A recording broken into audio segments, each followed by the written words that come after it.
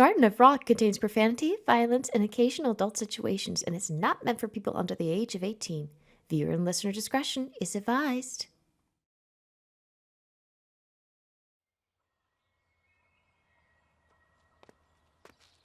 If a necromancy cantrip worked on the plant that was infected, then maybe that can give experienced healers hope for at least a prognosis. Mama would know what to do about this.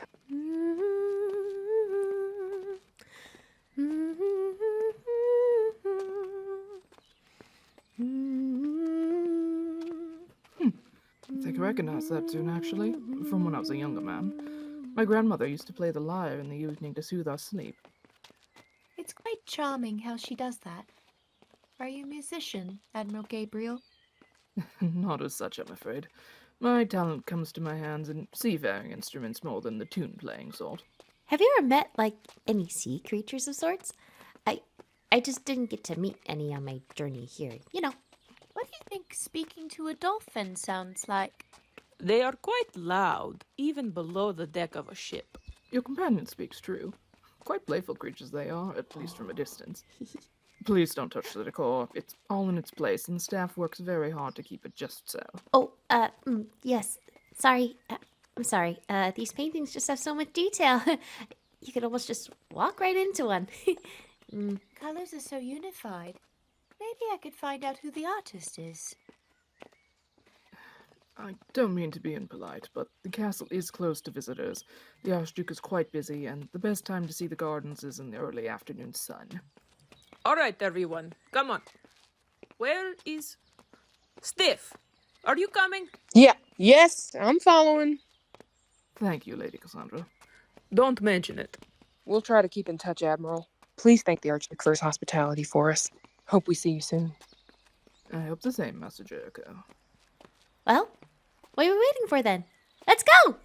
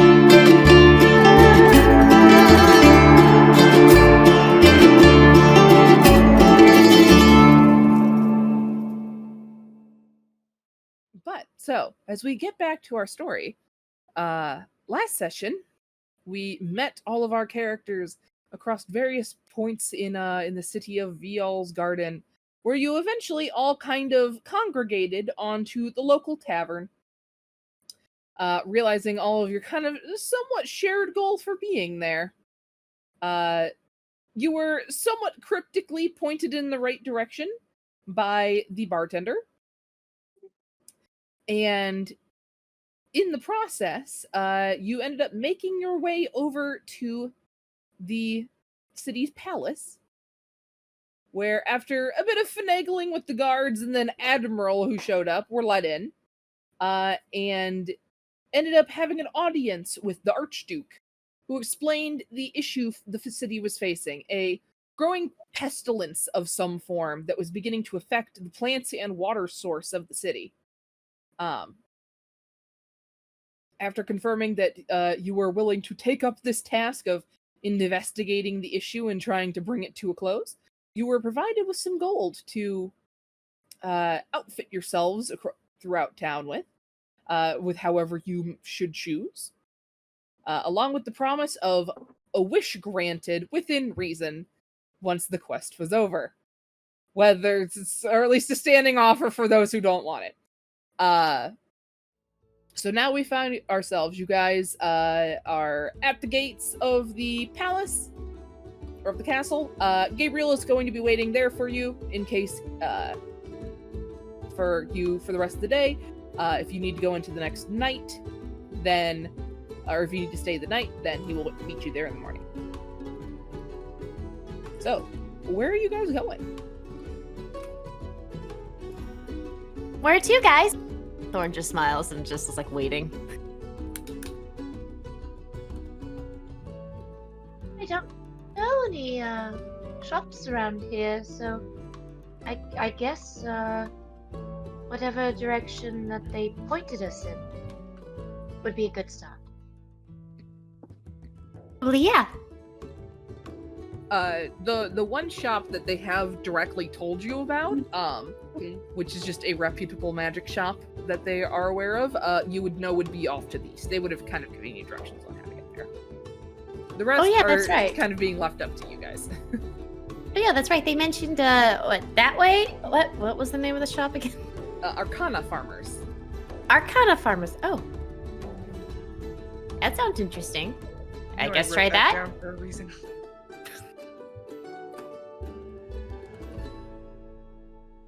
Yeah. Stiff is kind of tearing behind the group, like, kind of nervously. You okay there, Stiff? As Thorn turns to you. Sure. Insight It check. is- No, you don't need it. You don't need it. You don't need an insight check. Okay. No, he is not very enthused. You can see that, like, being around a lot of people is, like, really overwhelming him, and so he's really sticking to mostly Cassandra's side. Thorn backs away to give space. Cassandra's gonna just lean down a little bit closer to his ear and quietly just say, lots of crowds make me nervous too. Kind of looks quizzically over at Cassandra and goes, "You can get nervous?" It's a tough thing, but yes, I can get nervous.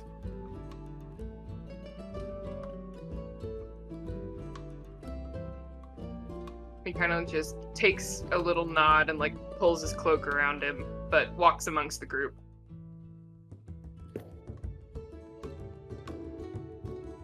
Well, let's not dally too much. I believe we are on a bit of a time crunch, from what I'm understanding. No, you're right. We are. Let's go. And then Thor just goes straight ahead, not knowing where they're gonna go. She just goes ahead. Oh boy. Tiny woman marching down the street. Yes. And then after about 50 feet turns, I was like, well, are you coming or not? I guess so. You lead the way. We might want to catch up. She's only about knee-high to a grasshopper. I think that's a good idea. She's what to who a what now? Knee-high to a grasshopper. That's very small. She's very small. I guess you're right. I am not very good with whatever that was. I'm not very good with people, so I guess we're both in the same boat. Yes, I believe that makes two of us. All right, after Thorn. Sure. La la la la la. And then I think if there's anything, should I see if there's anything that distracts me on the ground to like pick it up as like, ooh, materials, ooh, for this, since I'm so far ahead. Candy. No candy. She actually doesn't like candy. Oh, piece of candy. That's all I can think of, though. I know, but she actually is. She likes some sweet stuff and not candy. Nothing too processed. What happened to my camera? No, Oh no! Roll me just a perception check. Okay. Active or passive? Active. Active. Okay. Here we go. Oh boy, that's that one. Oh, So okay. for a total of 10. Or 10, even though I got not one. I would say just for the hell of it, everybody else roll me a perception check as well. Yeah. We'll see. You don't notice anything on the way there. We'll see what everyone else sees along the way. I feel bad now. Shit, this is supposed to be my jam. I'm supposed to be so good at active. 18. 10. 15. 15. Okay. 1 sec. I gotta roll. That is a wild thing. Okay. So, Stiff, starting with you. You see, like, as you're walking along, you look over and you see kind of dropped beside, like, a random building. Like, it's just kind of, like, laying on the ground like somebody dropped it on their way out. You see, like, this little, almost velvet sort of bag. Very similar to, like, a little dice bag. It's slightly large. It's maybe big enough that you could fit... Yeah, something around there. Like, you could maybe fit something about the size of, like, a golf ball in it. And you can see that it does have some amount of, like, puff to it, like there's something inside. Okay. Yeah, I'll, like, strafe from the group and grab it and then strafe back. Okay. Are you just carrying it, or are you, like, opening it? I'm just carrying it for now. Okay. You have a little velvet bag. A little velvet bag, okay. Okay. And let me roll again. I mean, I wasn't trying to be particularly sneaky. I just went over there and grabbed it and came back. Like a kid picking up a stick, just... Cassandra, you're, like, passing what looks like a little courtyard of some sort. And you see, leaning up against a bench, is what looks like a sword scabbard. No sword in it, just the scabbard. Okay. He's gonna just kind of, same as Stiff, just kind of walk over and snatch it. And is there anything special about it? As you pick it up, you feel it, like, you hear it, like, rattle. Like there's something inside of it. It almost, like, it makes, like, a similar sound to, like, almost like a rain stick. Like, there's a lot of something inside. Can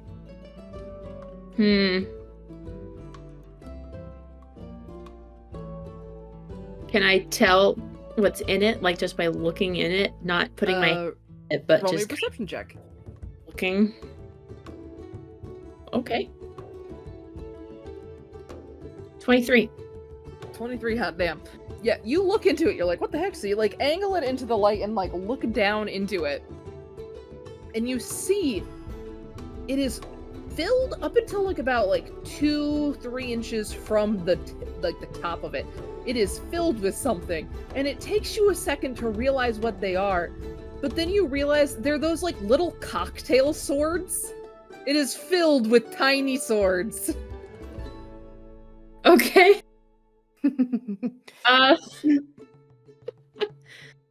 Alright. She's just gonna look down at it, kind of confused. And she's gonna pour one of them out into her hand and just inspect it a little closely.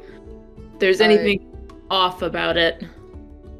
They look like they're made of wood. So, like, they almost resemble, like a toothpick a little bit. Okay. But just fancier. But no, they're just little mini swords.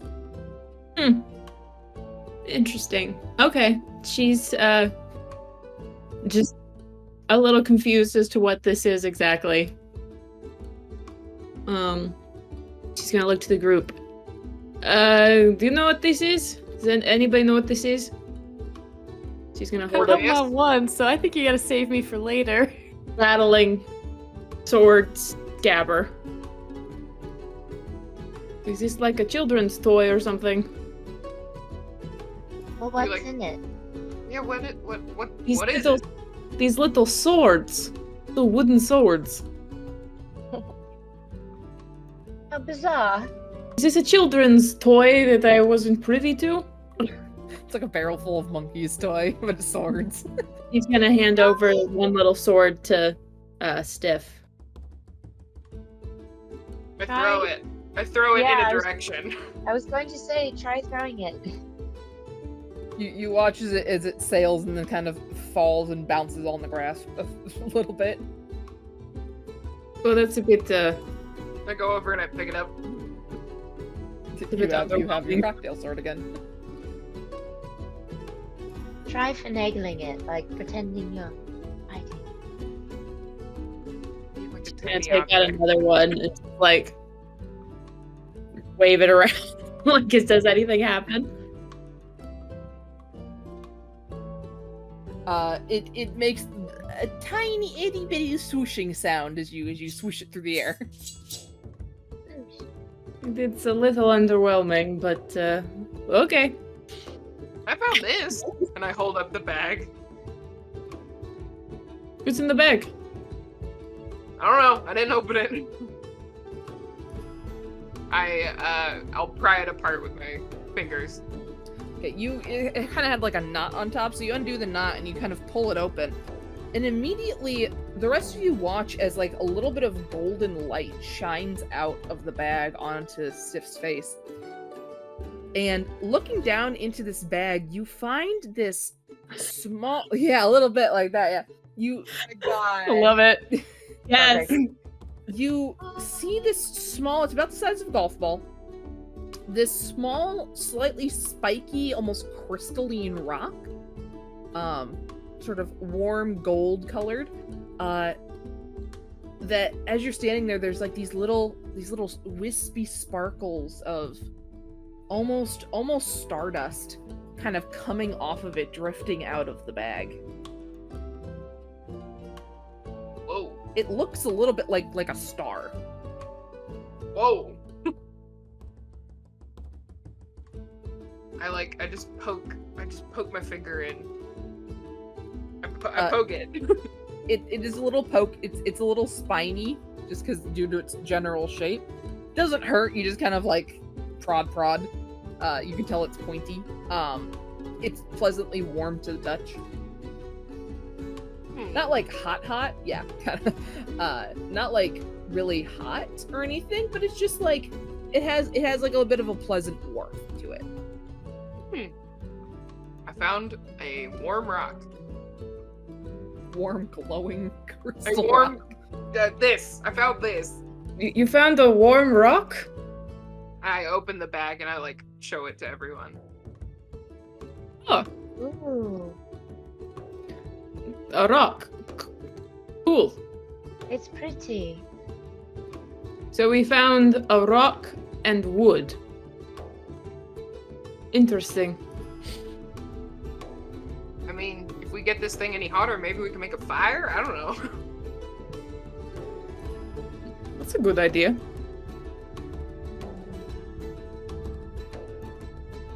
Where'd Thorn go? I think she's still Yeah, wait one sec. hungry. I don't know. Oh, shit. Everybody roll me perception real quick. Oh, No. shit. Not Thorn. Yeah, I know. 7. This dice does not like me. Oh boy, where's Thorn? Okay, so 7 and what? 15. 15 and you, Webby? I got a 7. Okay, 7 and what was your Steve? Nothing. 7. Seven. Do 7 to the okay. 15. You do not see Thorn. You should have got another 7, Sarah. We would have had a jackpot. We would have won the whole game. Right? The game would have been over. We could have gone home. Game. Oh, damn it. I will say, riding off of your previous perception though, as you're looking around, Anjeli, as you're looking around, you look over at like a nearby like bush, at least a little ways away, and you see like a little bit of like fabric sticking up off of it. She's gonna walk towards it. Okay, you find it's like a hat. It's like, have you ever seen like one of those like long stocking caps? Yeah. you see this long stocking cap that almost has it's purple silk, and the inside is some sort of sort of fluffy, almost. I'm trying to think of what the name of it is. Like it's the one really fleecy sort of fabric. It kind of looks like a sheep, but it's really soft. I can't remember what it's called. I have a blanket made of it. It's kind of like that on the inside. Not wool, but it looks kind of like a sheep. I'm like, I have one in here. Sherpa. Sherpa, yeah. It's like Sherpa on the inside and this purple silk on the outside. It looks very comfy. It's a nightcap. It's a fancy nightcap. Like I'm in my closet. There's like a little ball at the end. She's gonna walk over, pick it up, and go, "Oh, This is interesting. Nice. I love how that just ricocheted. It just Goodbye. It is as you're touching it, it is ever just so slightly damp, almost like it was just recently washed. It was as though it was washed and hung up to dry a while ago, and it's almost dry but not completely dry yet.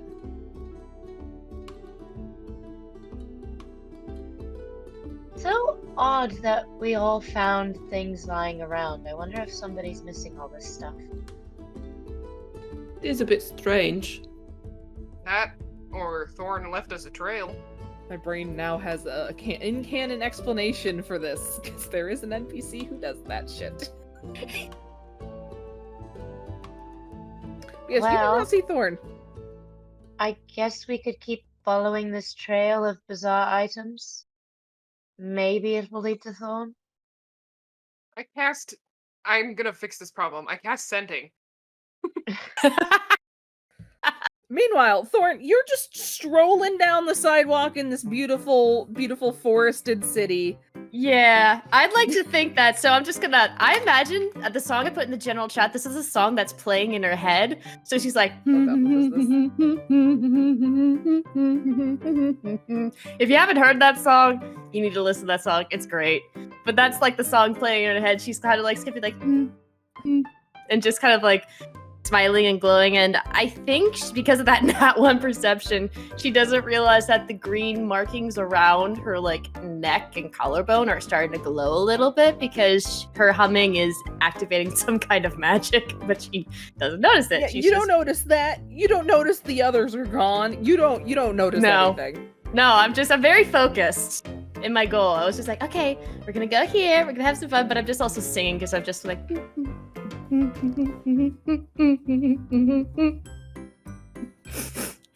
Boy. But yes, Stiff, you said. This is just me rolling random trinkets and coming up with weird stuff. Okay. Yeah, all of a sudden you feel a little ping in the back of your head. It's like the ping of a Twitter notification. Yeah. It's sharp initially, but then it kind of filters out into a church bell. Ooh. So it's dun dun dun dun. Dun dun dun dun dun dun dun. It's hey Thorn! Where'd Where'd you go? This is I don't think Stiff. she realized. Don't panic. If you're heading to the magic shop, I'm counting on my fingers, so this is why. Please let us know. Hope you're doing okay. Is it my camera doing it again? Yeah. I promise it's not. It's my camera doing that. You got the message and it zoomed out and you're like, oh. I think Thorn then would turn around, see that the group's not behind, and passive perception would notice her hand and tries to hide her hands down and kind of just holds her basket close. So it's just hi, Stiff. I can't respond, can I? No. You can. I can. 25 words. 25. Hi, Stiff. I'm okay. I think. No, I am, but sorry. Forgot this isn't message. Okay. I'll wait for you. See you soon.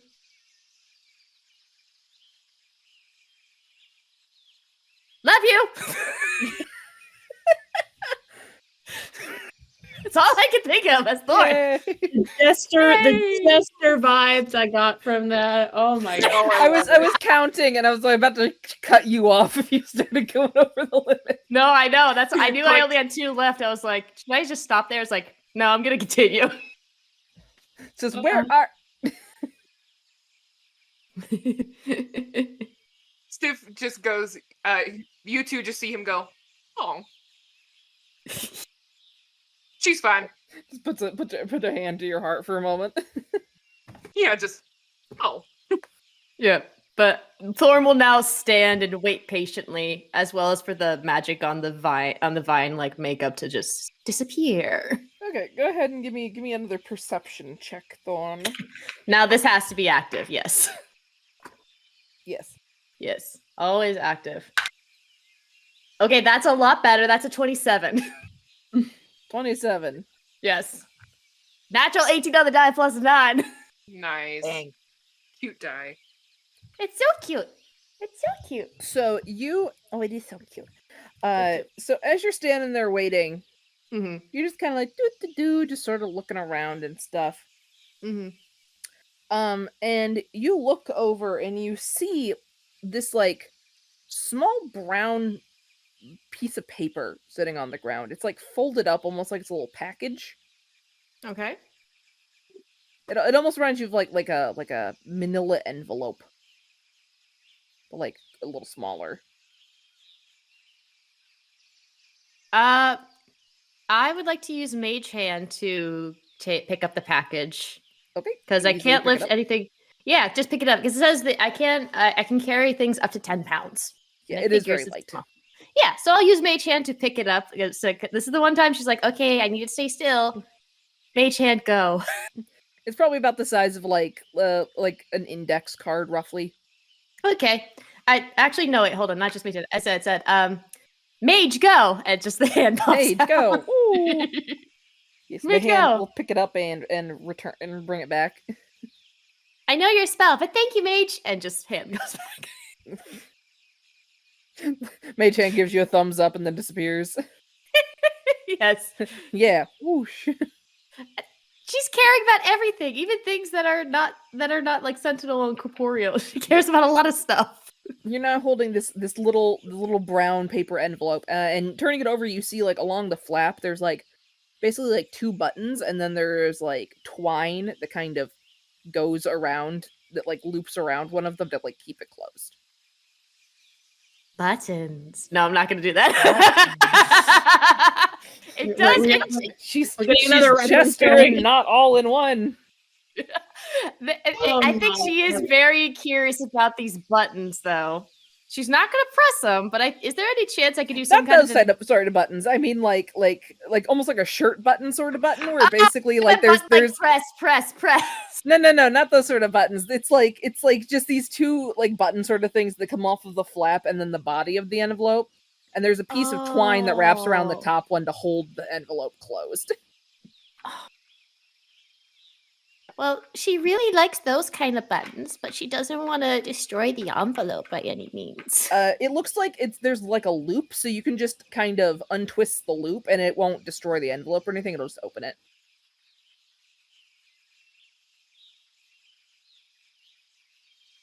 Twist. What you doing? I don't know if you're there yet. You kind of unwind the thread a little bit, because it's just kind of like looped over a couple of times to keep it. It's almost like there's like a big loop of thread, and then you can loop it around the top button multiple times to like keep it taut. So you unloop it and pop the top open and look in, and you see that it is filled not quite to the brim, but most of the way, about 3/4 of the way, with this super fine, super bright pink glitter. Oh, whoa! That's like hot pink glitter. I mean, half of her face is pink, so it's like fairy dust kind of stuff. It also makes sense for Thorn. Yes. It's like, okay, that's very pretty. But I think she'll close up. Is there anything I can find in my basket that I can use to replace one of the buttons? Because she really wants to take one of the buttons and put it in her basket. I mean, you can definitely take the buttons off. I'm trying to think of how you would, like, reattach something to hold the envelope closed, but you could definitely take the buttons off if you, like, figured out a way to, like, keep the envelope closed. I mean, if I don't Unless take you the just want string glitter off, everywhere. I mean, I think I can wrap the string around because it's around like multiple times, like a loop. You said I probably can just do that. Wait, no, I have a better idea.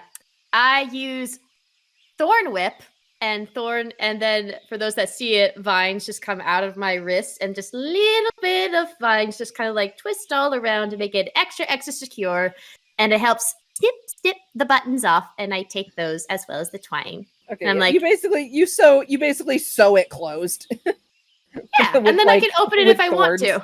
Yeah, with Yeah. thorns. Yeah, exactly. So I save that for later, and then I'm like, no, that's a terrible name for vines. I was gonna name my vines, but I came up with a terrible name. I can't use it. I need to know now. Okay, fine. I just look at the vines that were just around. It's like, thank you, Larry, and I just put it in my thing. Larry. Oh yes. I love it. I love it. I gotta write this all Love us a down now so I Larry. don't forget. Mage the Mage Hand and Larry the Vines. Oh my god. Anyway, but about this time, as you're finishing this up, you're tucking your buttons away, you're tucking your envelope away, wherever it is you're putting it. In the basket. Yeah, in the basket, as everything goes into the basket, as usual. Yep.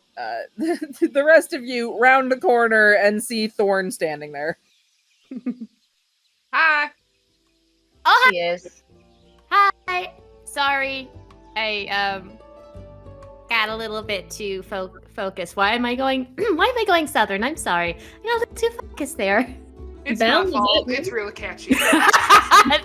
No, bells are very much different for us. You know, The sugar. multiverse Anyways. is thing. See your face. Whoa. No. You will quickly find all my NPC voices slowly merge together, so... Yeah, exactly. No, sorry, I was focused too much on one thing, and I got a little distracted with singing. It's what I do. Sorry. I believe we got a little distracted ourselves, so it's really no problem. We all How found so? each other in the end. Look. And I like rush up to Thorn and like get down on my knees and I open the bag. Oh, it's so sweet. You're on your knees for her. That's so cute. Sorry. But I open up the velvet bag in front of Thorn and show her the star crystal thing. Ooh, where'd you get that? I found it in an alley. Oh, I found this, and she takes out the package that she found. I reattached it with some of my thorns, but this has got some glitter in it. Pink glitter. Would you like a more permanent solution? What do you mean by that? And I put my finger along the seam of the envelope and I cast mending. Oh, well, Just so you don't have any glitter escape. it's very sweet of you. Thank you. Now it's triple extra secure. And then just puts it back in the basket. Set up for glitter bomb by the end of this. Yes! That's something Thorn would totally make When you out of launch a character. glitter bomb at the BBEG. Yes. That's something Thorn would do. I will make it happen. You better Webby, better let me make it happen. Webby, you are Sorry. just too wholesome for this world. I just can't What? Oh. Every You just time you get can't there, deal with it. that are so big, you get down to the smaller person's level, and you're just so freaking wholesome, and I can't. Yeah. It's a especially after the last roleplay session, you were just so freaking wholesome, and I Well, shucks. just love you. He's so Oh, cute. I love So you too. cute. Wait, how about you two? Did you get anything that you found? Found a hat. She just holds it up. Nice. And you, Cassandra? I found a bunch of little swords in this scabbard. I don't know. Swords. How big's the hat? Big or small? It's like the normal human head-sized hat. It's quite Okay. long. Okay. Swords, hat. Yours was a star thing? A rock shaped in the star, right, Steph? Mhm. Actually, go ahead and roll me a nature or arcana, Thorn. Okay. Guidance. Which is better? Oh, thank you. Ooh, actually, I know which one's better. Do it. Yeah. As I cast guidance, I just take Thorn's finger and I have her poke it too in the same spot that I did. Oh, cute. Even though that's a pretty high roll, I still want to use the guidance just in case. That altogether is a 22 on nature. God damn. I got a +8 to nature, and I got a 2 on the guidance. So you're looking at everybody's stuff, and then you look back over at this pouch, and you're poking at it as per Stiff's directions. You're poking at it, and you're kind of examining it, and you kind of pull your hand back, and you look at this like kind of glittering dust that's left on it. That this rock almost seems to kind of just is drifting out of it every now and again. And you almost examine it, and it's like, it's not sand, it's not dust, it's not like glass or anything. It almost feels like nothing. It's like silky soft. And you look at this thing again, and you have, for a split second, a memory flashes through your head of you kind of like just sitting on a tree branch one sort of starry night, and you watched as a meteor storm, as like a storm of shooting stars had begun, just kind of streaking across the sky and kind of leaving these glittering sort of comet-like trails in their wake. And looking at this thing in this bag now, your brain just goes star. Well, Goes first off, shooting star.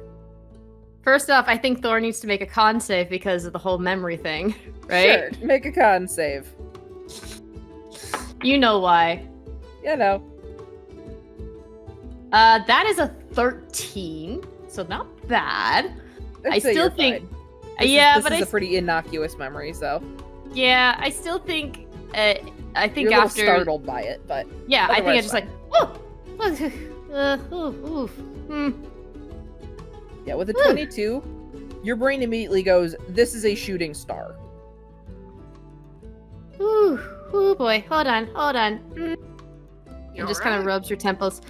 You're Yeah, just Stiff? Huh? That's a star. No. Yes. It just nods at you wide-eyed. Stiff is like looking at it like, no, and then looks down at it, and then looks up at you, sees you're still looking at it, looks down at it again. Holy shit. Oh.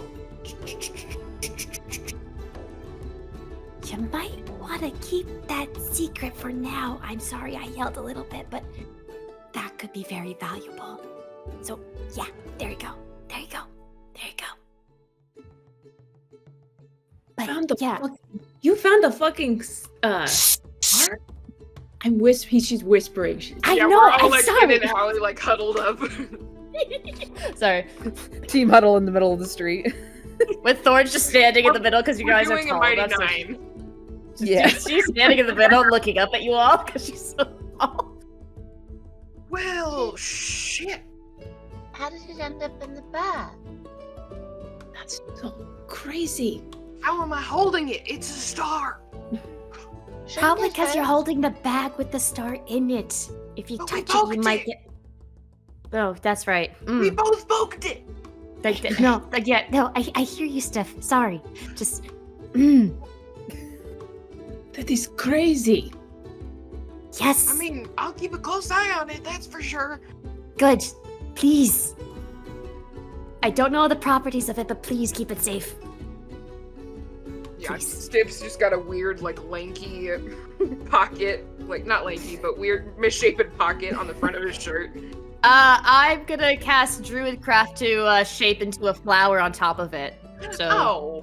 there's nothing, so it doesn't look like a lump anymore. It looks like it's like a brooch or something that Sif would be wearing.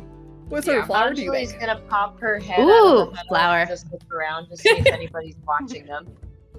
What would be a I love good that. flower? Roll me perception. Okay. Oh, okay, so, oh yeah, I gotta figure out what flower it would be. There's With all the gonna- chaos I I've caused, we haven't even gotten to the shopping yet. Nope. 5, you don't see anything. Cassandra's great. gonna look as well. Stiff, what do you think would be a good flower for you That's that you a think nat would be great? 20. For me? Oh, Jesus. For that for a 20. 8. Okay, Jesus. I will Wow. get to that one in a minute. We go from mega fail to mega ho-ha. Waha. I don't know. I mean, roses are a typical one, but I don't think I want to go with that. You know what? I think I create Do a spider lily. yeah, I was about to say a lily, like a nice like little bouquet of like spider lilies that are around that match your coloring of your outfit. Nice. So, it I don't know fits. why. My brain immediately went marigold. Marigold. But I think I Because stick with the color of black and white for Stiff, so It it could just be looks like both. it's a. It could be both, yeah. So it's like a nice little mini like brooch brocade, brocade, whatever it's called, a brocade on Stiff's chest where the velvet bag was stuffed. So it looks more like it's part of his outfit, and it doesn't look so conspicuous and weird. The word is And also boutonniere. my- Boutonniere, thank A you, boutonniere, yes. thank you. I can only remember it from Strange Magic. Yep. Yes. Oh my god, I'm so glad somebody else knows that movie. From the I love important that movie. Ernest. Mm-hmm. Yeah. And he But yeah, pulls that's his on cloak your over it, personal. So he's like hunched over, kind of. Okay. So you're doing that. Anjeli, you don't notice anything. Cassandra, however, looking around, there's no really like directly where you're at. You're kind of like on a side street. You don't see anyone around, but as you're kind of swiveling to look around, you all of a sudden, kind of in the distance, like right from around a corner, notice something. And you kind of hone in on, like, you suddenly get the feeling of, like, being watched. And you turn and hone in on this one spot kind of through the leaves of, like, a nearby bush or tree. I'll say tree. And you kind of stare and you focus in and you suddenly notice from somewhere behind this cover of leaves, there's these two small black eyes watching you from nearby. And you kind of angle slightly, and you realize they're actually the eyes of a small creature. You see that hanging from the roof of a building kind of down the ways a bit, kind of like a little bit around the corner. You can just see the edge of it. There's like this, like a glass ball, kind of have, like, you know, have you ever seen those like macrame things where there's like the glass bowl with like the rope netting thing that like hangs from the ceiling? Yeah. It's basically that hanging off the eaves of this building. And you see that it's like this clear crystal ball that seems to be filled with water. And inside is an axolotl that is just staring straight at you. Okay. That's so funny. I talked about that today at work. Oh, really? Yeah. I love But it. axolotls? Yeah. It must be I my... don't remember. Oh, these I was like, creatures. Oh, they're so cute. I know. adorable. Let me post a GIF. Look at its face. Yep. Okay. Yeah. For a second, I was like, I was thinking of a different thing, but yeah. All right, cool. What in creature the- are you thinking of? I don't know. It was in the bushes, or it's in the bush, It or is. It is in. You thought it was in the bushes for a second, but you realize it's just the angle of where its little glass ball is Okay. hanging. It's basically just kind of halfway hidden behind the leaves of this nearby tree, okay. but it is peeking through a gap in them from inside its little hanging ball, just watching you. And you see that it has like these. Actually, I will correct myself. It does not have black eyes. It has like bright blue eyes. Okay. Cassandra's gonna like elbow Anjeli. Do you see that over there? And she's gonna peek and look over. Where she's pointing. Yeah. I'll say roll perception with advantage. I think Okay. we're being what? Can't see as you're huddled over Thorn. You're flying. Basically, Cassandra was both- at just the right angle to spot it. None of them are any better. I still can't see anything. The highest roll I got was an 8. Oh dear. Yeah, you're not sure they're pointing at a branch. The tree? No, next to the tree. The little creature-like thing with the big blue eyes. What thing are you talking about as everyone's on top of Thorn? You can't see past your heads. Over there. I think we're being watched by something. And she's gonna point over to the... What was it called again? The axolotl? Axolotl. Axolotl. The Axolotl. lizard. Look at the little lizard thing over there. More like a salamander. Active or passive? To spot this thing, I'd say passive. All right. So you can I see use my it. 24. I use my 24. You're tuned to nature. You know how to look through gaps in trees. Do I still not see anything? I will see. You have to go closer. If you're from standing where you are, because you're quite a ways away from it. Yeah. You're like several yards away from it. She's gonna go. Oh, Hoppy, do I need glasses or something? Thorn sees it and is like, "Be right back. Don't freak out." And then she's gonna squeeze herself out of the group. And then you see her jump up, and then poof, iridescent wings pop out of her back, and she just flip, goes up to where this axolotl is, and is gonna cast Speak with Animals to talk to it.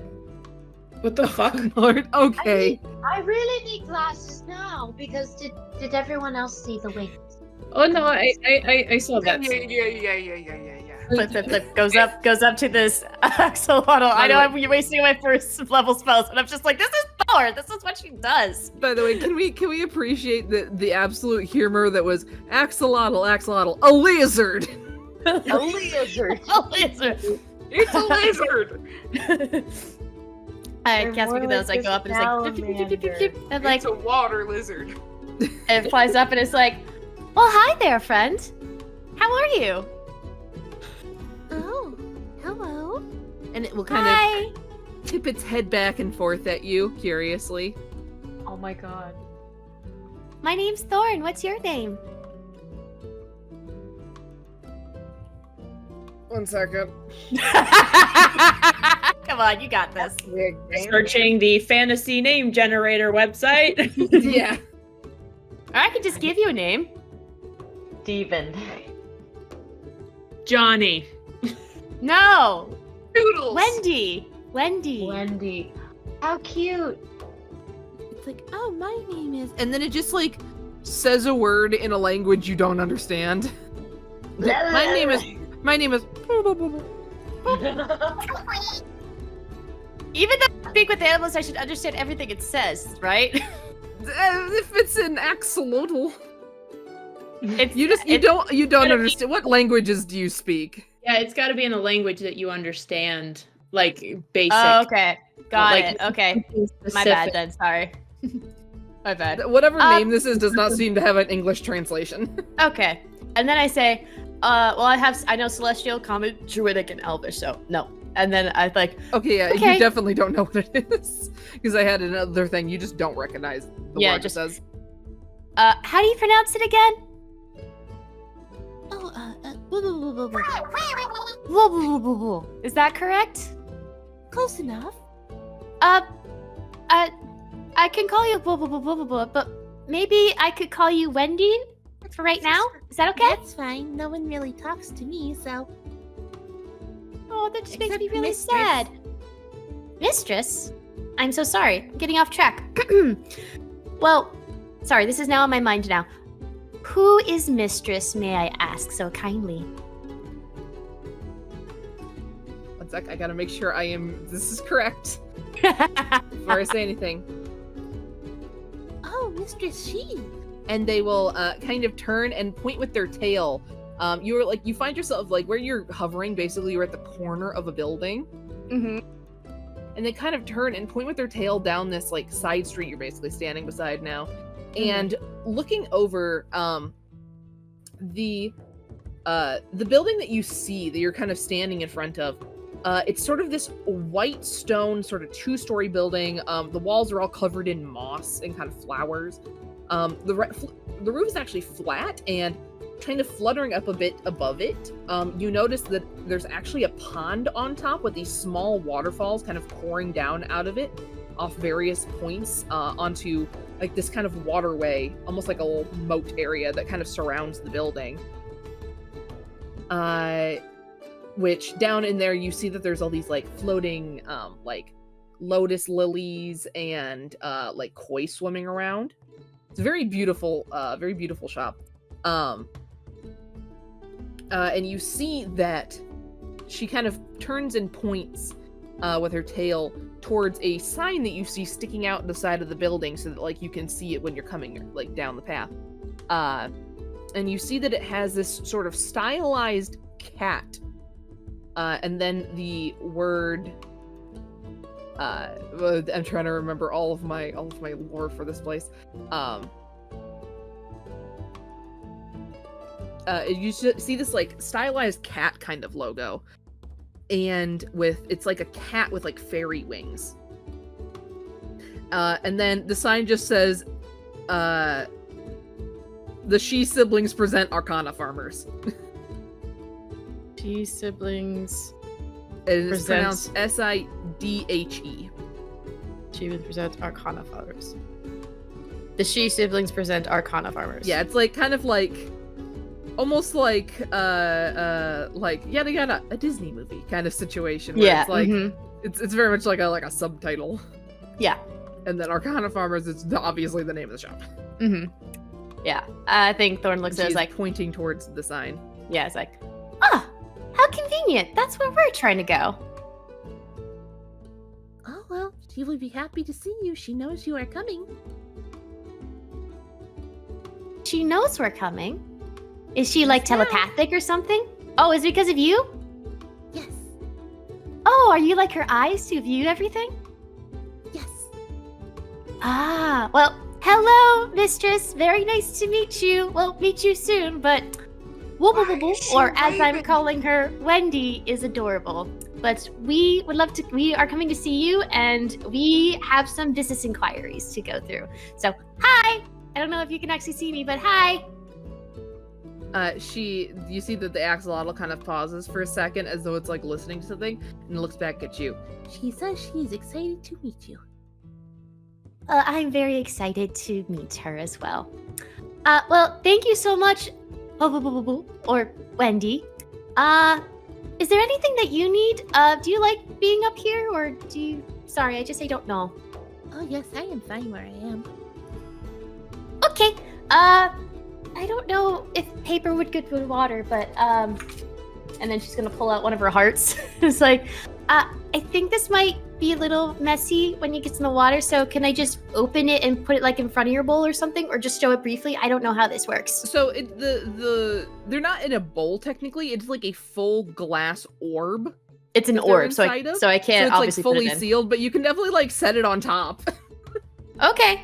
I think I want to read out what it says first, so let me read out this one, so yeah. Oh, this one's so cute. Okay, I'll leave this on your bubble, but this is for you.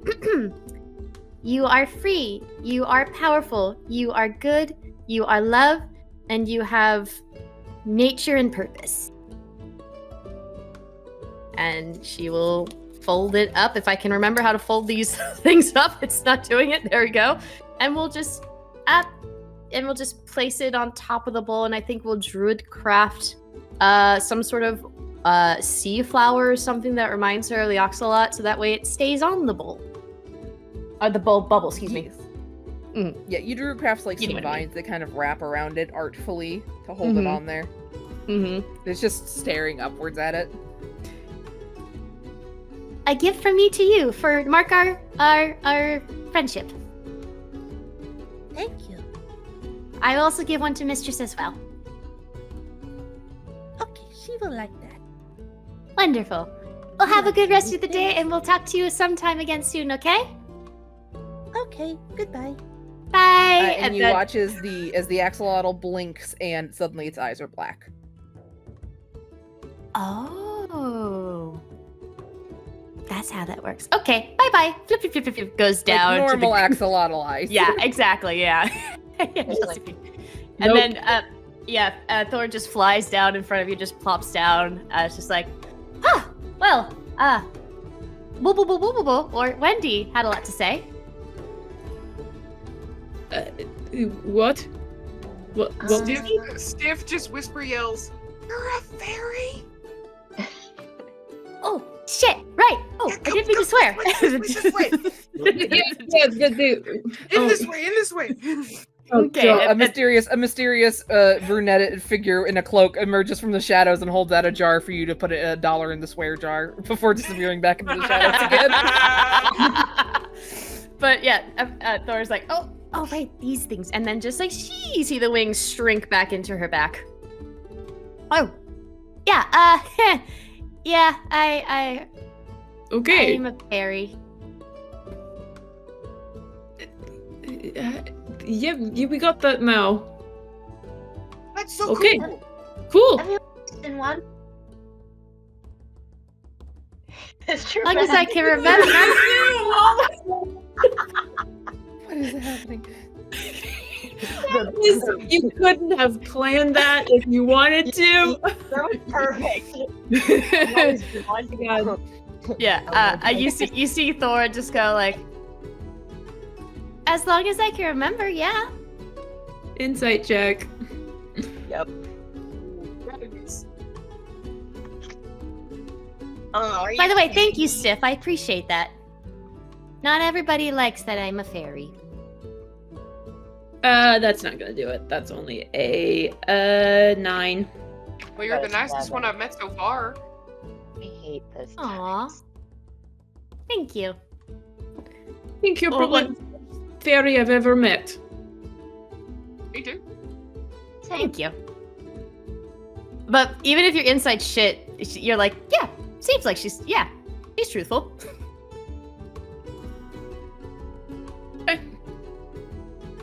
Oh yeah, right. So that Oxalot, yeah. So their real name is but I can't pronounce their language, so I just named her Wendy. Gesundheit.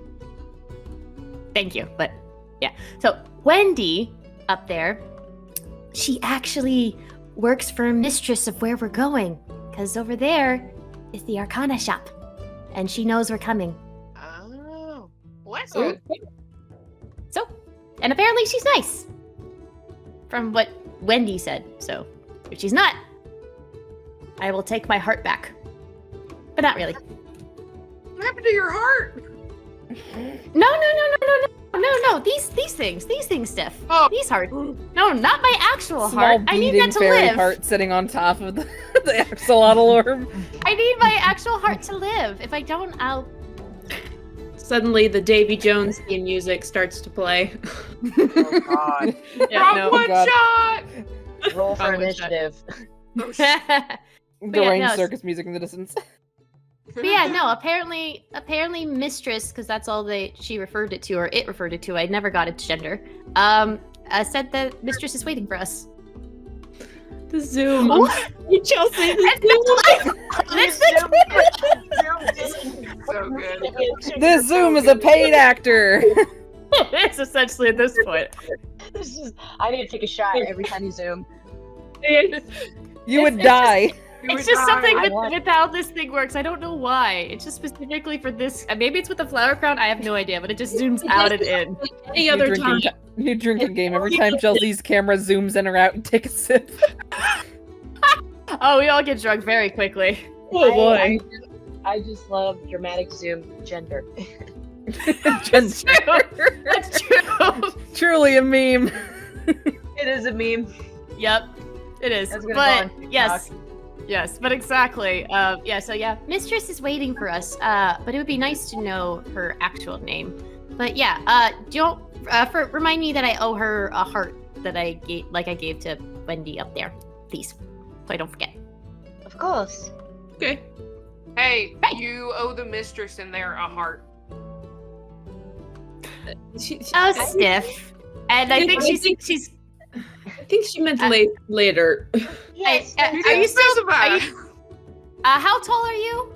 6'2". Yeah, I'm 4'11". Yeah, no, she jumps up, the wings pop out again. She's like, pat, pat, pat.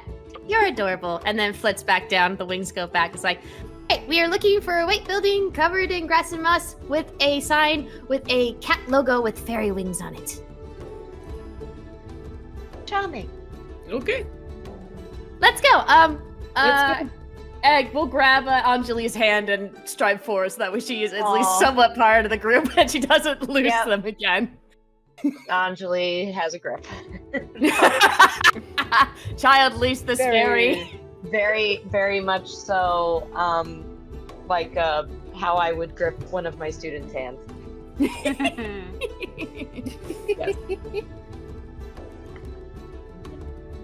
Causing all the chaos, I'm sorry. I will say, 2 things I noticed, one of which is very funny. No, the one that I found was funny is I love the first line of that heart was, "You are free," said to the axolotl in a sealed glass orb. Yeah, I know. I'm sorry. I mean, Wendy. he is. He can, they will be let out if they want to be let out, but I just found that very funny. Oh yeah, it was very funny. This isn't quite what this place looks like, but it was the only picture I could find that I liked. I would not want to be put in an orb. All right, now I gotta write down Wendy, the axolotl, in my notes. Wait, is the axolotl an it, a she, or her? I never got the gender, so. I guess an it. Oh well, again, Wendy.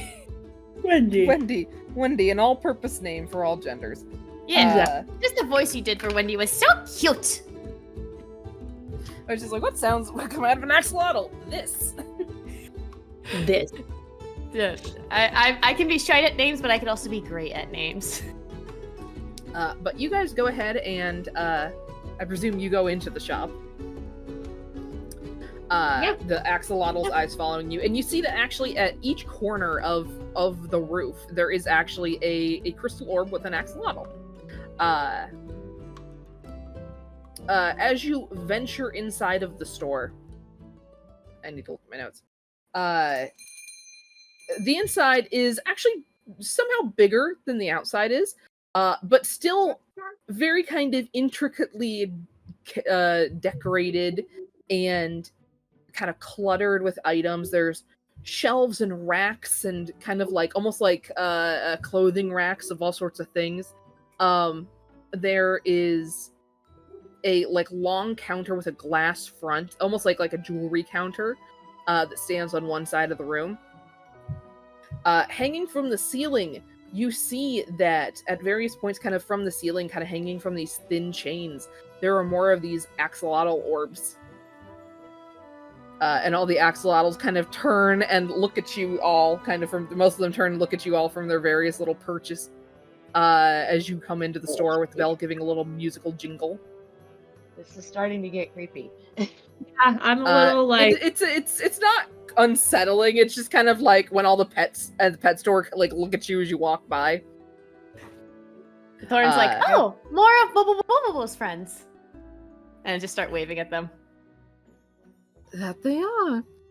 And from behind the counter, you see a figure kind of casually lean their elbows on the counter, their kind of chin sort of held up by their kind of finger entwined hands, sort of smirking at you guys slightly. As you see this figure, I need to grab the picture.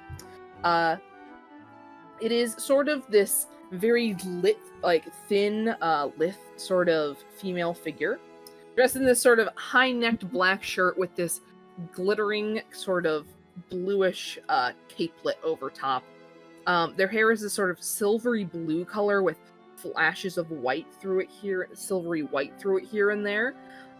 They have slightly pointed ears, almost half elf or elf-like. But the most striking thing about them is their very piercing ice blue eyes with these slitted pupils.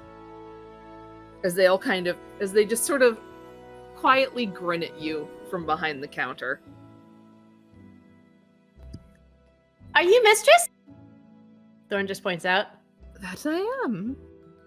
Hi, I'm A pleasure to Thorn. meet you. I saw you on your way in.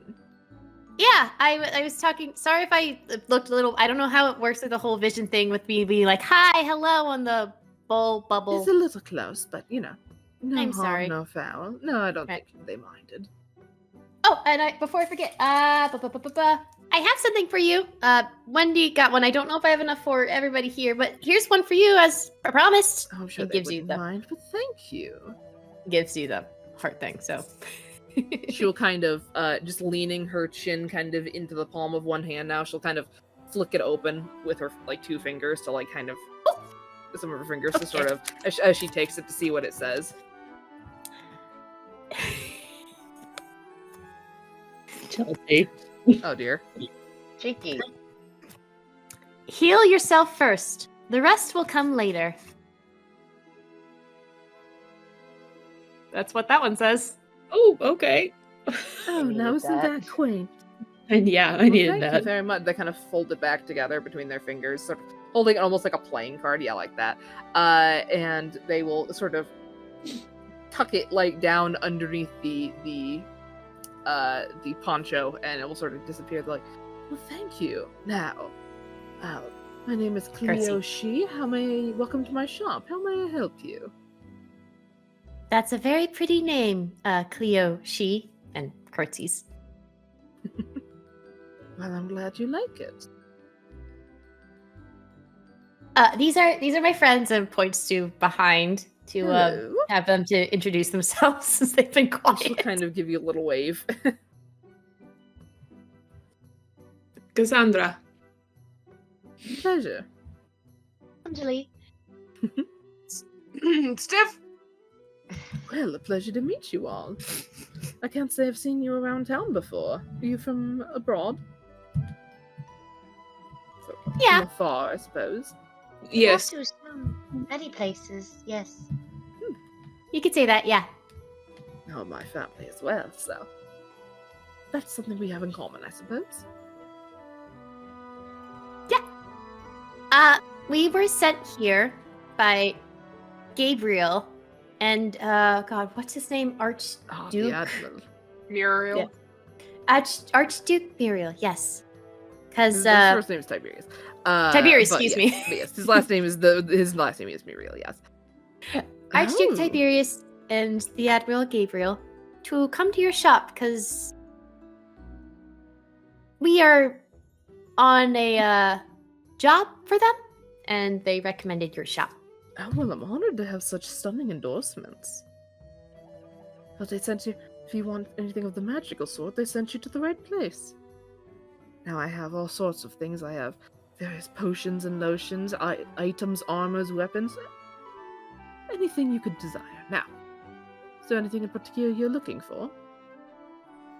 You're also free to browse. Go if you first, and Thorn steps aside so that they can do their stuff first. As Thorn just browses around and I think waves to all the other Axolotls. She doesn't even speak with animals unless it's still up, and she just starts having conversations with all of them.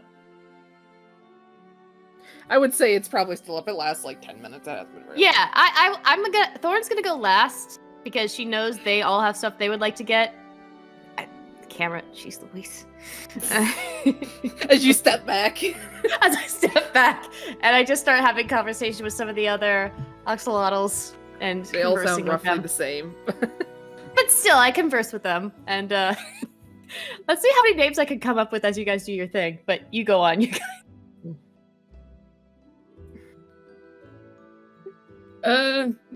Well, Cassandra's gonna turn to Anjeli and Stiff.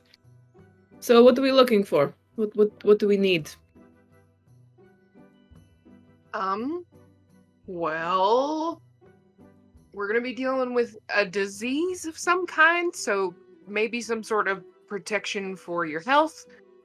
It's a good Maybe idea. some like gloves or protective equipment. You know, I don't really know. I've never been to a magic shop before. anything you think you would need, I guess. I was actually going to ask you the same thing, Cassandra. You seem like more of the fighting type. Oh, yeah. Sorry, I'm trying to figure out where is that coming from. We probably need to get some weapons. First of all, make sure. Just fortify our weapons a little bit. Probably get some healing potions. I don't know how secure you guys are with armor, but I'm pretty good. Yeah, we need to get the basics to keep ourselves alive. I mean, I've got this one, and he like pulls the button up aside to show like a chain shirt underneath. Mm-hmm. Little family heirloom. Well, if you think that'll do you, then it should be fine. Ain't done me wrong yet. What about weapons? Are we good with weapons, or do we want to get something a bit stronger? I have my assortment over there if you would like to take a look. And she will gesture towards, there's one whole wall of the building, like one curved wall, that is just weapon racks and various things. Cassandra's eyes a whole just assortment of stuff. a little bit wider. In addition, if you have things that you want enchanted, I can do that as well. Anjeli being silent this whole time, as soon as they direct her towards the weapon, she's just gonna go, "Oh, shiny." Oh, okay. All right. Well, what do we think? Do we want to pool our resources and get something, or do we want to each kind of just do our own thing? What do you think? I turn to look at Cleo. One question before we start any of this. Oh yes, no. Do you have diamonds? Diamonds? No, not personally. I do have a contact, however, you can certainly get them from here in the city. That would be lovely. Good question. Good question. Their name is Yim. Let me double check before I say that. Yes, their name is Yimo. They run a jewelry store known as the Knight's Gem. Highly recommend. I have contracted with them before for materials for some of my items. So, all right, thank you. Very high quality for any sort of either decorative or spellcasting needs.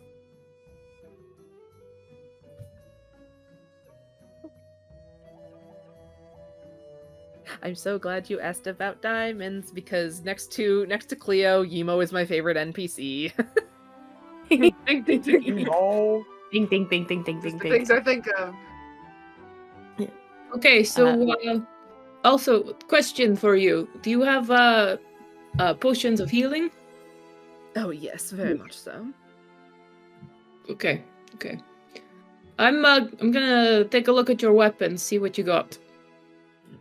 She's gonna walk over and look over at what's in stock. If you need to test anything, just let me know. I think as you're passing by, Cassandra.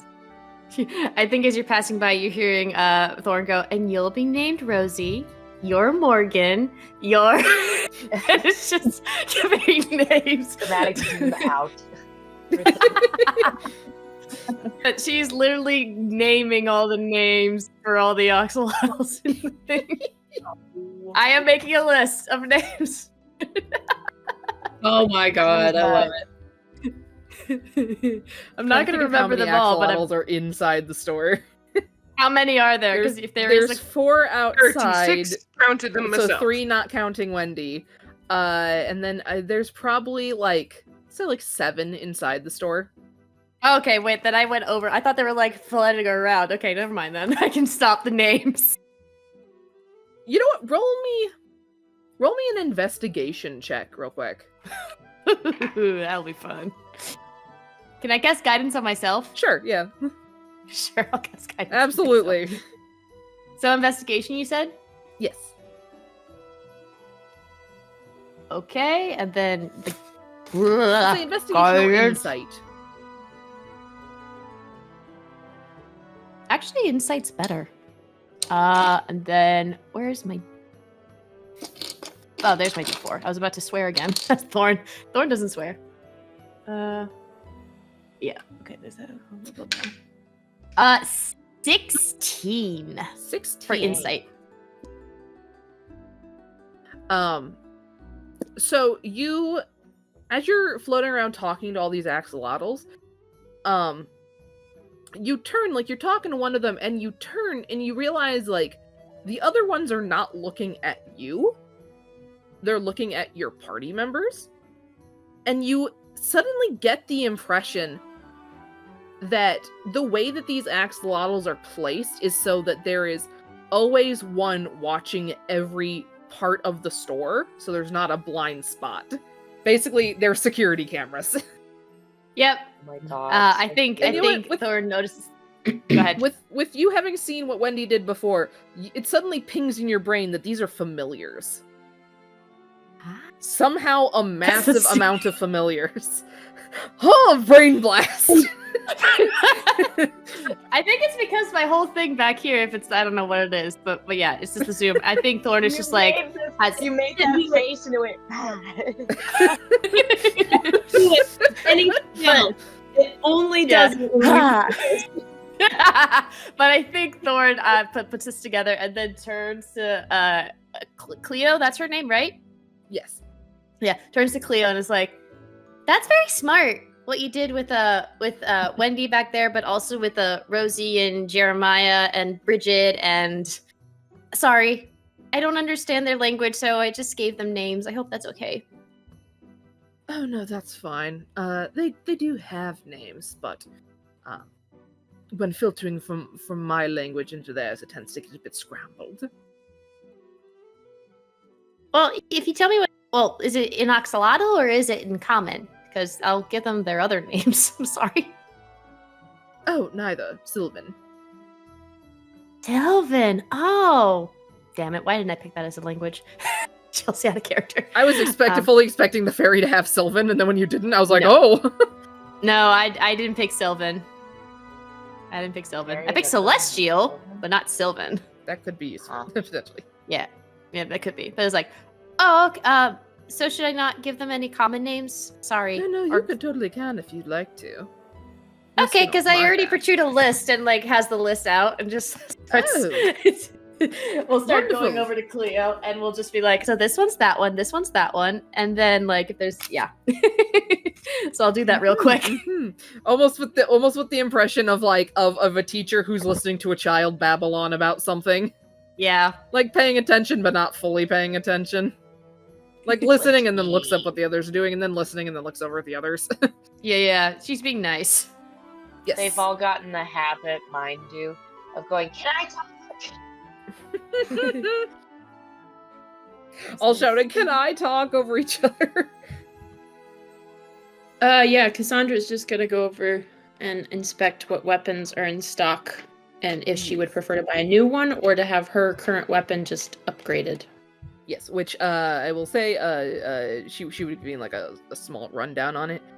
She can basically enchant it to be like plus something, or she can enchant it to do extra like elemental damage.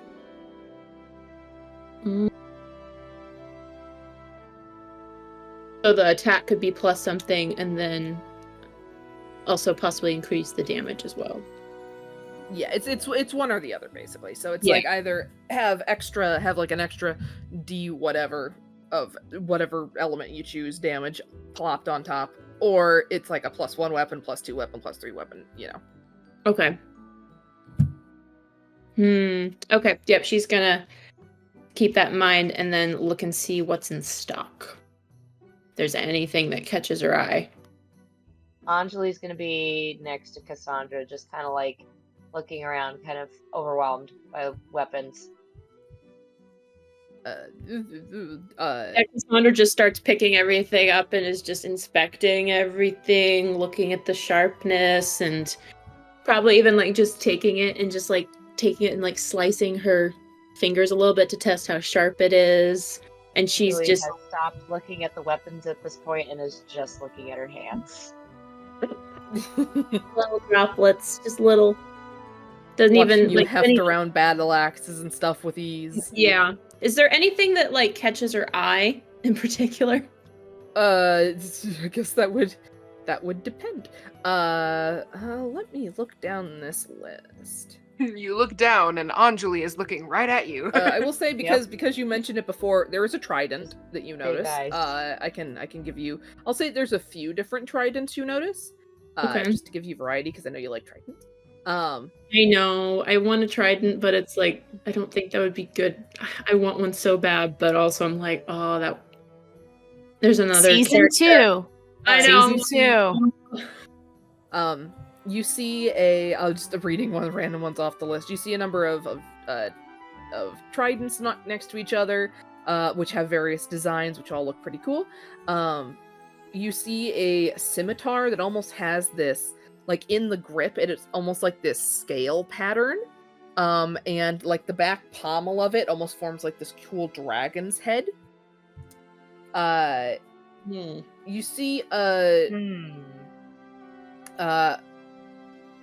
another, what's technically a scimitar, but more of a khopesh in this case.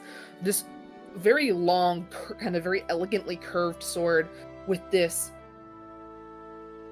very detailed, almost calligraphy-esque kind of carvings into the blade that almost resemble the shape of like shifting, moving wind. That when you pick that one up, it is like, for as large as it is incredibly light. And then there is actually a kind of above all of them, there is actually in a what seems to be a locked case. There is a short sword. A short sword for Cassandra is like a letter opener. My fancy letter dagger. This is really small. This is so small. When I think short sword, I always think like machete. Like that's a short sword to me. Yeah. I can't. Mean, you're help not wrong. I can't help but think of Sting every time. I just think of. Yeah. That's all I think of. I just little Sting. I'm trying to see. And on the short sword, you notice that there's the like guard and pommel of it and everything are made of this like black, along with the blade are made of this like black iron that almost kind of curves around like this roiling smoke.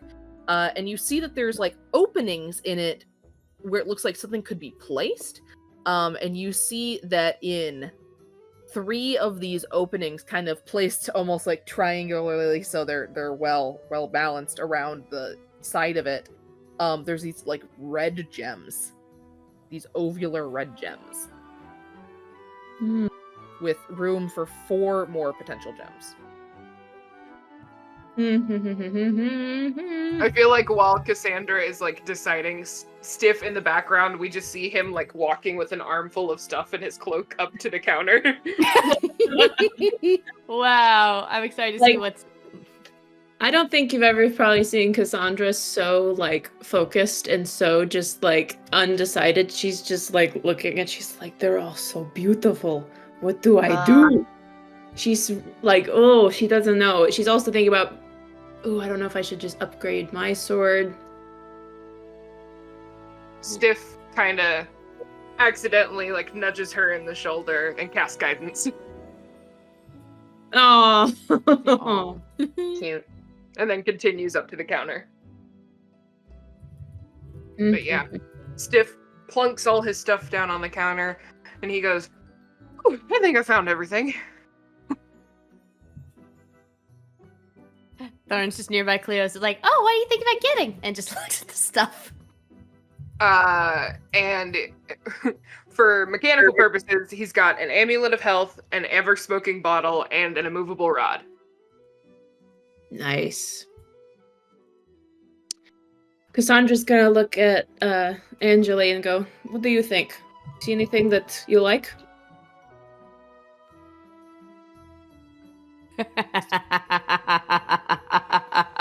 Sorry. I'm sorry. My mind went there.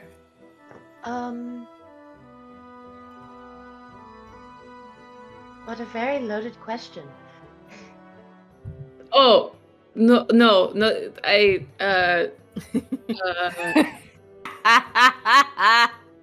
Guidance. You have guidance. I did weapons. The weapons, that stuff. I mean, yeah. So like, Stiff, That- where you're standing by the counter, you watch as Cleo kind of looks over at this moment that is happening, and just this cat-like grin spreads across her face, and she just subtly moves one of her hands a little bit, and there's just an almost romantic lighting around you two that kind of slowly fades in. Thorn will join in that, and rose petals will just start falling from the sky around Not them. the rose petals again. Thorn she has a campaign passive of rose perception of petals. 24. She would notice this shit. But I just know. as the druid crafts the roses all around quickly, and then it's just like, oh, you're all so funny. Ha ha ha. what do you mean? What? I didn't do nothing. Oh, you were thinking it. It's What? kind of a toss-up I elbow between- Stiff. I'm like, hee hee hee hee hee hee. Do you wink. see anyway? Tip is just oblivious. Like, what's going on? And Don't worry anyway, about it, Stiff. Don't worry. do you see any weapons that you like?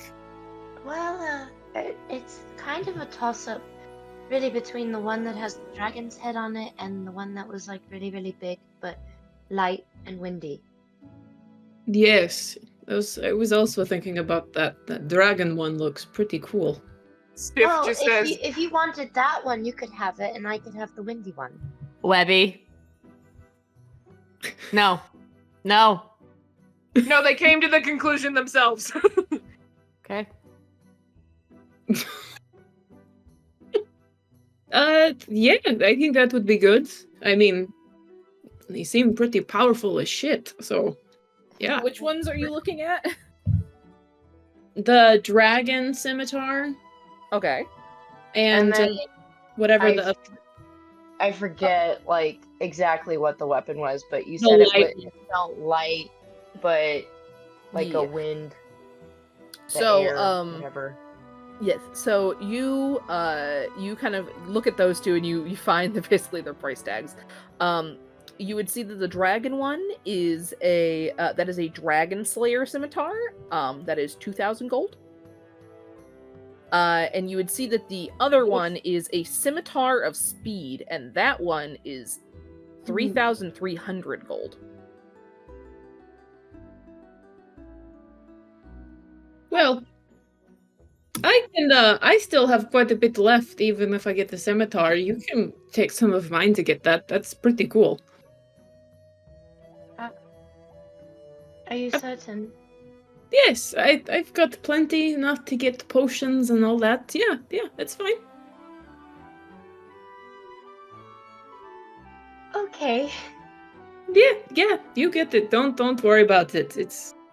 We're probably gonna need it to save our asses, so Very generous of you. yeah, of course. I've never had a weapon that was that nice before. No, that's pretty light, but I like mine a bit heavy.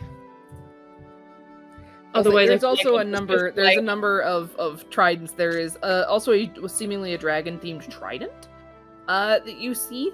Oh, that is don't similar. tempt me. There's actually two of them. No, Uh, don't tempt me. They're Oh, slightly different designs. And literally where is wearing the other thing? trident necklace. Like, don't Yeah. tempt me. Mhm. So don't do this to me. Please don't. What one? Oh, Excuse me. T! Sarah wants a trident someday herself. That I will mount on my wall. Anyway, Cassandra's gonna eye the tridents for a second. But we'll be like, we're not really in water. really right now, and maybe another time. Maybe we can discuss terrain that we prefer later. Well, not that I particularly like it. It's just tridents usually are associated with water, and True. We're not really near the ocean right now.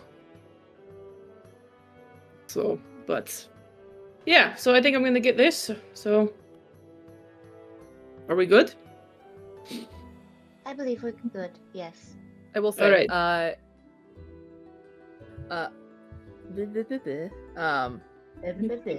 Anjeli, roll me a perception check real quick.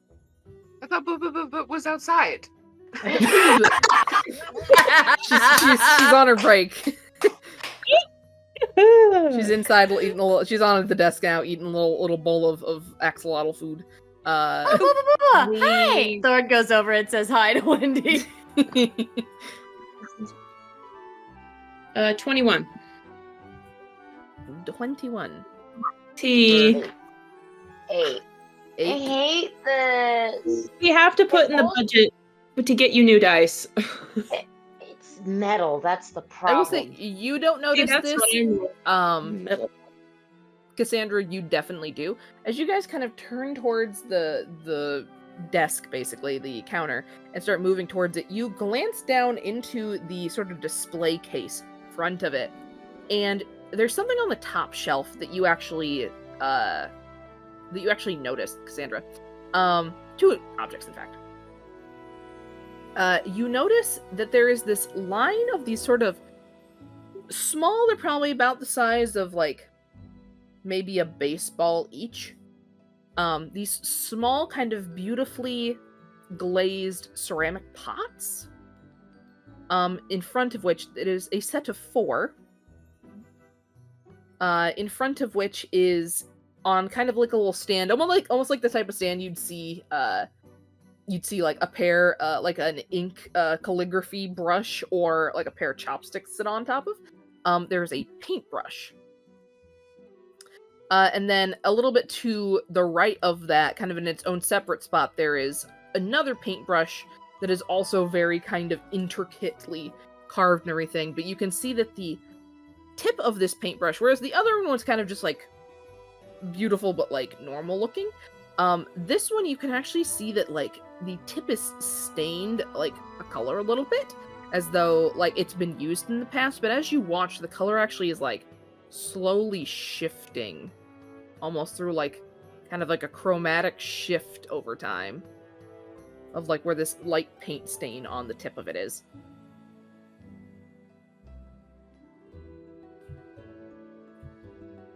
She's gonna see the paint and the pots and say to Anjeli, "That looks kind of cool. What's that?" Does she see it now? Pointing Yes. again. You do see it. She drops what she has and just goes, just gasps, and just like kneels in front of the display case and just looks at it like a child at like a candy store, just being like, "Oh, they're so beautiful, and oh, look at that one! Are they magic?" I assume you're asking this of Cleo. And Yes. she's like, absolutely. A fairly new acquirement, actually. I've never seen anything like it. The things I could paint with them. Oh, goodness.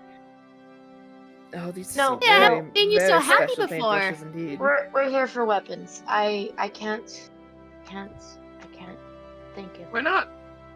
Is it There's much possible? more than weapons in here, darling. Is it possible to see how much it costs from where I'm standing? I mean, I'm So, getting all yes, you this. see that there is 2 little cards next to each one. You see that next to the set of paints along with the brush, there is a little, I'm trying to remember what they're called real quick.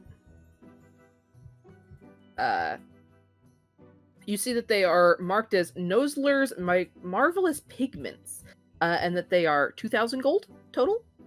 But next to the singular paintbrush, you see that it is called the Captor's Brush, and that it is 1,000 gold.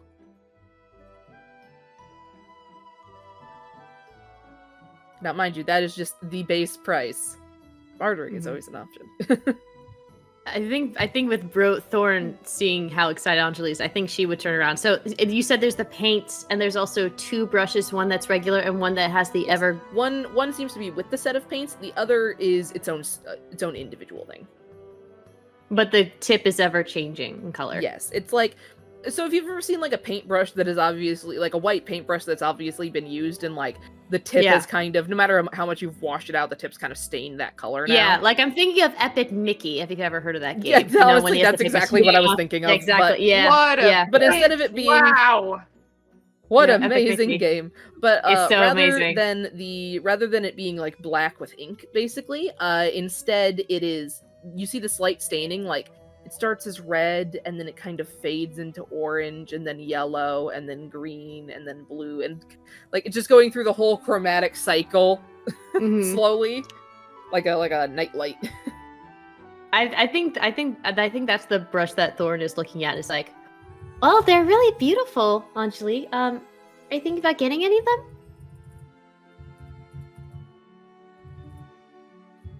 I mean, I'm not getting weapons.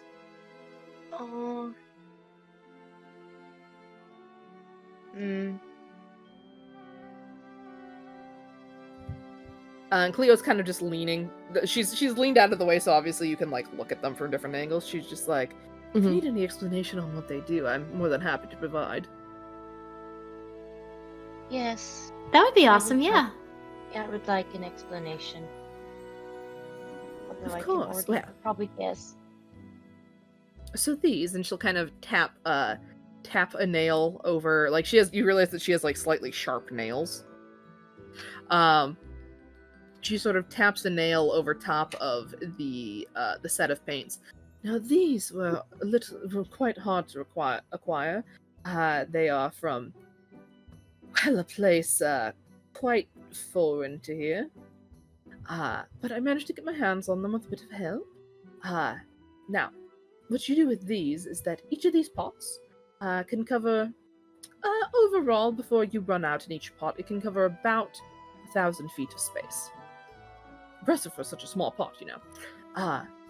But that's not the best part, although that would be certainly just interesting. You see, whatever you paint with these brushes becomes reality. So let's say you paint a hole in the ground. There'll be a hole in the ground there now. You paint a statue. There's a statue there. Now, you can't paint like a living creature or like a fireball that'll do any damage, but Thorn pouts. beyond that, well, all up to your imagination.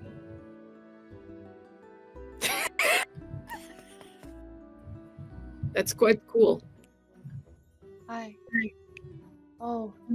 Is that just with the paint pots, or what about that brush? And she points to the one that's that ever changing in color. Well, I've sort of paired them together a little bit because that is from this realm, so to say. I've found it has a bit of a similar effect, however.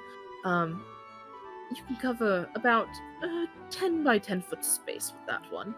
Whatever you paint in it will become reality. Now, it's going to take a bit after that for the paint to get flowing again, though, so you can't use it all the time. But after a good nap, it's usually good to go. So like it's a once a day thing, kind of?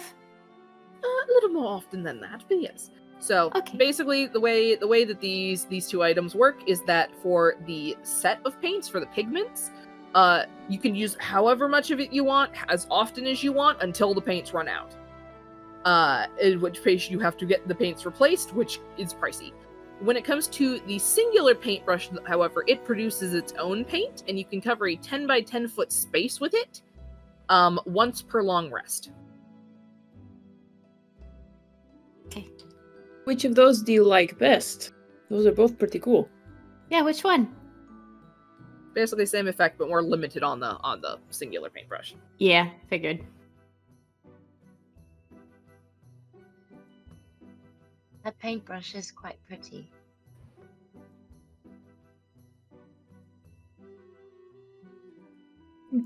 Well, Why don't you get it? Miss She, Yes. if we're all purchasing items as a group, is there any chance that you could give us a friendly discount as a reference from the crown? Is there? Sorry. Oh no, you good? Yes. I could just be screwing myself over. Is there any chance that, like, because I'm next to Anjeli can roll, I guess, insight on Thorn because she's right next to her. Sure.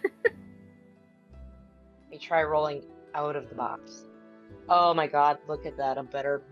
It's a number over 10. Holy crap. Woo, woo, woo, woo, woo! It, 14. 14, alright. Oh god. I don't know why I'm getting emotional. I am. Fuck.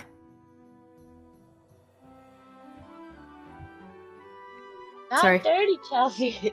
Oh. Aww. I don't know why I'm getting emotional over this, and I just am. Like we want the paint. I think you've noticed Thorn step back a little bit away, so that way you're at the... I don't know why I'm getting emotional. It's okay. No. I'm getting emotional. It's all right. I'm sorry. I don't know why I'm getting emotional. No. You're But doing she great. steps away. I think there's a reason why, but it's not neither here or there. Thorn kind of steps away, so that way you are looking at the paintbrushes instead of her, and she kind of turns her back and will look back at the Oxalitl.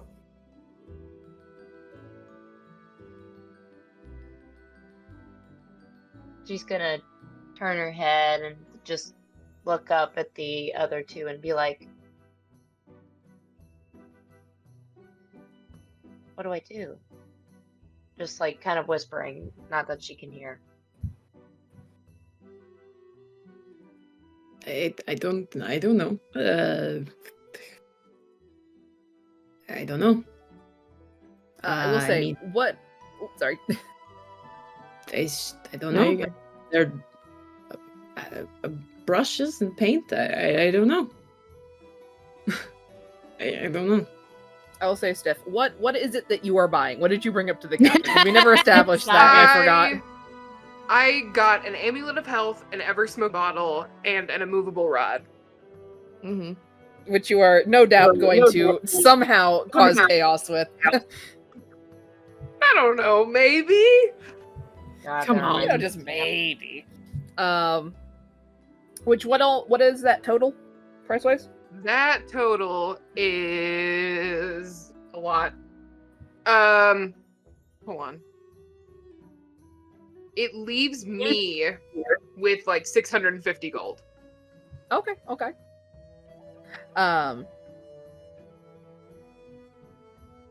So you're saying, like, piling it all together, you're asking her, like, can we make a deal?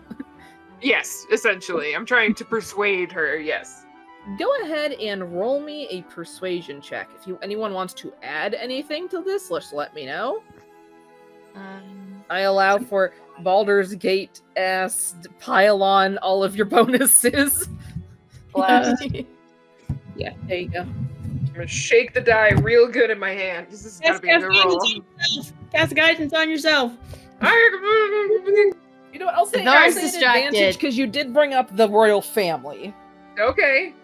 Thorn's distracted. I don't think she's helping you, unfortunately. Sorry, You sis. can That's cast okay, that's guidance okay. on yourself if you want to. Okay, all the dice. I'm gonna roll the d4 first. It's a 1. That's really good. Oh, yeah.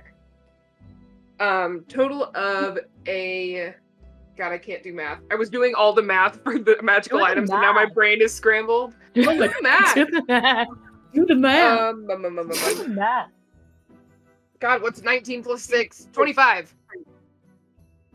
25. Snake. Goddamn. No. 26. Because my Hey, sense was nice. plus 1. Ooh, hot damn.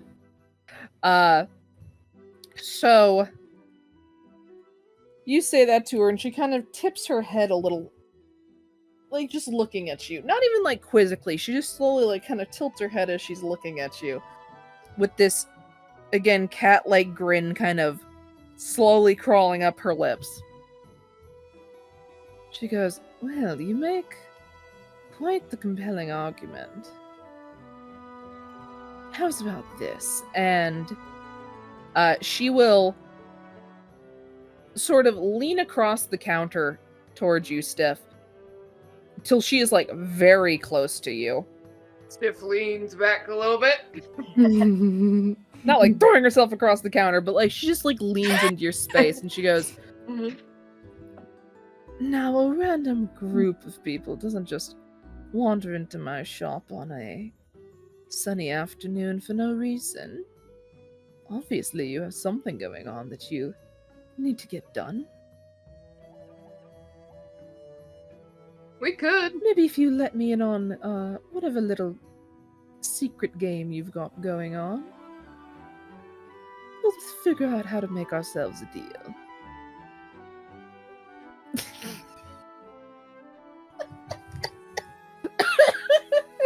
We're on a mission from God. An Archduke. To be Oh. precise.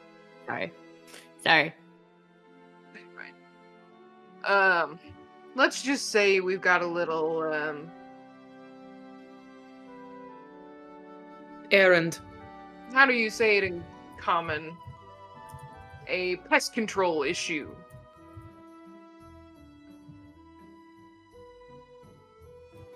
One sec.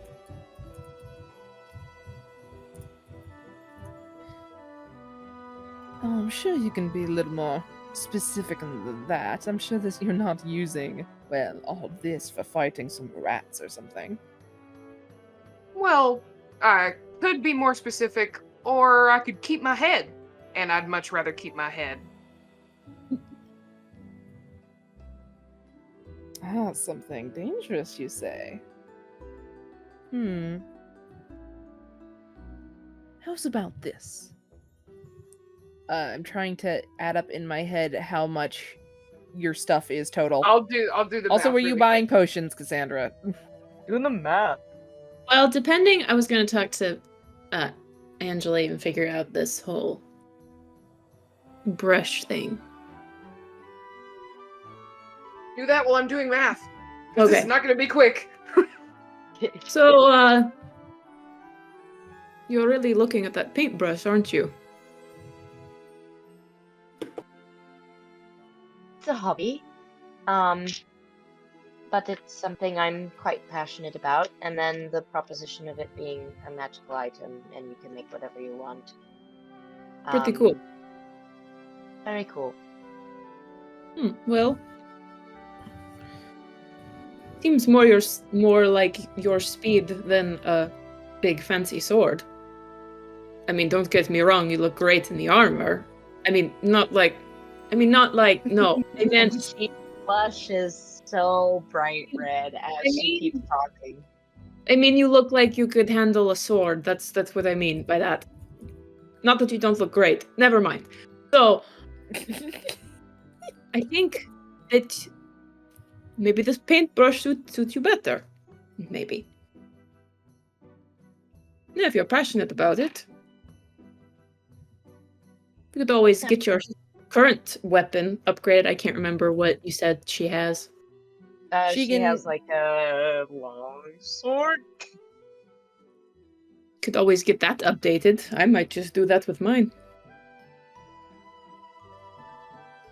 I easily can. You drive a hard bargain. Well, what can I say? Well, Miss She, my total comes to 1,850 gold pieces. And as for you two, and she will look over at Cassandra and Anjeli. What are you thinking in terms of, well, purchases? What do you think? Anjali's probably gonna say the brush and a weapon upgrade. to her longsword. Okay. Mm-hmm. Well, how's about this? Because you do strike quite a bargain, and, well, you are bringing me business after all. How's about, well, provided that you survive whatever little expedition you're off on, when you get back, you tell me the whole story. You weave me a tale. After all, there's nothing more my siblings and I love than a good story. In addition, and she'll look over at you, Anjeli, we'll say, obviously you're interested in the art of painting. Paint me something pretty. A portrait, a landscape, up to you. And I'll drop that down to 800 instead. I'd be delighted. Sounds like we have ourselves a deal. All right. So, what's happening? Okay, so That you're was all getting your so stuff. great. You have your stuff. I decided I didn't say this before, but I did decide I'm gonna get like maybe 3 healing potions, and I'm going to do a weapons upgrade instead Okay. as well. They are.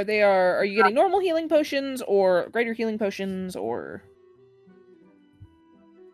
Well, here's my question: if I wanted to do a weapons upgrade, could I do 2, like 1, buy 1 to up to hit, and buy a second one to up damage or whatever?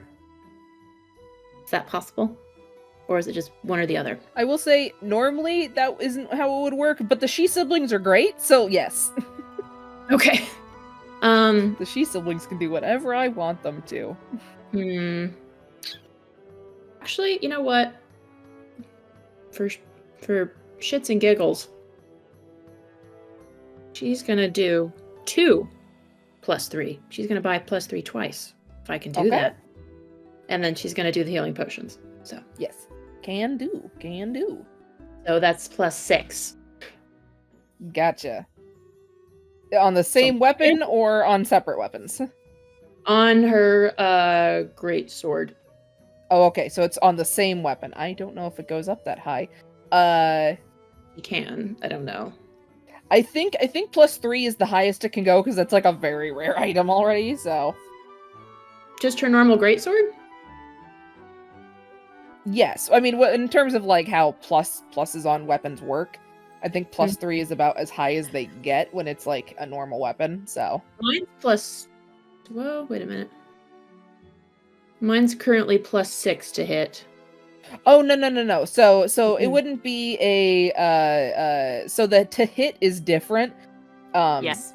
Basically what this is that it is adding plus 1, plus 2, or plus 3 to your plus 6. Oh, okay. I see what Exactly. you're saying. So instead of a 6, it'd be a 7, no. 8, or 9. This is the weapon itself, not your stats. No. Okay. All right. So you want plus 3. Plus 3 is as high as it goes. Okay, that's fine. I'll get another plus 3 then. Gotcha. So yeah, it would just be 700 gold. All right, that's fine. Sorry. No, you totally good. You're Is fine. there anything else you want? Any normal magic items, shields, or anything? Nope. I think I'm good. Okay. Then Anjeli, you have your paints, and what are you having done weapon wise? I'm going to do a. So you said that the plus 3 is like 700?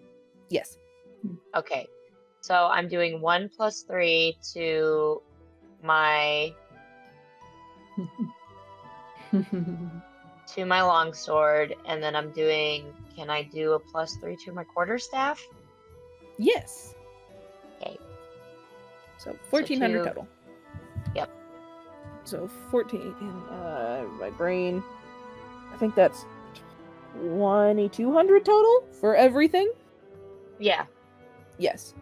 because I also did the math. The math.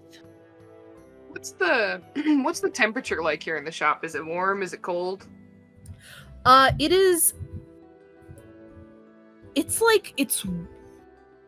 it's not warm necessarily. I wouldn't say it's cold necessarily, but there's like, it's a comfortable temperature. It's like a comfortable neutral temperature, but there is like a very slight moisture in the air. Almost like just like standing by the beach. Oh, interesting. Stiff takes off his cloak, just like feeling how humid it is in here and doesn't want to get any more sweaty than he already is. Yeah. It's not like warm, humid. It's just like the presence of water is in the air. Like And a neutral to slightly on the colder end. And on Stiff's back, everyone can see the shovel that is like slung around him with like a paracord string and a shield on his back as well. Upgrade the shovel. I think, honestly, Thorn would not see it because she's keeping herself distracted, doing other things that everybody else would see. I would also reply to your message. Is that your emotions or Thorn's emotions?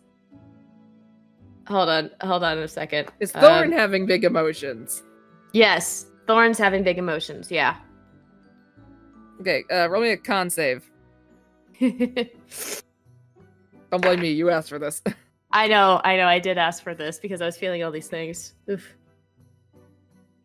Still in the happy times part of the campaign. That's a 6 altogether. Oh, but yeah, you're just staring at the wall, disassociating. Yeah, I am. I very much am. I am not here right now. As you all are kind of figuring out your coinage and stuff, Cleo looks over. You watch as she turns her head and looks over at Thorn, where I imagine you're like leaning up against the counter, like your back is against like the glass front of the counter. Mm-hmm. And she looks over at her and kind of tilts her head a little quizzically, and then she's gonna kind of just, hand still being kind of held, like holding up her chin, she reaches over with one arm and almost makes like a bit of a hand motion, like kind of like a twiddling fingers hand motion. And you watch as and you watch as gently these flower petals, like these almost cherry blossom petals, no, like we'll say like lily petals, will kind of apparate in, and slowly kind of drift down around you, Thorn. And she goes, "And what about you, flower child? Anything for you?"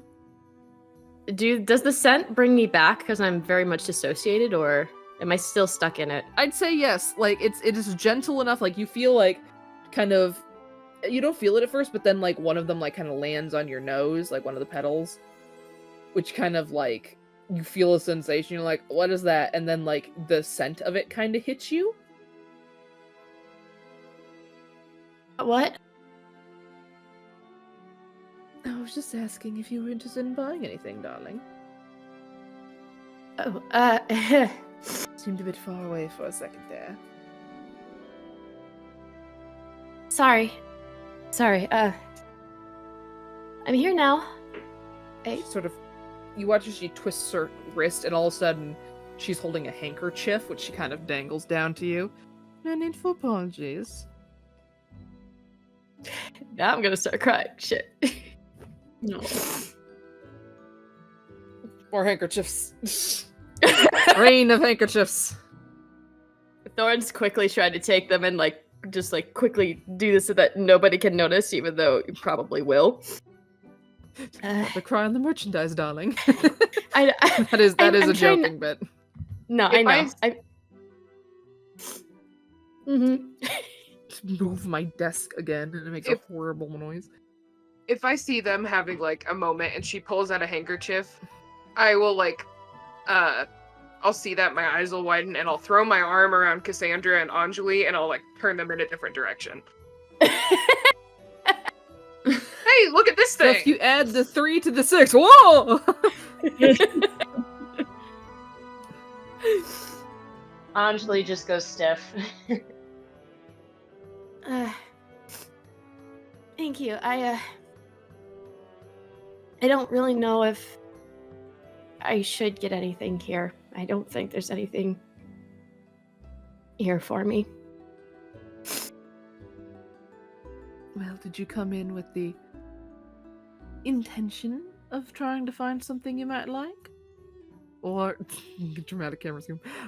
All right. Or did you come in here with the intention of, I don't deserve to have anything in here? Because it's feeling a bit like the latter, darling.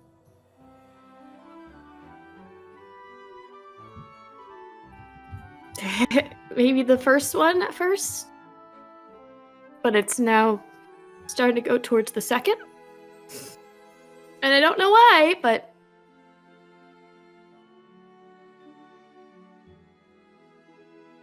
sorry. Whew. Are you good? Yeah, I'm really feeling Thorn's emotions. Fuck. I didn't want to take something that someone wanted.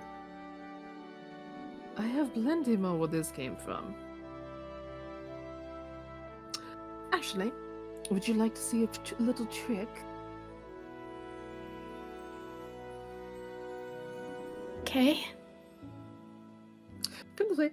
And she will lean back from the counter where she's just been leaning this entire time and kind of gesture for you to come around the side of it. And you see tucked back sort of behind it, there is this large, intricate, off to one side of the room, there is kind of like it extends out of one wall, so kind of at the end of the little alley that it creates.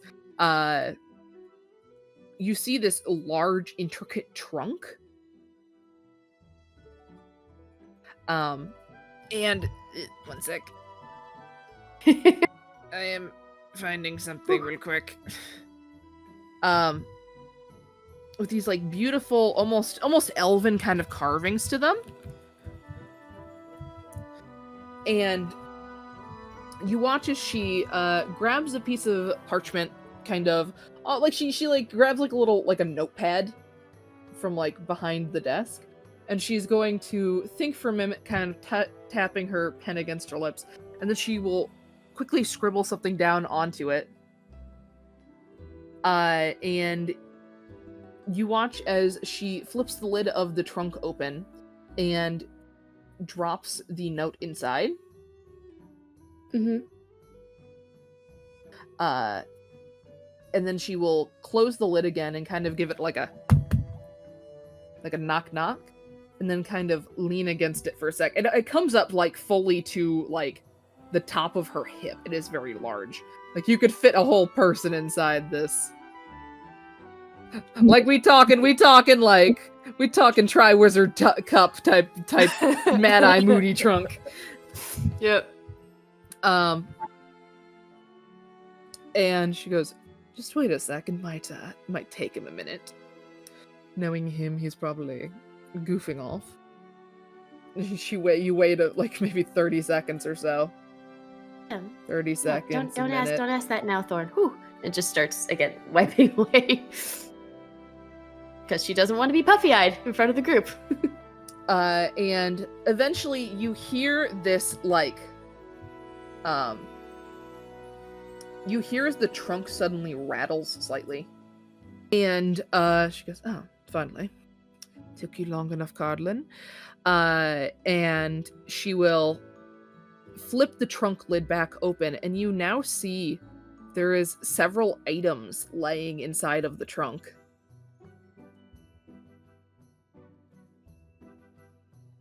And she will reach in amongst them, and she plucks a specific one out. She knows, now I've been needing to restock with some more nature-y items anyway, so it was about time for this.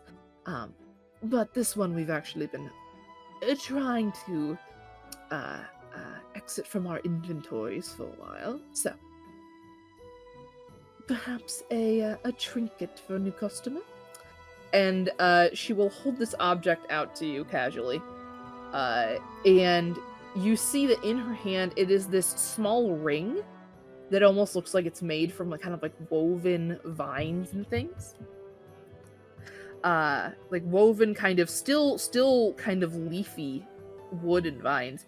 And you see that at the very top of it, almost kind of on this little twig that comes off the top, there is the shape of this tiny wooden bird.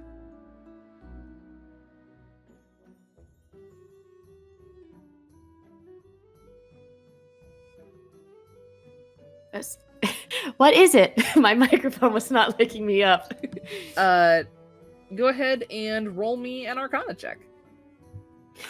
Okay. I can't guide you if you're over there. Dirty 20. Dirty 20. You would recognize this. You have seen probably fairly recently. You remember seeing one of these in the... You saw somebody wearing one of these at one point on your travels before this.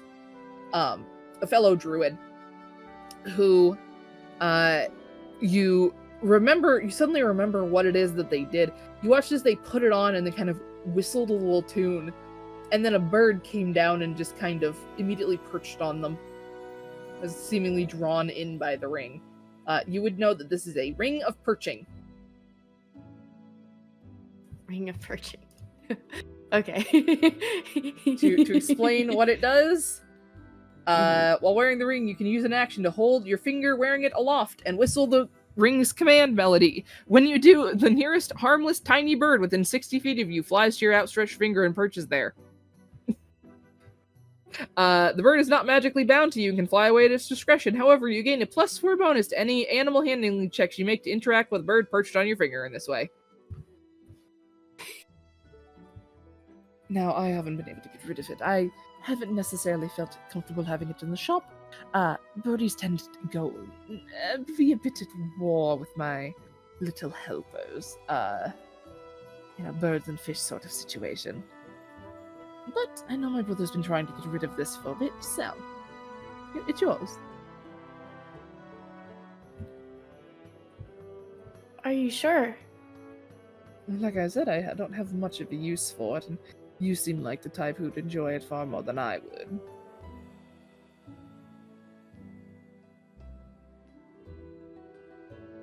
So sorry, Ota. She's gonna do this. She's gonna go up and give her a hug. Oh, all right. Sorry. She startles slightly. Sorry. And- Just No, you're good. you watch as like she's not expecting that, and she kind of like suddenly being hugged by this roughly child-sized person. Everyone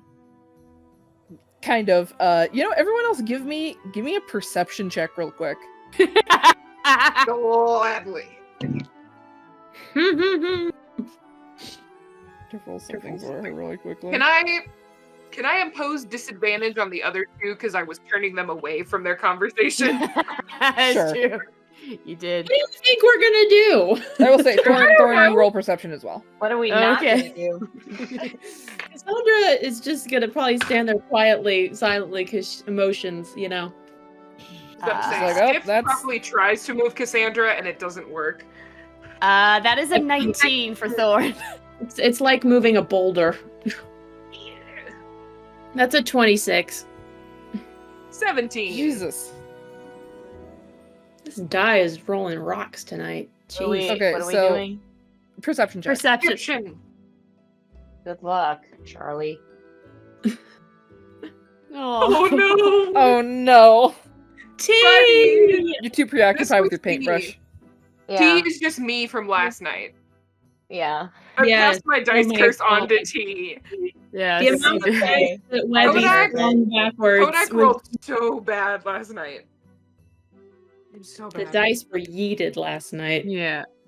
But They're yeah, now I in the rolled a dice 19. jail with the haunted doll. That was a sentence. Can I go in there, please? I need a new house. Okay, God. so what were our rolls? 19. And I'm hugging her. 17. 17 26. and 26. 4. My love. You I You even are- rolled out of the box. Like, Whoa. there's in the process of getting turned away by Stiff, you got like squished up against Cassandra's bicep, and you're like, oh. exactly. It all works out. She's gonna go. Ah, days. Lesbian days. The rest of you, though, I would say, She's do notice debating on something. whether to lift her hand up to stroke it. You Very, very rock hard. Oh. Anyway, but the Thorst. I forgot to bring water up here with me actually. God damn, children. It's my water bottle for the day. Aqua flask. Or I had hydro one flask. that was like a gallon, and I would drink like half of it a day. I need Yeah, a this is 80 gallon fluid sized one. ounces. This is 80 ounces. Nice. There is something suddenly the three of you notice that you hadn't noticed before, which is Cleo's shadow.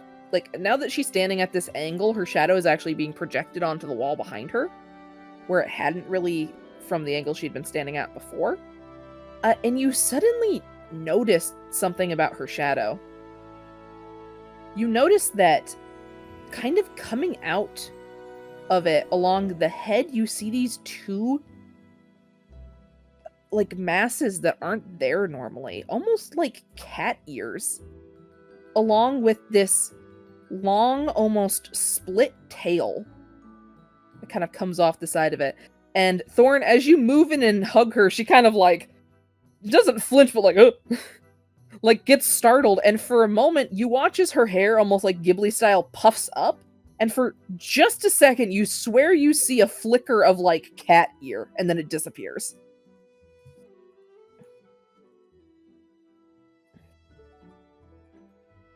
Oh, well, I'm glad you like it. Fruit basket. Kinda.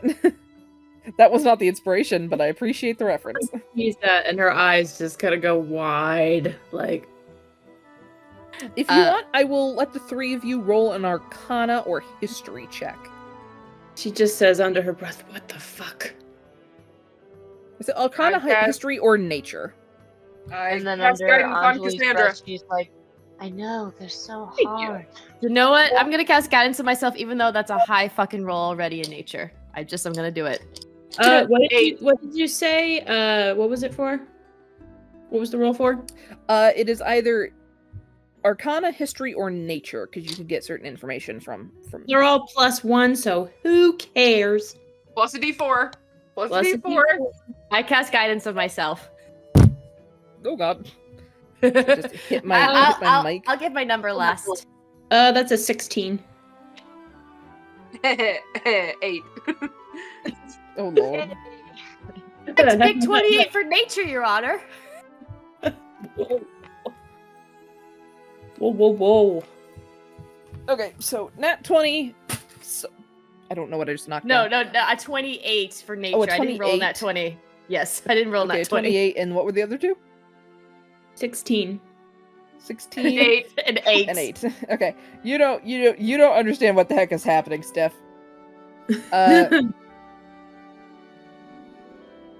Oh god, I don't think a 16 would get it either, honestly. 28 definitely though. Yeah, I don't really think Cassandra would really even understand what she was looking at. She's just like. So, it's a bit of world building. So Thorn, you just like feel a flicker of like magic or something off of Cleo when you do this.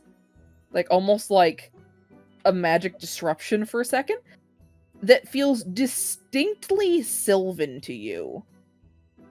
Like as a fairy, you are familiar with like the magic of the Feywild being that where like at least your species kind of originally originated from. So you feel like this flicker of very sylvan magic for just a split second come off of Cleo.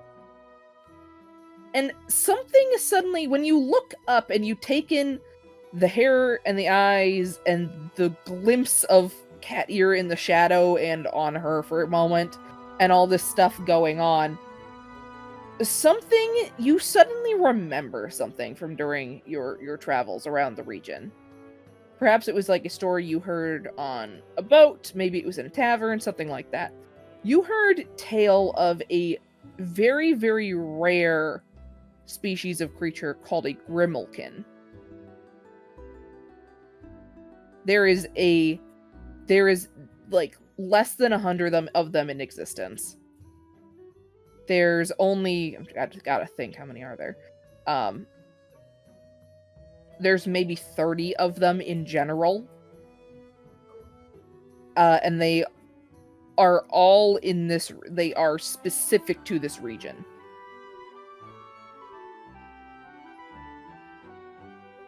They are a type of shapeshifter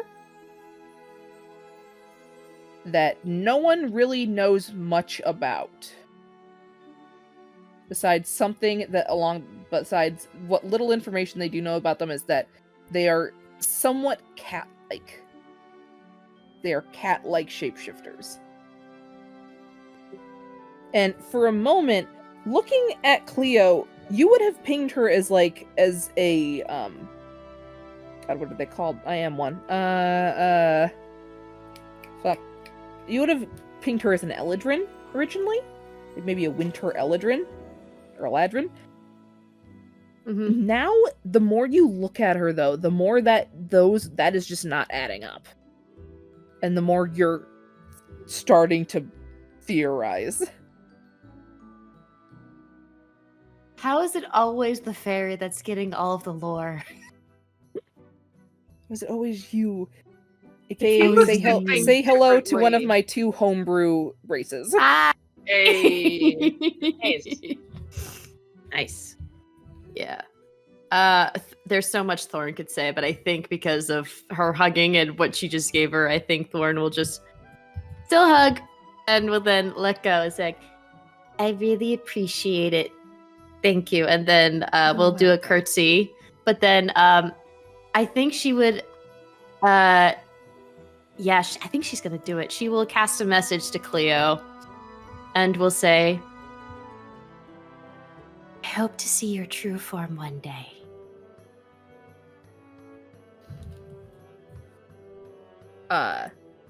And she silently will reply in her, like, from her head. It is just you're going to have to be very, very lucky to get that, darling. Little flower child. I'm patient. I can wait. And then we'll just bow and then put the ring on her finger and say, you know what? There's actually something I would like. Do you have bags of holding by any chance? Oh, absolutely. In a variety of colors and styles. In addition, I had him send over. You seem to be of the more nature persuasion, especially considering your delight of that little trinket. I have a couple of items of that sort that you might find interesting. And she will kind of gesture. She will both gesture over to what looks like almost like a hat rack, like a coat rack. That you see there's a number of like leather bags of different styles and colors and stuff hanging off of. And she will also gesture over to the trunk, in which you see, as I try to remember what all I decided to go with. Hello. But Hello. in the trunk... Is it me you're looking for? Sorry. In the trunk, you see a number of items. You see this sort of it calls it a cloak. It's more of a coat because it has sleeves. But this kind of beautiful, it's like sort of a dark purple blue color. But it's almost iridescent. So when you shift it, it kind of shifts from like blue to purple to red a little bit, with this almost glittery silvery thread run through it in places. It makes it look like almost like a starry sky. So you see that. You can see that there's actually like specific portions of it that have this sort of silver stitching in it to form like constellations and stuff. You also see what looks like, at first you just think it's a big stick. You think it's just like a random tree branch, which you're like, that's weird. But then you realize it's actually a staff. But it kind of curves around into this sort of the head of it, the top of the kind of the crook of it, has these like flowering leaves and stuff coming off of it, and then hanging from the very tip on this little vine, there's like a little bundle of grapes. There's also, it looks like it's like almost made of black ceramic with like this like gold in like these golden details. You're not sure if it's actual gold or if it's like golden paint, but it's this ceramic mask that like resembles the head of like a wolf or jackal. But you notice those, and there's also many a bag of holding of whatever design and color you prefer. So I think she'll look around for bag of holding. I think she'll look for one that will have the style of the gold and the pink that's very much, smacked on her face. Just because. Oh, you definitely can. It's this like, it's almost like this. Oh, like it's this almost floral pattern. Like it's kind of like almost like a cherry blossom patterned leather. With kind of these varying pinks with this like bright gold stitching. Mm-hmm. How much did I say bags of holding are? They're not very much. 500. Yeah. 500. Yeah. There's also I don't remember. I guess it's not on here. There's the handy haversack as well, but which is kind of the same thing, but smaller. But yeah, handy haversack. Yeah, it's kind of it's a Critical Role thing. It's just a bag of holding, but small. I mean, she's already carrying a basket, but I think she's, because she likes collecting things, a bag of holding will just be very, very helpful for her. Yeah. I think she looks at the cloak, it's like, that's really pretty, but I think her eyes are definitely drawn towards the staff and the mask, and she's like, I'm so sorry to take up more of your time, but what do these two do? As she points to the staff and the mask. So this is a starlight cloak. She holds up the cloak. It should shrink to be your size should you get it. Magic items are great that way. Because at the moment she's holding it up and it's like almost big. Floor length on her, so it's just like it would be dragging like a child wearing their mom's robe on you. Yeah, exactly. But from what I know, obviously this was in my brother's inventory, so I only know from him what he's told me. But apparently you can do a bit of magic with it, and depending on its spell, I believe, is called augury. It's for a bit of fortune telling, so to say, to determine if courses of events you may or may not take could lead to potential consequences. And from what I know, depending on the number of stars and constellations that appear on the robe after using the spell, it will sort of determine how good the result is.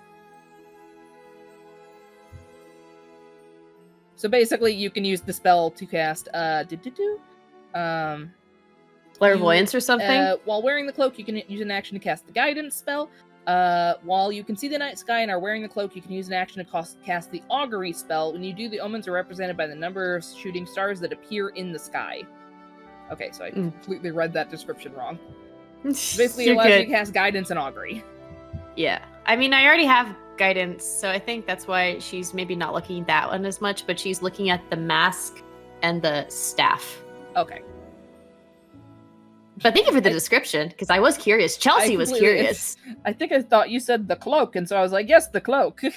You're good. Just to, so I don't have to roleplay my way through everything. Basically, the staff is called the Staff of the Vineyard. You can use an action to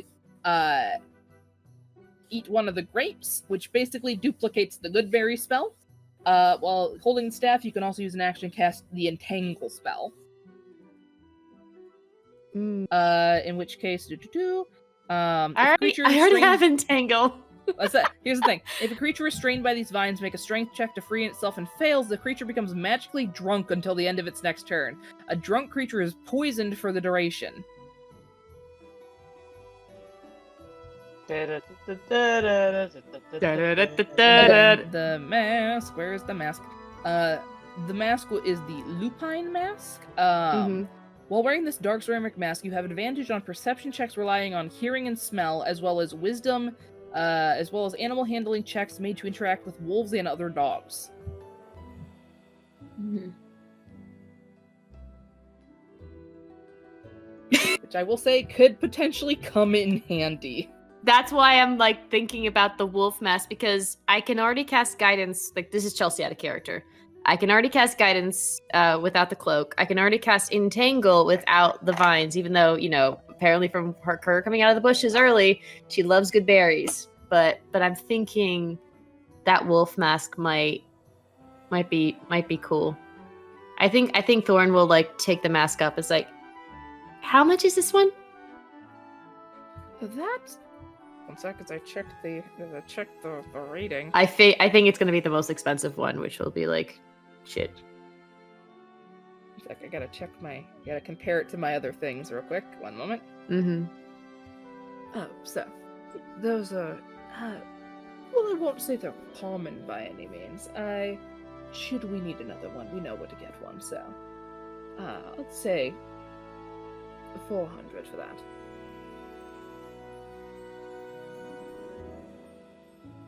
AKA, it's You know what? uncommon. Like, yeah, I think I'll take this, and we'll hold up the thing. Oh, and also this, and we'll pick up the pink bag of holding and all that stuff. I think these will be good. Okay then. She will take your cash. Yeah, and so as 900 altogether, right? Yes. Okay, 900. So let me just do that. Ota? Wonderful. Yes. I'm just gonna say for a side, I'm also gonna add, I'm gonna say Cassandra just grabbed something last minute because I realized what this was and it's cool. The hand axe of warning. Mm-hmm. Okay. Yeah. Uh-huh. Weapon warns you of danger while your weapon is on you. Advantage on initiative rolls, and any of your companions within 30 feet of you cannot be surprised. Ooh, So, Nice. which is very nice. It's very nice. it's not in D&D Beyond, but I have it. It's a thing. Yeah, I think it just might be in Yeah. a different source book. Yeah. I can find it on mine because I don't have that. So Yeah. but I have it. And then maybe while I'm putting the mask on, maybe she's packaging everything up. Is there a chance, because I'm looking at this now, can I attune to it while we're like in the shop or something? Yes. I will say Okay. you are able to attune to your items in the shop. Yay! It's Thank prime you. attunement spot. Cool. Okay. But yeah, no, Thorn really didn't come in expecting to get really anything, maybe besides a bag of holding. So I don't think she would work at any other weapons. And it's just like, okay, ready to go. I think she'll like shuffle over to Stiff and like give like a little give a little side hug, and you hear her say thank you, and we'll shuffle away. He'll give her like just the gentlest, just pat pat. Pet. Actually, how big is the ceramic mask? Because I'm thinking I could just put it on top of my head, like underneath my flower crown, so that it's not visible. Yeah, you can put it on top of the flower crown. She puts It's a bit awkward just because like there's like a strap on it. It's a bit awkward Okay. just because like the nose is now pointing kind of up in the air, but it fits. But it fits on your but head. it's there. Yeah, and then also if need be, I could just always put it in my bag of holding, which is now This is true. attached and saddled. So yeah. Nice. Well, does anyone need anything else? I don't think so. I think we're good. I'm good. Good to Just, know. I'm uh, about to go take my break, so. Well, I think what we're all wanting to do is to say thank you for your service and some of the discounts here and there. Absolutely. Yes, thank you. And of course, darling, after all, there's no good business without building a rapport with your customers. Can I just say, it is so weird to hear somebody else say to use the word darling. It really like throws me. Dagon's not the only one that uses that word, darling. It throws me for a loop. It's like, wait a second, where am I? Who? You're not who am I? Dagon. Where am I? You're Cassandra. You're Cassandra. Stay here. Say hello, right? Currently It's going have a Scottish. hot blonde elf on your arm. This is why I need practice. Webby help. Sarah help. I cannot help you. I cannot Yes, help you can help. You can help me. can I am the do Calypso it. Chaos. You can help me. You can You do can it. do it. No. If you guys have finished making your purchases, it seems like she's going on break, so she will kind of With or without us. escort you out of the store. She will be like, well, I'm about to lock up for a bit, so unless you need anything else. I think we're good. Thank you very much. You're welcome. Enjoy your break. Thank you. Thank you. Well, good luck on your pest fighting. As I think you've said. Mm-hmm. I give her just and a... don't forget your deals. We won't. Arrangements afterwards. I'm sure we'll want to tell you all about it. Provided I see you again, of course. Of course. Of course. Of course. You'll see us again. One never knows. Well, farewell till then. And she'll kind of give you like a wave, and as you guys leave, all the axolotls just like turn in unison in their little floaty tanks and just like watch you leave. Hold on. I prepared this. Thorn turns around. Bye, Rosie. Bye, Bridget. Bye, Jeremiah. Bye, Donald. Bye, Fleur. Bye, Louisa. Bye, Peter. Each of the axolotls kind of lifts a little axolotl arm to wave. Oh my god. Hey, Oh, Lori, good. Henry, and Zachary. I say hi. What's so funny? As Cleo says, what'd she say? Hopefully I see you again. Stiff just kind of sidles a little closer to Thorn and gives her another like pat on the head and casts Death Ward on her. Okay. What? What's this spell? Protect the child.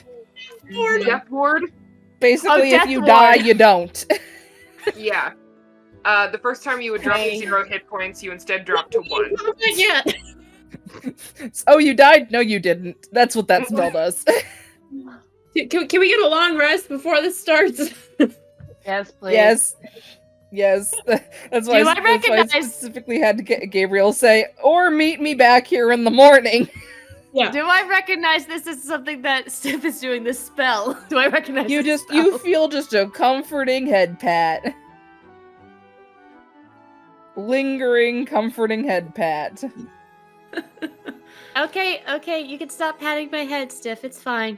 I'm not He that just- fragile. He just did it twice and was like, boop, boop, as he was But You no, walking feel but I'm out. like the still warmth, feeling You it. feel like the warmth from the head pat still just lingering there. I Yeah, hold exactly. my hands up to her.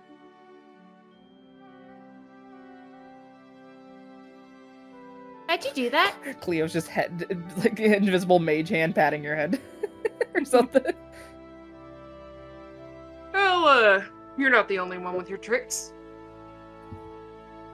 I would say Cleo also gave you directions to the Knight's Gem.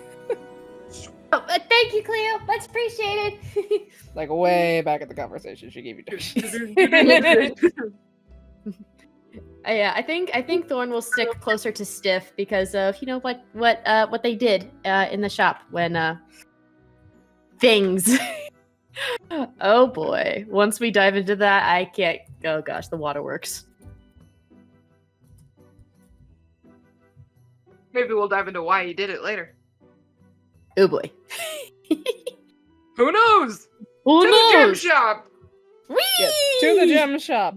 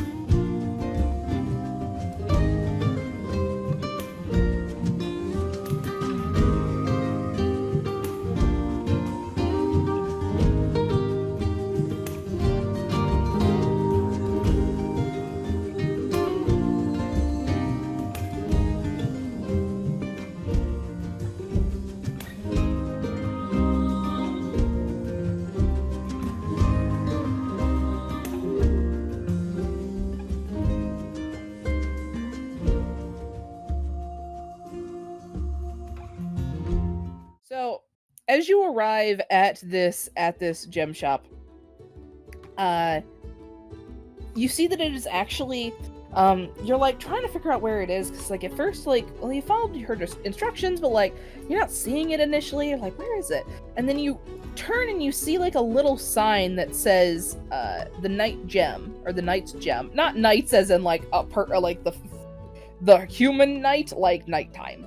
Yeah. And it has like an arrow that's kind of like pointing down at an angle, and then you walk over there and you realize, oh, there's like a staircase, like kind of between two of the buildings that like kind of goes down.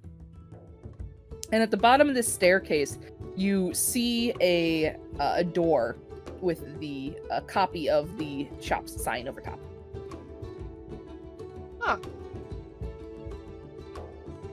Come on, everybody, let's go down this spooky staircase. Just follow Stiff along. La la la la la. That's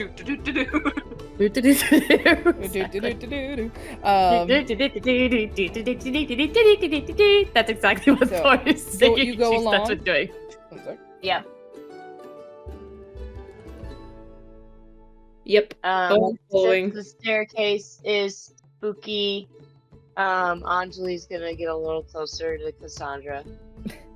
It's not too spooky. It's a little shadowy, just based on its like where it is in the sun. But it's like it's more like hidden away, like a secret bookstore kind of vibe. But yes, you squeeze Knowing in next to Anjeli, she would still do it. you squeeze in anyway. I'm so frightened. But you go ahead and open the door, and a little bell rings, and you find yourselves in this like kind of lavish, almost like lobby area. But there's a large archway at the end of the room. Looking around, you don't immediately see anyone. Like, you don't see any display cases, you don't see any, like, there's not like a teller's desk or anything like that. You're like, oh, that's a little weird. But you do see an archway with like a hallway, seemingly, that leads further in. This almost looks like a waiting room. And traipsing on forward, you suddenly find yourselves, as you exit out the other end of this hallway, you find yourself in this large cavern, actually. It is like, specifically looks constructed, like the walls are bricks and so on. There's pillars like holding up the roof. But it seems like almost whatever this shop space was, it took an existing cavern and retrofitted it for its needs. And you are startled by the amount of gleam and glitter you see around you, as there is just treasure chests and tables and just piles of gold and gems and like beautiful jewelry and everything lying around, especially this especially large mound of it kind of in the center of the room. You can see that the cavern kind of extends off around corners through these large arches into other portions of the area. Like, you're not sure how large this area even is. Oh boy. That's a lot of shiny. Don't touch. She Just- says just- that just be as safe. Anjeli has her hand hovering, and she just like, Yeah, Thorn will just gently grasp it and just like, It'd be safer not to, just in case. Right. It just Again, all I- looks so I know it's pretty. But Stiff is gonna look around and I guess look for diamonds. Are you calling out to anyone, to any like employees or anything? I should ask. I mean, if there was no one in the waiting room, then no. Okay, you're not like, hello, anyone? And no, that's how people get killed in these movies. Let me. Oh god. Okay. a room full of knives. Yeah. Okay. Are you doing this? Are you doing this like quietly, or are you just like, I'll just take what I need? Yeah, I'll try and be quiet. Just not disturb anybody. Is anyone else doing anything or trying to be quiet? I mean, I think Cassandra's just standing there. She's just Same with Thorn. She's not really into gold much. I mean, she's just like, oh, cool, gold. Okay, just because you're having to kind of dig through to try and find diamonds and so on, roll me a stealth at disadvantage as kind of there's the clinking and clattering of coin and gem and things. Wow, that die went on a journey. But it was like a zigzag. I was like, whoa, Wah! that was kind of impressive. A stealth, you said? Yes, at disadvantage. Got advantage, so it cancels. So it's a 21. 21. Good God. Okay. Nice. Somehow you're just not gonna find my NPC. I got my boots, the boots that you gave me. Fair enough. You Fair did enough. this for yourself. I forgot you were sneaky. But yes, you managed to. What are you looking for? I should ask. Actually, you know what? Also, roll me an investigation check, trying to find the thing you're looking for. Good idea. That one will be worse. I will say again at a disadvantage because there is just so much. Oh, they're both bad. I rolled a 12 and a 13 for 11.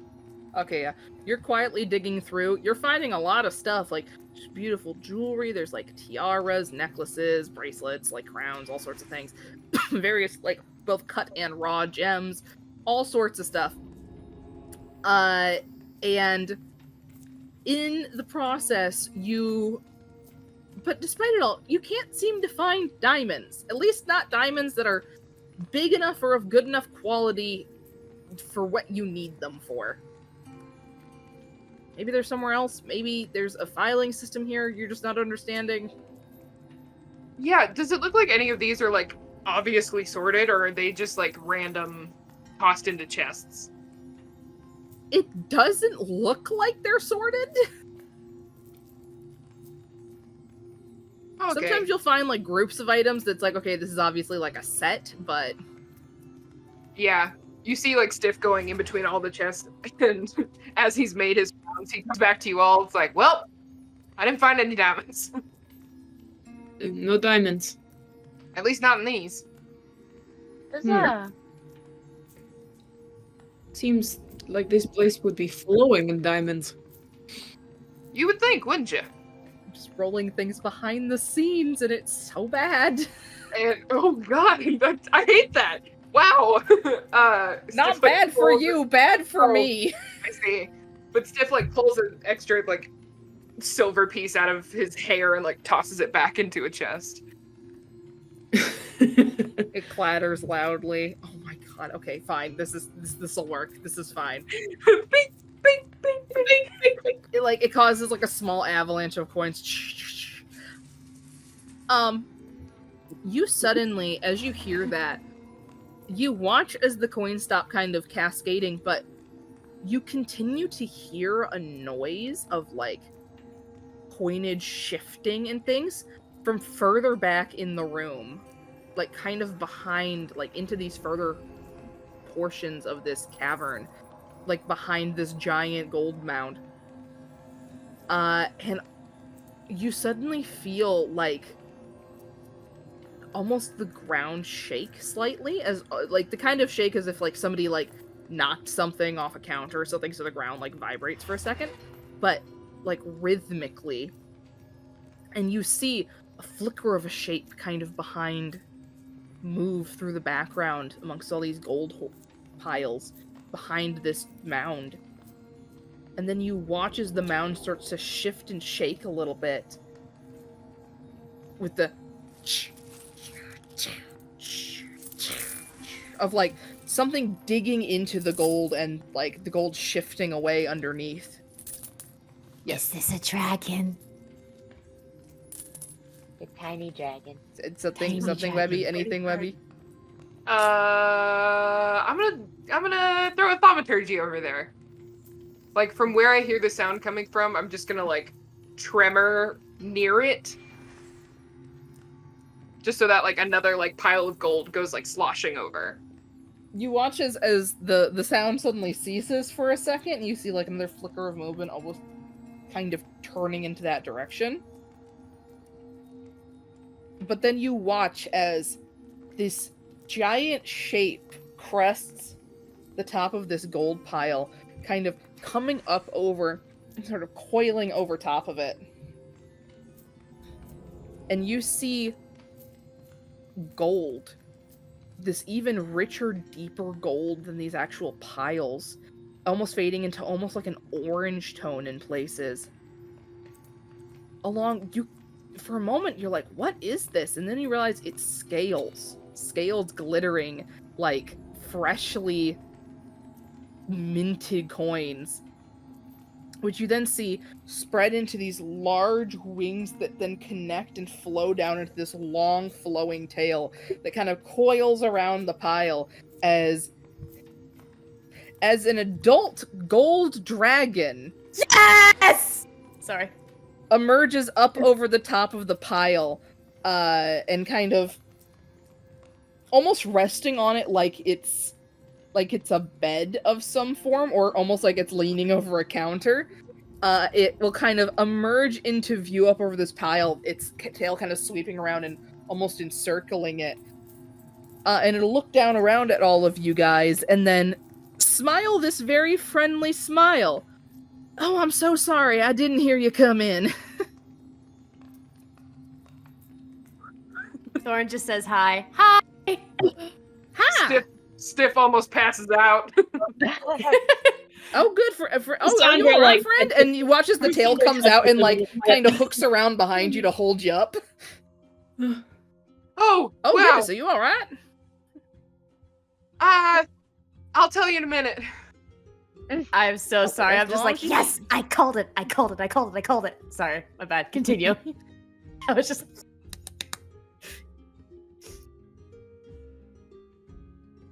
Okay.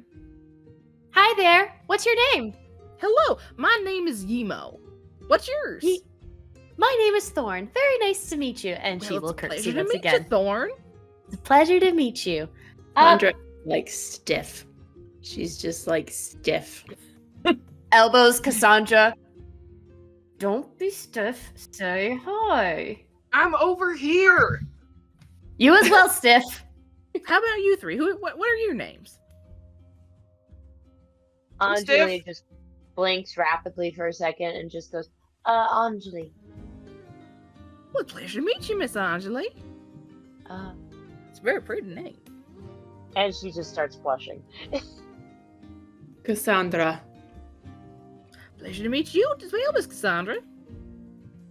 You'll have to excuse me. I've never met a dragon before. Oh yeah, we can be a bit hither and thither now, not super common. So I don't blame you. Are you feeling all right now? I'll tell you later. Okay, I'll keep holding you, helping hold you up until you feel your legs feel all right. Okay, I'm stiff, by the way. Well, pleasure to meet you. Hold on. Welcome to. I have a heart for you. Oh, really? And their arms have kind of been folded in front of them, kind of like one over the other, almost like a content cat. Mm-hmm. Just sort of lounging on top, like somebody's cat, sitting on top of the couch, except on top of a giant pile of gold. Yep. And they almost slide forward slightly. They're like, "Oh, that's wonderful! Thank you so much!" And they will extend one giant clawed hand gently over to get it. Mm-hmm. Here you go. There's something written on the inside. I don't know if you want to read it now, but it's something I like to give to people and beings and dragons I like. Oh, well, sure. Let's take a look. And they very, very carefully, with just like the very tip of their claw, will flip it open.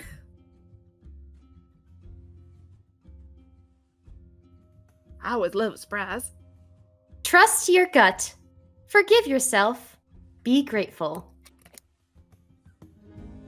Oh, ain't that lovely? Thank you so much. I'm gonna put these with my favorite things. And he, you watch as he turns, kind of actually standing up now, and reaches up onto this ledge you hadn't noticed before, like this very high shelf that you see that there's a number of just like seemingly random knickknacks sitting on, and he will gently tuck it in amongst all of them. Well, now, is there anything I can help you folks with? Yes, These I three have been looking for stuff. I think this one in particular, and points to Stiff. And then Anjeli also points to Steph. Uh-huh. Yep, that's me. And he's like, Stiff knows that this dragon is not going to hurt him at all, but he's still like really scared. It's a This is fucking still a dragon. giant, large reptile. It's a dragon. You could say he's scared stiff. Aha! I like that. That's funny. One That's very sec. I'm good. gonna roll And it's something. 1d4 psychic damage. Aha! Haha! Oh, I finally. don't get it. He looks over at you three, and a thought seems to occur to him. He's like, "Oh, well, shucks. I'm not like scaring y'all, am I? No, you are I not. can look different if you need me to. It's real easy. No, I do it for inventory and stuff. no, don't change a thing. No. You're beautiful the way you are. Active character, Yemo. Is that the name? Yes. You're beautiful the way you are, Yemo, and we'll just like pat the cheek if he will let her. Oh, he will. And he just like, you see this almost rose gold blush kind of spread across the cheeks, and he kind of wiggles back and forth bashfully. Oh, well, ain't they? That's so nice of you to say. Yeah. Well, Never thank change. you. Never change for anyone, especially not stupid boys like me. Well, I think you're a very lovely boy. Honestly, Aw. you seem like a right nice fellow. I appreciate that. They're not hard on the eyes either. Well, my. Stiff is just pink all over. Well, Mister. Sorry. Mister.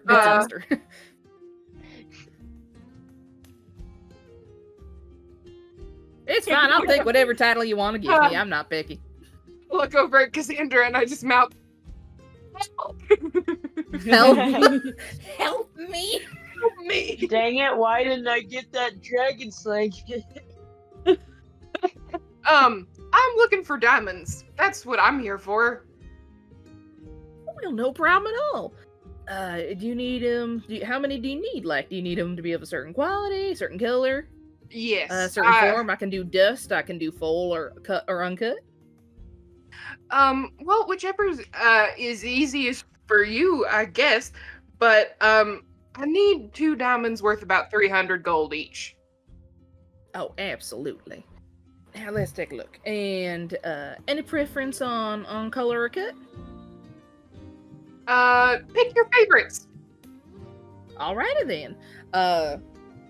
And you watch as he kind of his tail is quite long, as you can tell from the picture, so he's able to move kind of around while almost like his tail's almost cupped around you like a chair, like an egg chair, just to like kind of give you a little support while your legs are all wobbly.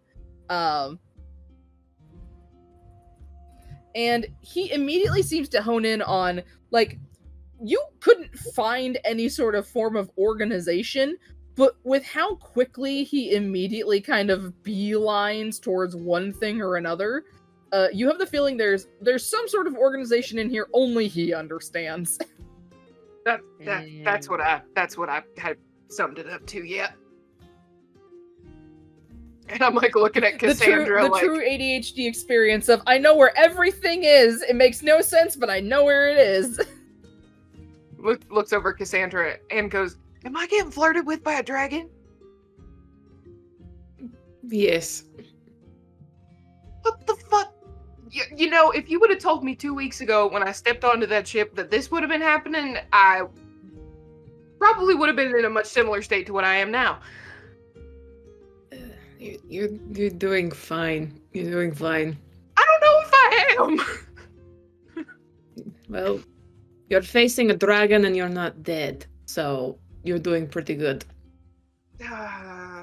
Shallow's mercy be with us all. Yes, You're that. just like, God help me, I don't know what I'm doing. Stiff just boom, boom, boom, boom, boom. And Anjali's like, I His can heart. tell you a thing or two about dragons if we ever have downtime. Yes. Yes. Mhm. And you see as he kind of reaches and plucks kind of out of two. One comes out of like a random chest, and the other he actually seems to pluck straight out of a pile of gold. Like, okay, where's it? Oh, here we are. And just arm plunges in, seems to grab something and pull something out. And he will come back over. He's like, well, here's two I've had on hand for a while. There's two of my personal favorites. Unfortunately, the second one isn't cut or anything. I can do that if you need me to. But these are the ones I really like. And he hands you 2 diamonds. One is kind of this teardrop shape, like very beautifully cut. It's this pale blue color. And the other, you aren't actually, like, for a moment, you don't think it's a diamond, actually. But, I mean, you're not gonna doubt the dragon. It is this almost bright ruby red color. This one is more raw. This one hasn't been properly cut, so it kind of has all of its own natural points and everything to it. I will post pictures of them. Yes, but he will give you those 2. Nice. Nice. Oh, wow. Ooh. Yeah, I think Stiff, like, takes a long minute to, like, really look at them and appreciate them.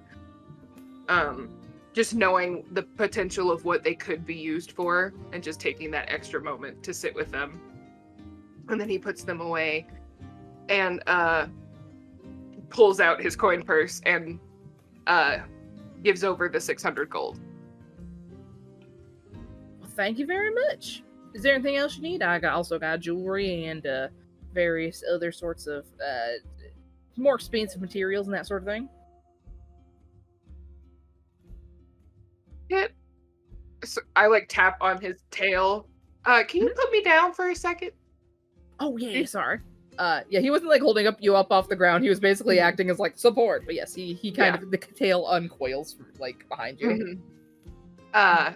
And Stiff like steps over to the group and like ushers them all, like, team huddle. Cassandra takes the outer part of the circle where she's still facing the dragon. Eyes on. But comes in. And he whispers into the group and like pulls open his pocket, like his front pocket. Should we ask about this? Like what this is?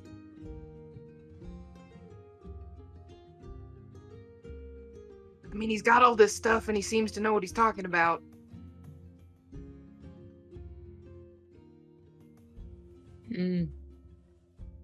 Maybe. Or maybe we could wait it out. See what it does. Thorn steps up and is like, maybe an expert might be helpful. Yeah. I'm like, but what if it's like a bomb? What if it like goes off? Like, what if it like takes my shoulder with it, you know? I mean, as long as you don't touch it, like, directly. I don't know. Hold on. Thorn will then turn to, excuse me? Yes. Yimmel?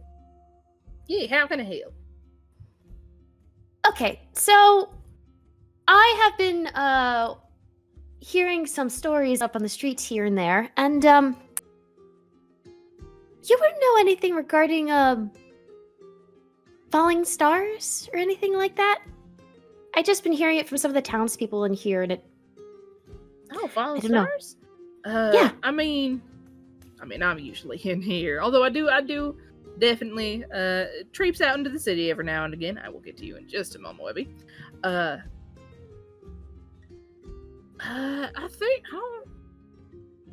I mean, if there's been any meteor showers or anything, I wasn't around for them, which was a bit of a bummer. That would have been nice. That'd been cool. But, So, like- I mean, they don't happen uncommonly around here, so it's possible there's been one while I've been busy.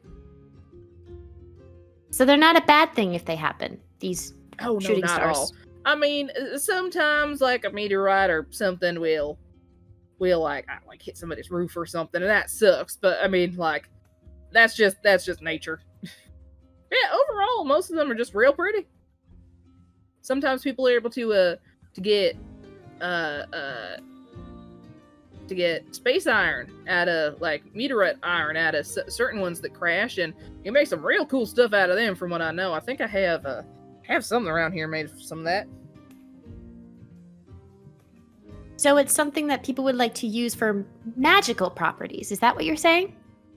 Yeah, some of it. Yeah, stuff from out that way, especially if it's managed to leak in from the astral sea and stuff, can be really good working with. Okay, that's really good to know. Sorry, I just was hearing some stories about it, and I've traveled about here and there, and there are just some stories you don't know if they're good or bad, and want to be prepared, you know? Yeah.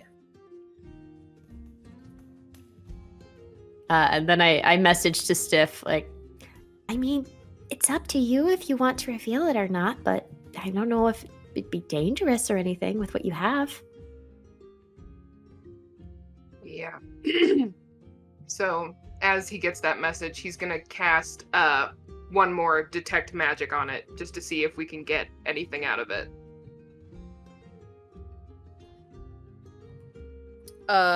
Did you cast detect magic on it before, or? We didn't. I don't think. I think we just had I don't believe you glance did. at it. Yeah, I don't think we did. As I try to find the thing. Oh my god, how far back in here is it? Forever ago, apparently. You see, like, you cast detect magic on it, and you do get magic off of it. While you're doing that, just this whole time because the dragon has revealed itself, you just notice Cassandra is just very on guard. She's just very, like, just focused eyes, just watching every movement that the dragon has.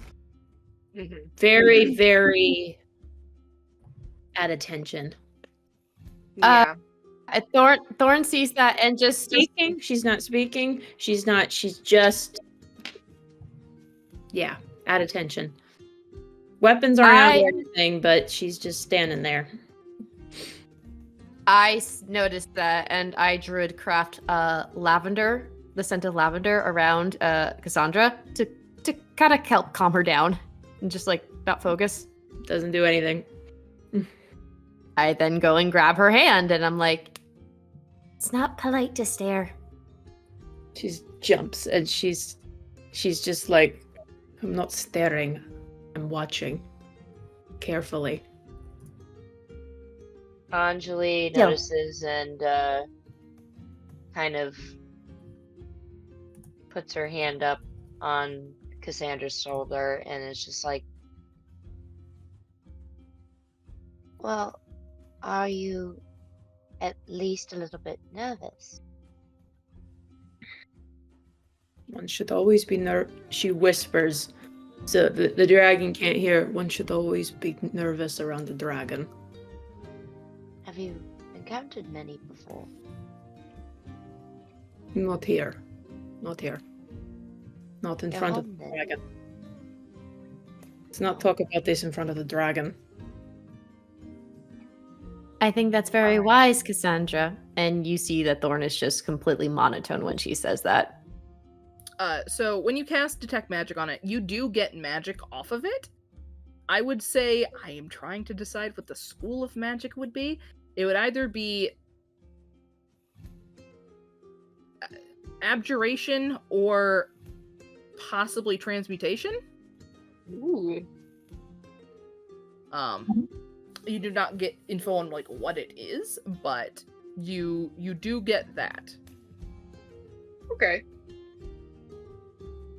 Yeah. So after this like tense little huddle, everyone sees like Stiff's eyes as he casts this turns like a brown, like of a graveyard dirt as he like looks at the item.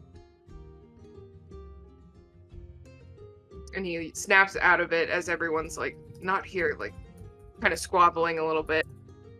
And he breaks through the group and excuse me, Mr. Emo? Yee, what can I do for you? Sorry. Emo. Sorry, I'm laughing at the fact you called him emo. He takes it in stride. Emo. I almost said Elmo at one point. So. Elmo. You wear black Elmo. liner and skinny jeans. Doesn't translate well in Infernal. Do you know what this is? You're holding up the star for him to look at? Mm-hmm. So he's just like, oh, well, what's this? Let's take a look. And he leans in to examine it, and as he does, his eyes are kind of like slowly widen. He's just like, do you mind if I hold this, get closer look real quick? I promise I will be careful as can be with it. Sure. And he very gently takes it between two claws, and like, you watch as he actually reaches over onto like a table, like pulls something out from underneath some stuff on a table nearby, and he plonks it down on his head. It's a pair of like goggles basically that have like the little lenses, like the magnification lenses. And he starts examining it, and he's just like, oh my gosh, golly, where'd you manage to find one of these? In an alley? That is a real odd place for one to be, but hey, I will not look fortune in the face. Or I will not look good fortune in the face. I mean, so someone was probably trying to keep it safe. I only seen one of these before. This is a star. Like, it's a star. I'm not really well versed in the histories of magic and stuff, but sometimes that happens where, like, instead of just it's a chunk of moon rock or whatever, something will kind of be more, I guess, the essence of a star and kind of stay that way when it falls. Real magic-like, but I've seen a long time ago, I saw something similar to this, which I think is maybe what this is. It was something called a sentinel star. What do you mean by sentinel? It was what it was called. It was some sort of like magic item. Oh gosh, how did they use that thing again? But basically, he goes, I mean, I only like heard tale of it. I wasn't there personally, so I don't have like all the details or anything. But from what I know of how it worked, basically it could, I don't know, weird time space shenanigans, I guess. Where I guess it made it so that you could act like whatever was next to the star was right next to you. Somebody used it in a battle or something one time, from what I heard.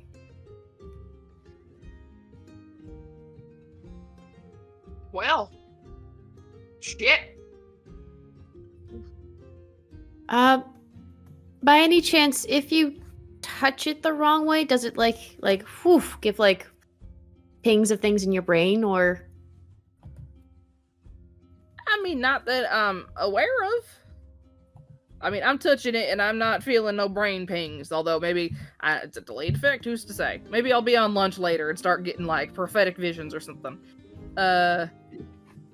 Your guess is good as mine. I just know it's shiny and sparkly and pretty. Which, I mean, good, fine, and he will hand it back to you. I'm not feeling no brain pings is my new favorite line. Yeah. Thorn would kind of like bite her lip and kind of like step back. It's like, okay, and just kind of look off a little bit. Why do I want a sticker of "I'm not feeling no brain pings now" of just a dragon with like a tinfoil hat? Yes, another launch idea. I'd like to make an insight check on Thorn. Go ahead. I put it I in can- quotes. I will say, Nice. now that you're holding it again, now that you like know this thing is magic and you're just holding it in your hands, you do feel that buzz kind of under your skin now of like item that wants to be. I'm trying to wait 1 sec. I'm double checking to see if it does this. Yeah, of like item that wants to be attuned. I see. Interesting. Okay. Like kind of that like almost like when there's like static over an object and you can kind of put your hand near it and Yes. you'll feel kind of the pushback of the static, almost that, like you can feel the push, like this magical force of like you're not linked up to me yet. Interesting. I mean, you can roll insight. I rolled a deception if that's okay, or if you don't want them to, but don't want me to have 18. deception. 18. Okay. Am I allowed to use deception for this one? Yeah. Oh, okay. I rolled. I had a natural 18 plus a 3, so a 21. Oh damn. Oof. She seems Well- fine. Unless anybody else wants to roll insight. I'll try. Not Cassandra. Guidance. She's not paying attention. Ooh. Holy cow. Best roll of the night. With guidance. With guidance, so okay. Thank you. I want to know. Stiff has no idea. He's just looking at this star, being like, "Holy shit, this is a Yeah. star! Yeah. Webby on the other is like, what is Thorn thinking? What's the secret?" Yeah. I think I got it. So I had a 17 on the die, +2, +4. So what's that? 23? Yes? 7 is 19, then plus 19. No, hold on. So 17 plus 2 is 19, It's and then 19. plus 4 is the 23. Yeah. Yeah, Yeah. 23. Nice. All right. Yay, That certainly thank beats my you. 21 Finger deception. math. Finger math. Finger Uh, math. Anjeli, I think we get the sense that Thorn has a look on her face, but you remember her having that same look on her face after she had touched the star from before. And it's like pondering. Again, it's only 2. I don't know how much I can give. Yeah. Yeah. Anjeli will clock that and just look over at Thorn and kind of cock her head to the side.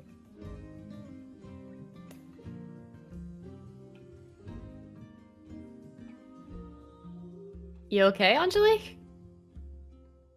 I could ask you the same. I'm fine. All right. Just imagine you say that and Anjali's eyes just narrow. Oh yeah. They do. The anime. Says Thorn. Let's go. But yeah. But Thorn is not Thorn's not saying anything. Her right now. Anybody else looking for jewelry? No, I'm good. I think I Well- have what I need. Or Well, thank you very much. And I turned to the dragon. Yeah, no problem at all. I'm glad I could help. yeah, thank you very Real- much, Emo. So go ahead, sorry. It was real nice to meet you. Sorry I was so stiff. Ha ha ha. He just lets out this booming laugh. Yes. Hey, the dragon laugh. Achievement unlocked. That's going in the journal. Yeah. Today I made a gold dragon laugh. Put it in my notes. Stiff made the dragon laugh. Laugh. Victory! Da, da, da, da, da, da. Well, how are we feeling? Do we want to set out today, or do we want to take a night to sleep on it? we should take a night. would I actually agree. Yes. I agree. Where's the best inn around here? Or is it that same tavern, the Lucky Spoon? Or Are you asking Yimo this? yeah, I'll ask you about this. What is the best place to like rest for the night? Sorry, we're just passing through, so we don't really know. Oh, no problem much. at all. Yimo checks his notes. Pull out his contact book. No. Yep. No. Black book. No. Let me Yelp it real quick. Yes. Ah! Yeah. Oh, well, that's My definitely, Yelp reviews. well, that'd be definitely the Lucky Clover here in town. All right. That's the one we were at before. Oh, well, good on you. Like, you know what I mean, then. It's a real nice place, honestly. Yes, it is. Well, if you ever need anything else, or you need to commission anything, or if you just want to hang out, I'm always here. Well, you'll be a hard one to forget. I'll take that as the best sort of compliment.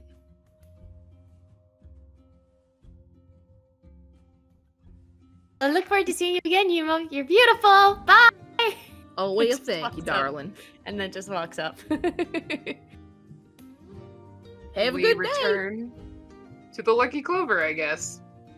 The Lucky Clover, that's what it is. Not the Lucky Spoon. What was I thinking? The Lucky Spoon. I like that The one Lucky more. Spoon. I like the Lucky Spoon. I love it. I think I was thinking of the Rustic Spoon, which is an actual restaurant over in Los Angeles. So I was like, Nice. mixing that. This is the same sort of mix-up that leads to tavern titles like the Leaky Nip. Yes. The case of Ew, Cricket. no. title. No. AKA them accidentally combining like the leaky tap or whatever with the You're going to frost- the leak. like, You're the either the frosted leaky nip. or the We're leaky going to the leaky Where nip. are you going? Oh, goodness gracious. Oh, jeez. Good But stuff. yes, we leave. Cassandra leaves very happily.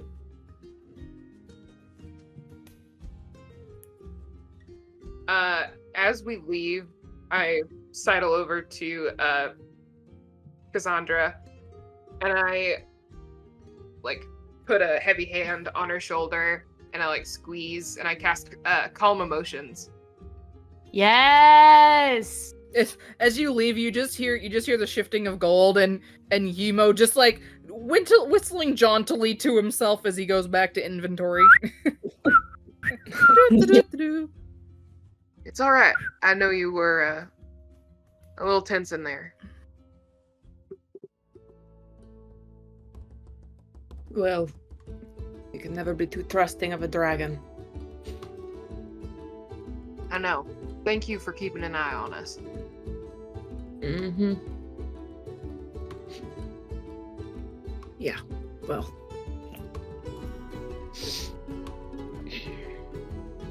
Let's She's get a just drink. quiet. Was that all said out loud at all? Or were you whispering?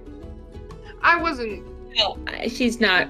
I don't think it's out loud. She's not really caring if anybody hears. You can never be too. I love this. You can never be too careful around a dragon. You say, glaring at the most golden retriever dragon in existence. Exactly. Yeah. Yeah. Well. Yeah. Well. I think if it's okay, Thorn might hear this, but she doesn't say anything, but just keeps her gaze straight ahead as they go to the. Now I want to say the Lucky Spoon. It's not the Lucky Spoon. It's the Lucky Clover. Sorry. Could be the Lucky Spoon, do you? No, it's the Lucky Clover. But yes. Oh, it's in a radius. I forgot Calm Emotions was a radius. So it's just Everyone's all of real this. vibe. Suddenly everybody is calm. Yep. Thorn Wait. would have been way ahead. Like she was the first one out. So Welcome I don't to know the if she House would be in of the Vibes. radius. Sandra was Ashley, I think, is kind of keeping in the middle just to make sure she doesn't lose track of Thorn again. Yeah. Thorn is way up ahead, so she gets no vibes. No vibe. Cassandra gets a good view of the back of the armor. All right. Well, I'm tuckered. I need a Tuck it drink. out. I think his Yeah. name was Stiff. Not Tucker. I think Stiff has to like take a lap for that one. He's kind of like, oh boy. He's just like muttering to himself. Just I walked right into it. God damn it. This was pretty good. But yeah, we head over to the Lucky Clover. Yay, you did it. Do we see Timothy there? Oh yeah. Oh, Oh no. Yes. You do. Oh, Oh Yes. no. poor Oh Webby. yes. This I game. love it when Left people and right. Not poor Webby. Poor Stiff. Webby's like, yes. Stiff is like, no. Yeah. Stiff is like, oh my god, there's so many Yes, people. For a moment, you think he's not there, and then you see him like emerge from like for a moment. You look over at the bar. It's like, oh, he's not there. Okay, I'm safe. And then he emerges from the kitchen with like another with just this giant barrel of what you assume is wine or mead or something, just thrown over his shoulder with one arm. That he then will kind of slot into like this wall area and like basically stab a spigot into. Spigot, and then has the wine flowing. Just like seemingly without a care in the world. As soon as go in, Thorn sees us, he's like, "Hi, Timothy, nice to see you again," and we'll just go over. Boy. He'll glance over at you and give you like a nod. Like a welcome back. We didn't get rooms when we were here, did we? We just got food. And No. drinks. Yeah. Yeah. Timothy, do you by chance have rooms here? Oh, wait. As I try to find the lower register of my voice. Yeah, of course we do. Got a whole second and third floor full of them. Any preferences? You all, how many we're thinking? We all want to be next to each other, or? I mean, I'm I'm, okay cool with with whatever sharing. everybody else wants. Yeah, I'm cool with sharing. Sure. I had sisters my whole life, so this ain't nothing new. It's been nice. Just the one. Anjeli just kind of gives a little sideways glance at that and just smiles. Okay, so we going 1 room, 2 rooms, 1 room, multiple beds, 1 big bed. What are we thinking? Chelsea, the one big bed, looks One at big Anjeli bed. and One big bed. Cassandra, but that's just Chelsea. That's not Thorn. It's like, Do you have a Oh, the room? one bed trope. Do you have a one room with 4 beds, or 2 rooms with 2 beds, whatever's available? I definitely have 2 rooms with 2 beds. I have 1 room with pretty decently large 2 beds. If y'all want to share. 2 is about as much as we go because, you know, you gotta have like room for other furniture and stuff. But I can definitely see if we have any of our queen or king size pair rooms up.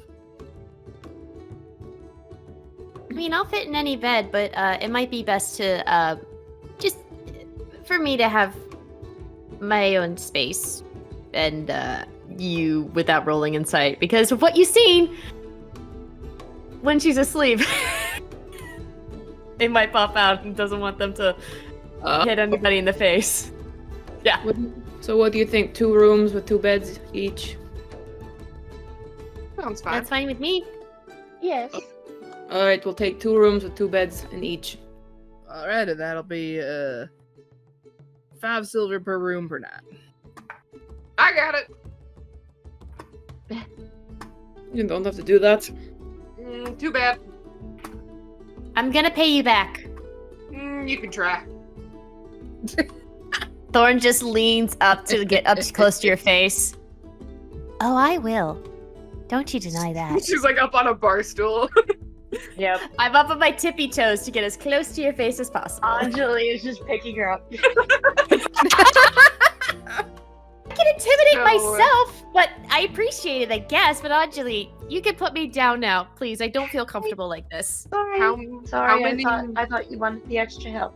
No, I I'm appreciate that, but just sorry. I apologize. He just- I should not He have just gotten mad watches at you you. guys. He just watches you guys duking it out face to face, and he just leans over to Cassandra. It's like watching two deer fight, locking horns.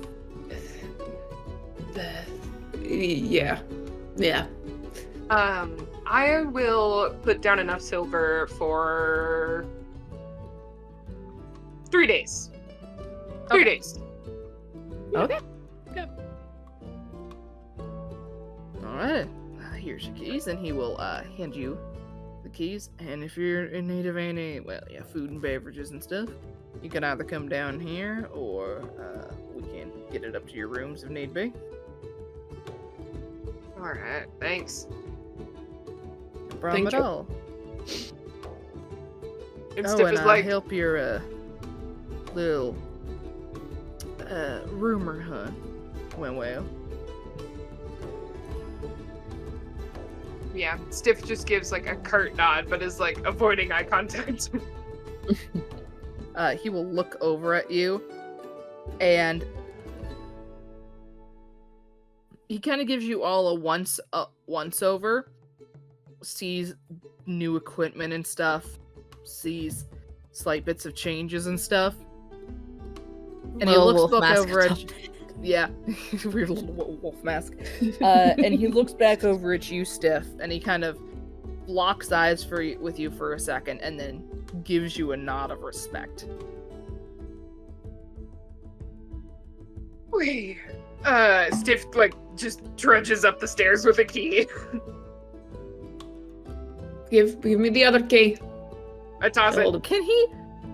You know what? Can I roll insight to see what sort of what's Stiff feeling? Okay, sure. Are you trying to hide any of these emotions, or? I don't think I've ever seen the DM go like, "What? What are you thinking, player?" What are you thinking? What are you thinking, indeed? Reverse Thank you. insight check is pretty great. When the world questions you. Yep. Okay, I have rolled decent. I will not tell you what I rolled, but I rolled pretty good. Okay. Stiff has met a lot of people today, and it's just he's done interacting for the day. It's not that he is like angry or anything. He's just very nervous and wants to go sit down somewhere that is not around people. You're just Is- There's tired. no spoons. Social battery is at a The spoons are gone. The spoons of The spoons are in, Yeah. the spoons are in the dishwasher. Like Yes. No more they are spoons. in dirty in the Negative sink. spoons. Yep. Yeah. Can he get any impression of like your opinion towards him? Oh. Oh. I'm just like Oh. he picks up like, oh, he's long day. Does he pick up anything other than that? He's a little nervous, a little like coyly nervous.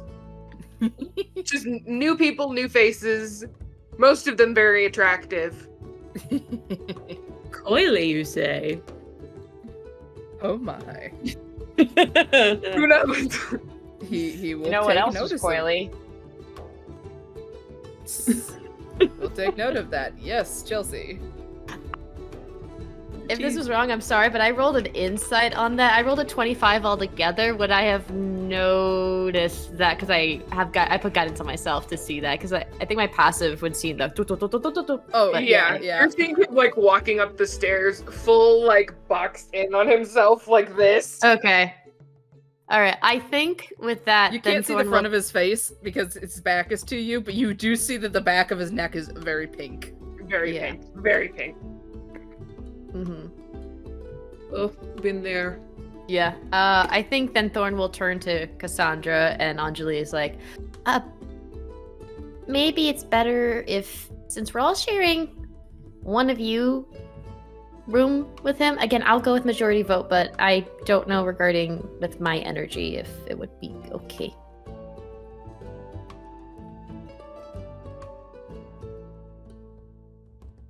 I mean, I don't know. I don't know what he's comfortable with. I'll go with him again. Or I what? was going to say that you've been with them the longest. I would say maybe the more comfortable with your company. As comfortable as one can be in my company, I guess. So, sure. Not that I don't mean to put you on the spot. No, that's fine by me. I didn't mean to either. I know my energy can be I sleep. all that. I sleep in the woods, on roads, on dirt, on whatever. So I don't really care where I sleep. Same. Doesn't matter to me. I'm familiar with that as well. So that's fine. All right.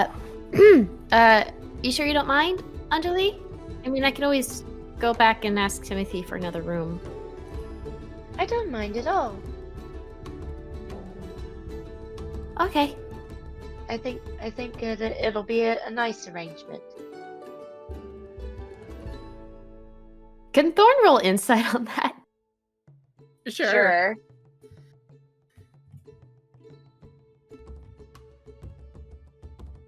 19.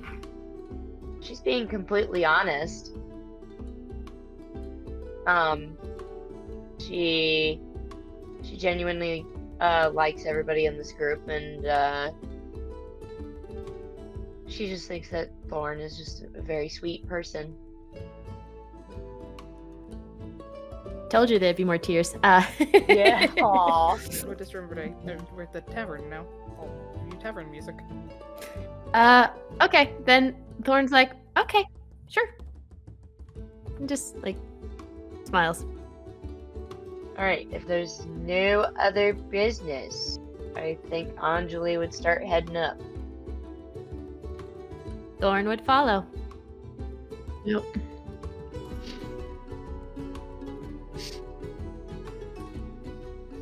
Cassandra's gonna get 2 plates of food and a drink for herself, and then I can't remember. Does Stiff drink? You don't know. She'll get 2 ales and 2 plates of just food that she can carry up with her. They got like a variety of things. They've got there's pies. There's various stews and things. There's like a meatball stew. They've got like sandwiches and different things. So like whatever you feel like. Gosh, I'm hungry again. Now I'm also hungry.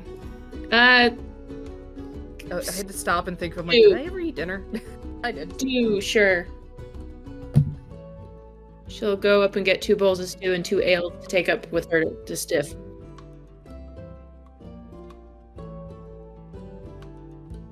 Okay, you get food. I will say it costs like a silver. Yeah, cool. You come into the room and Stiff is sat on the bed facing towards a window, but his shield and his shovel are laid up against the wall, and his head's just in his hands. Sandra's gonna come in, see that, not say anything, shut the door. Is there like a table or something nearby?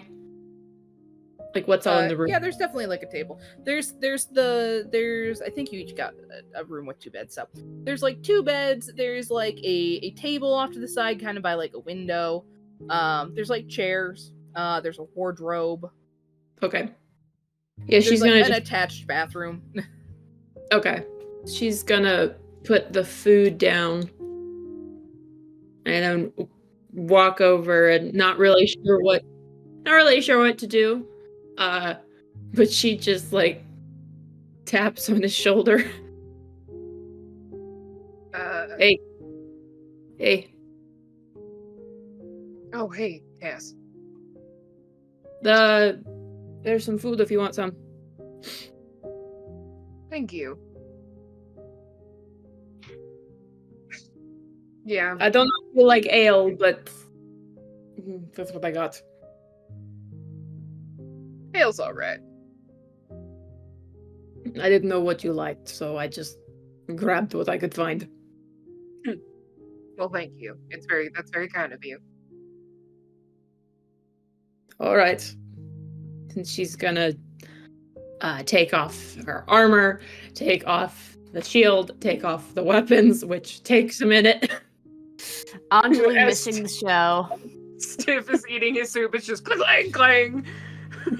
Clang, clang, clang. And she does this in full view of Stiff. Like, she doesn't care if his back is turned. She's just like, I don't give a shit. And she just starts, like, totally... She's basically down to her tunic. Yeah. I imagine he took the bed, like, closest to the window, so he's respectfully facing away. Yeah. And, yeah, she just gets down to her tunic, and it's like she's lost 100 pounds. Yeah. Quite Uh, literally. But, Oh wait, no. yeah, quite literally. Yeah, and then she's gonna sit at a chair and start eating at her food. Eventually, he grabs his bowl of stew and lights a candle, setting it on the windowsill. And he just eats as he, like, watches the candle. And occasionally he stops and is, like, maybe looking out of the window, maybe looking into the flame, you're not quite sure. Give me a perception check real quick. Stiff? Ooh, okay. Oh. I think it's gonna be me. That's an 18. 18. You, like, looking off into the city, like, you're looking, where the elevation of this tavern is, it's a bit higher. The city almost slants a little bit, like it's almost built uphill in sections. There's almost like tiers to it. But you're like looking out kind of across the city, and in the distance, you see this kind of cliff area that kind of rises up above the rest of the forest, or the rest of the garden. Kind of like, it's like the highest point of the city. And you actually see what looks like there's probably like a large lake or something, maybe, up on a plateau that then pours down in a waterfall to form a river that kind of ends up kind of splintering out into, or spidering out across into small kind of canals and streams across the city. And looking at that waterfall, you see, you like squint and you're like, am I seeing what I think I'm seeing? At first you think it's just, oh, it's pouring down around rocks, but you eventually realize it's a massive statue. You can't tell what it is from this distance. It appears to be roughly humanoid, at least. But you realize it's not just like natural rock formation. It's like an actual statue that it seems to be coming down around. Whoa.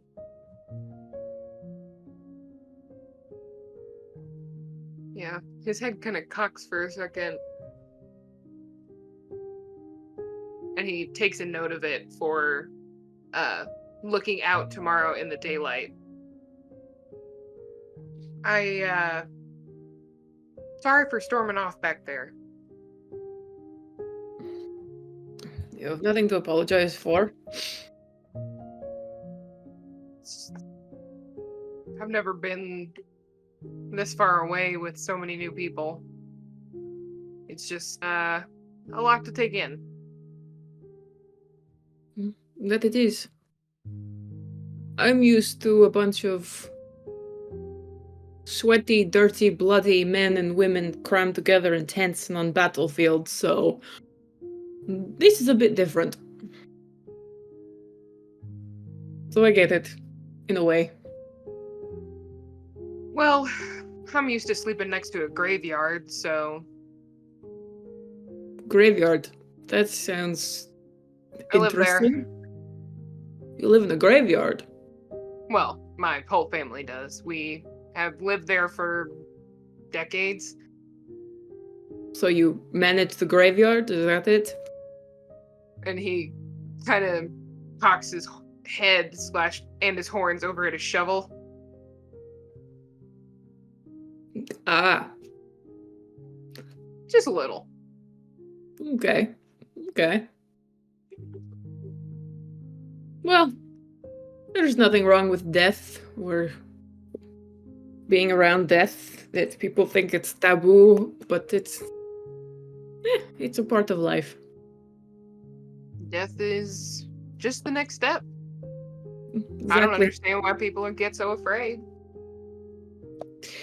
I don't either. Especially if you go out in the blaze of glory or fighting for what you believe in. Not so bad. Yeah. In a way, our two stories kind of cycle each other. Or at least it does in my faith. Warriors often come to my goddess, Saint Winifred Shallow, and they lay down their arms in hopes of a peaceful life.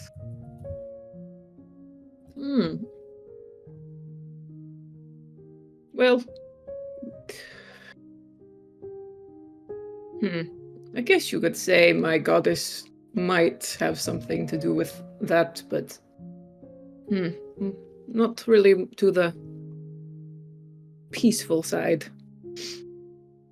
Hold on, I'm Googling something to make sure I got this right.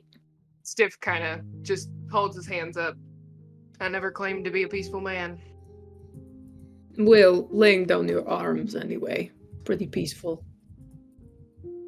My goddess, Nike. She's the goddess of victory. So, you know, battles. Battles, war.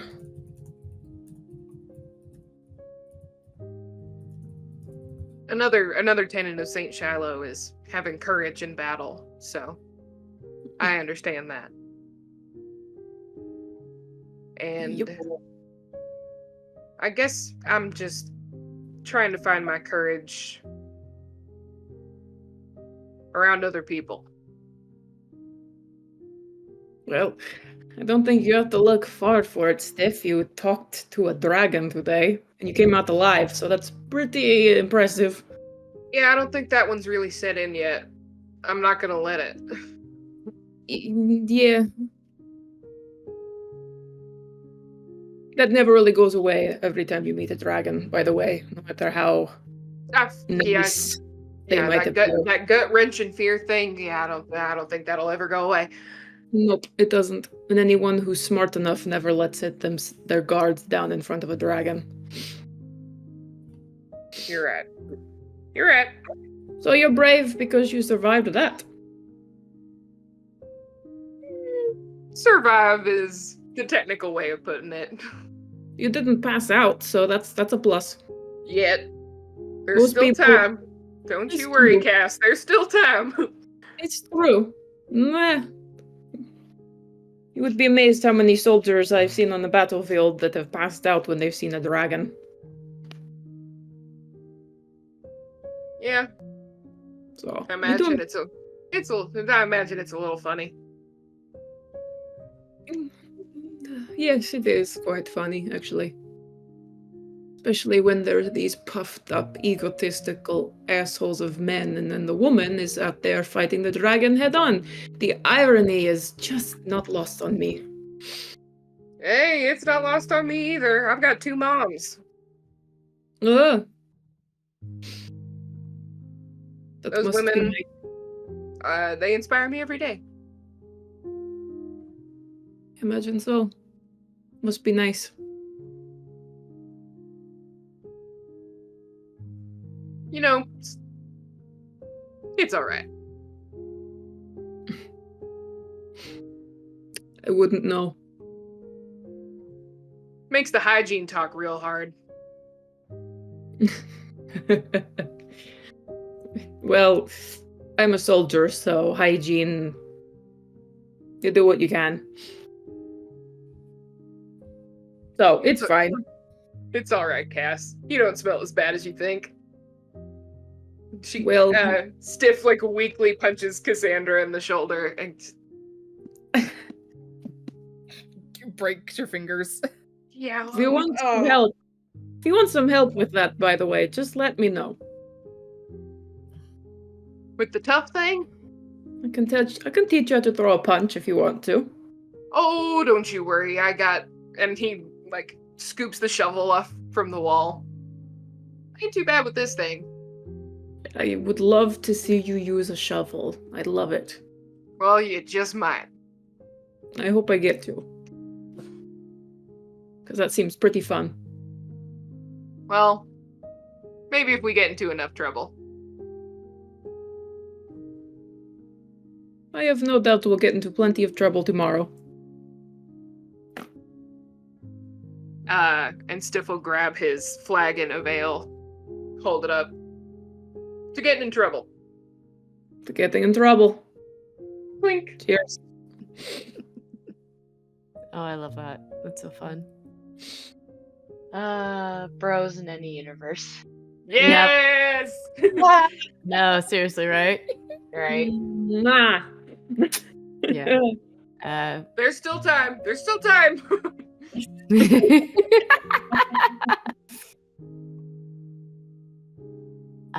But yeah, I think that's probably it, maybe, for the evening for them.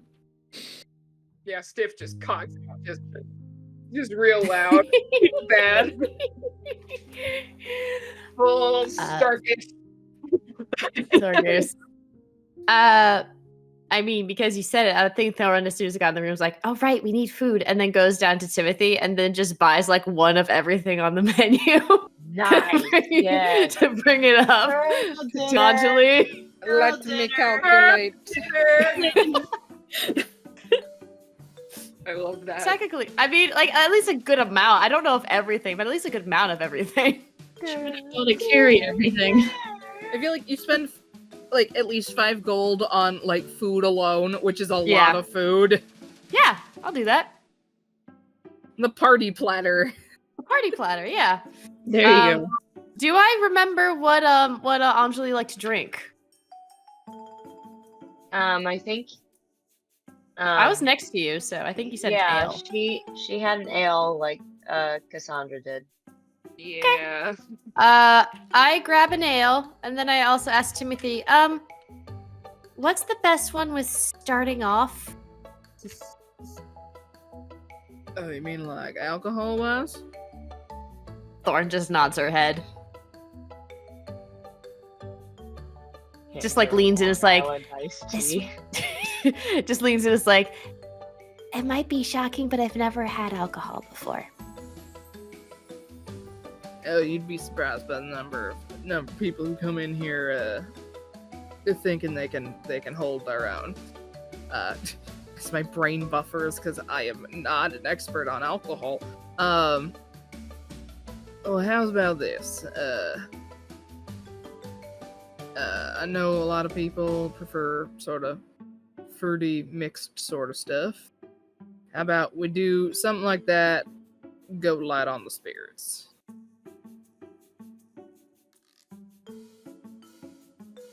wait, why is my mic not picking me up? Nah, close I enough. trust you. So he will turn and start grabbing, like there's like big barrels of wine and stuff on the wall behind him. There's also like rows of, very much like bartender station, rows of different sort of liqueurs and alcohols and whiskeys and different things. And he will grab a couple of them and start mixing some stuff together.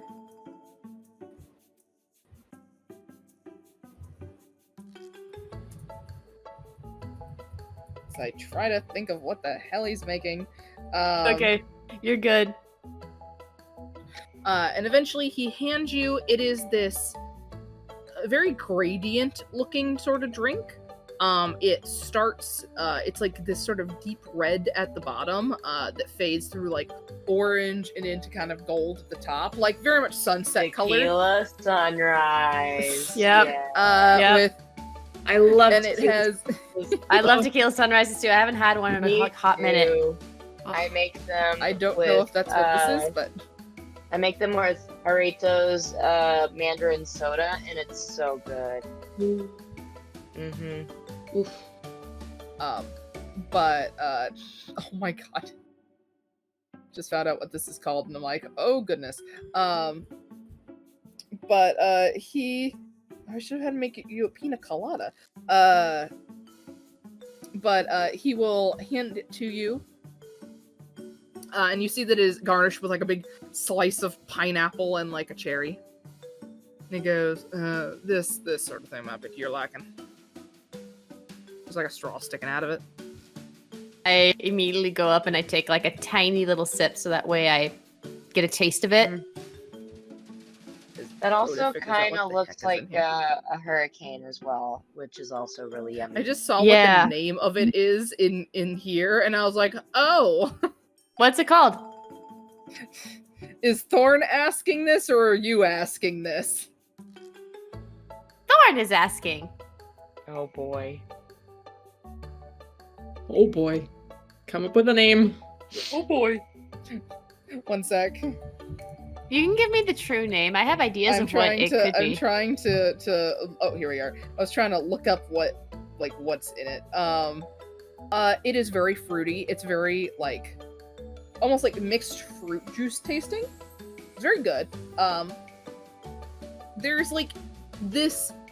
It has a slightly weird aftertaste that you're like, maybe that's the alcohol. It's not bad. It's just a little unexpected. It's pretty faint, so you have the feeling like there probably isn't much alcohol in this at all.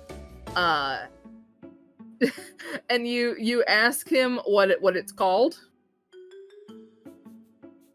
Mm-hmm. And he goes, oh, it's called a fruit sunrise. Nice. You could roll insight on that if you'd like. Sure. Oh, and I will cast guidance on myself just because I can. Just I think things like kind of like steps and then starts like oh and feels like she got some on her lip and then wipes it off and that's how she casts guidance. A nat 20 plus 2 of guidance plus insight would be a nat 20 for a total of 26. Yes. So the instant that you like ask like, hey, what's it called? Oh, this is pretty good. What's it called? You see him get a little awkward for a sec, and he is absolutely lying through his teeth and came up with that name off the top of his head. It absolutely goes by something else.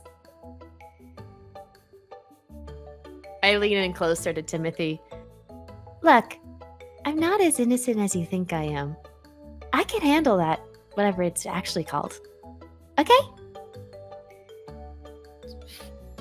He kind of gives you like a look. He's like, I'm not lying. It is pretty raunchy sounding. Are you sure about that? I message in his head. Just tell me the truth.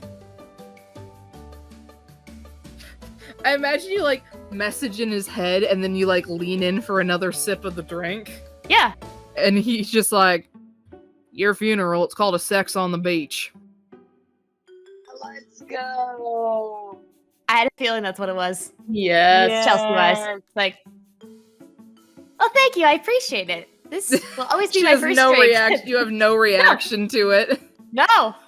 And he's like, fair enough. All right.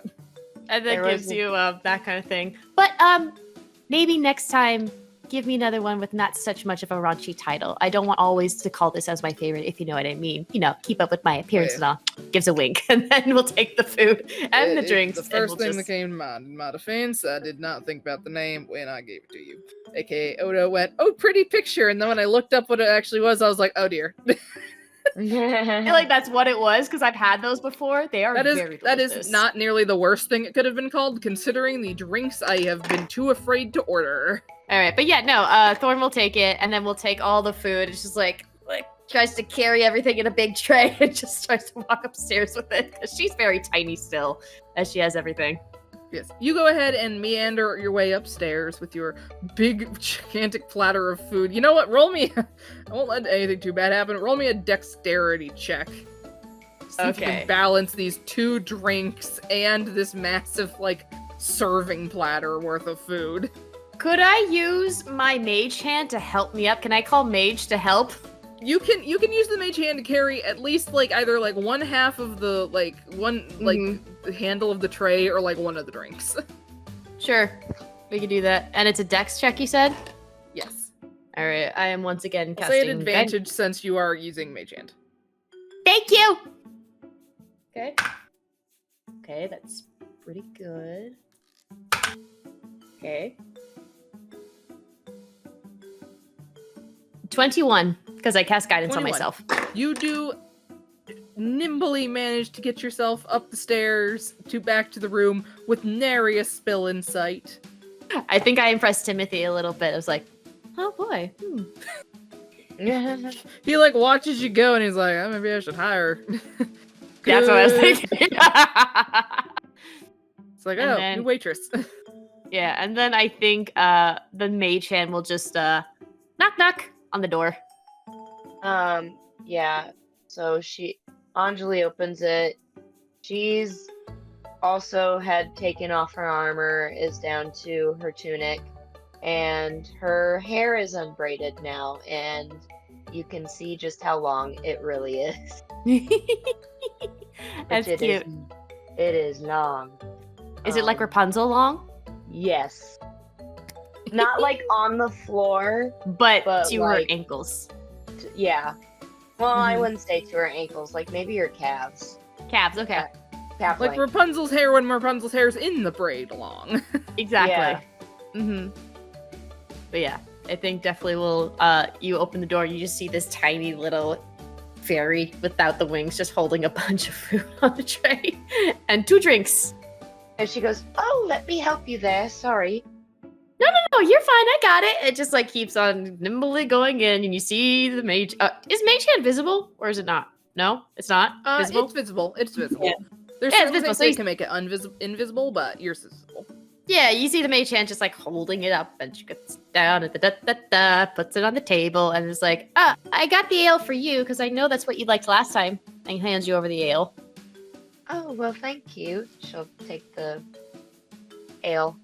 And then I grab my very free drink, and I'm like, to celebrate for a new friendship, I got my first drink. How wonderful. What did you get? Sex on the beach. And just starts drinking.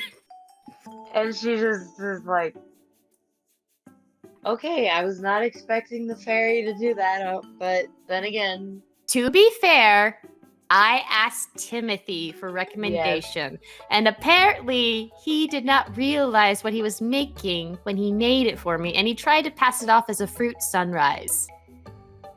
Do I really look as babyface as they think people think I am? And just is like starting to sip it. I don't believe it is much your face as it is your height.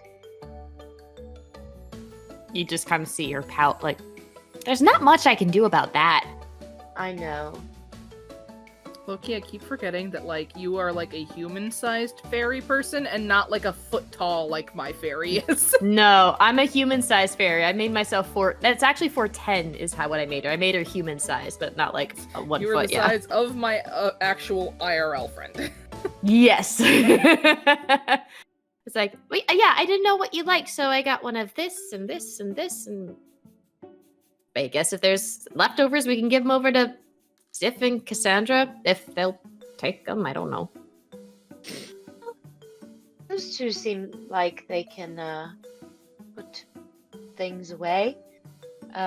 You know, especially battlefield, calories, and all the sort.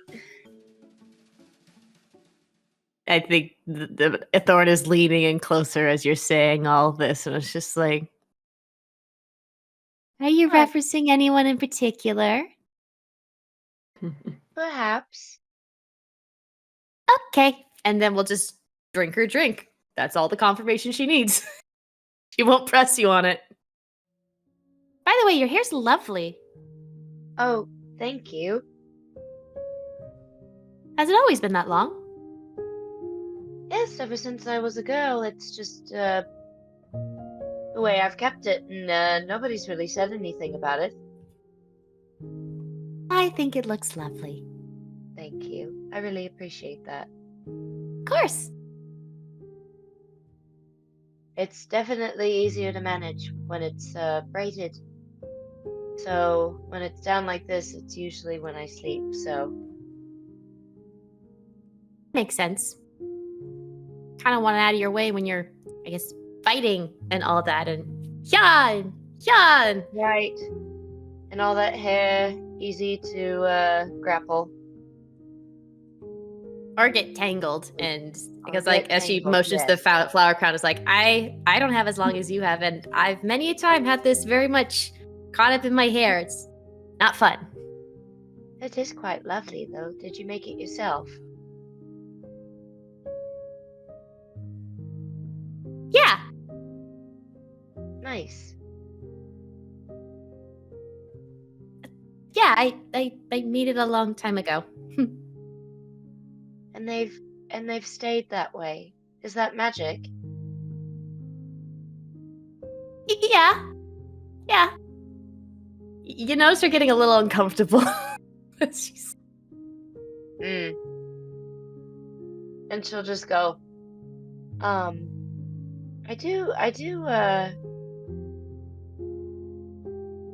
a bit of magic as well. Like, you know, I detected what was going on with that plant. But some of my other magic is more of the defensive, kind of like a weapon on its own. I have one in particular, called a smite. Oh, a smite. Is that one of those fancy things like Thorn would know what paladins are? Yeah, Thorn would know what paladins are. It's those things that like big soldiers like to thing and then magic explodes out of them, right? Yes. Oh, that's super cool. That's really cool.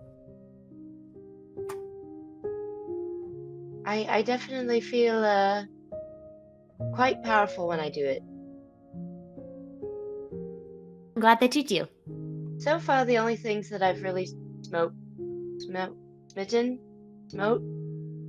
Smited? Smited? I think that's the were right terminology. I mean, I'm not exactly incredibly sure. large bugs. Oh, yeah, bugs. Bugs are not fun. They are not fun. Especially when they are incredibly large.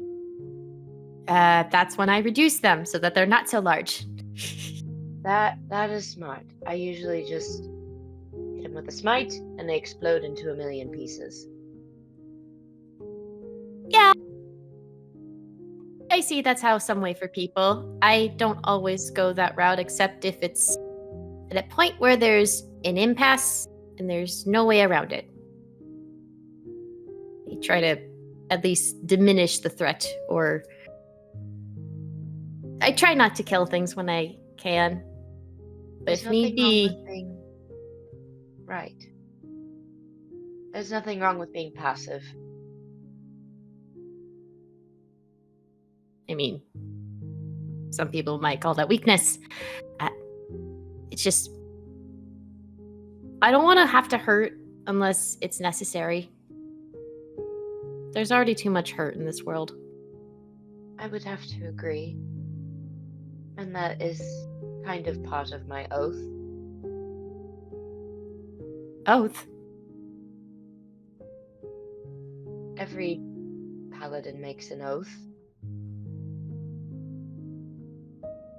Like you're bound to something, or? Bound, but more like you're obligated to complete some kind of quest, but it's not necessarily a quest that ends. So something that goes on forever.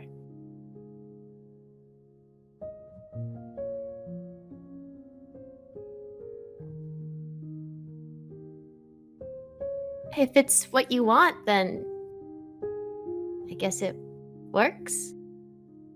Well, it helped me get out of a pretty tough situation in my life.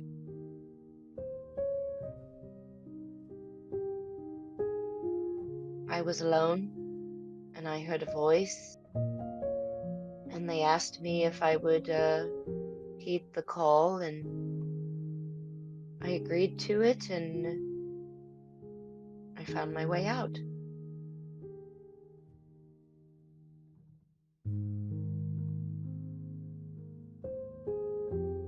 Sorry, trying to find the right words as lots downloading, processing in Thorn's brain right now. Well, I am happy that you are here and you are not in that place anymore. To want to get out, it sounds like a bad place. To some, it would seem like a dream. But, it was not my dream. Jane, you notice as you said the word dream, Thorn starts to not focus eye contact on you and is somewhat dissociating again.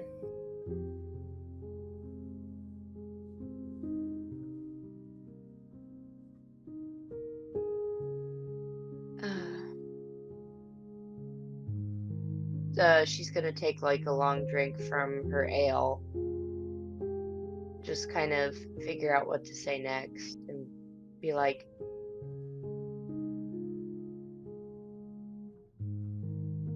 part of my oath is to help those who are like me. Ones who can't easily get it out like I did.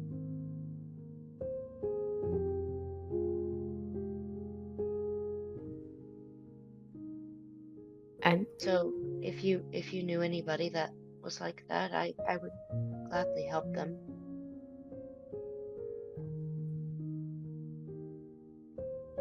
Anything for a friend.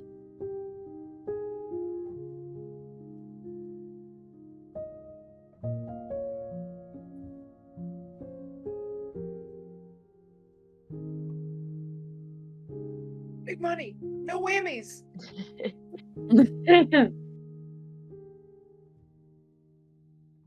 I unfortunately do not. But it's not fun being in a scary place. You can feel trapped and have no way out.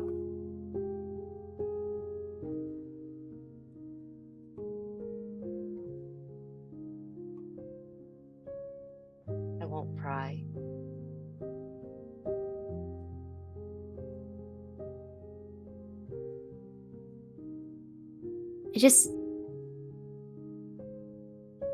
I don't know if I would have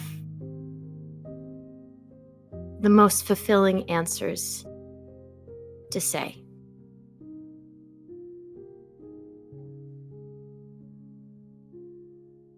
Well, what do you want to talk about? I'm willing to answer any questions you have about me. Maybe we don't have to delve into each other's past, but anything else? Chelsea could say so much.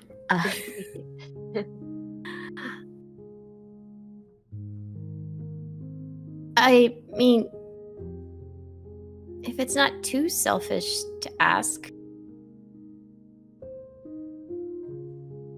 what are some good things you remember from your past?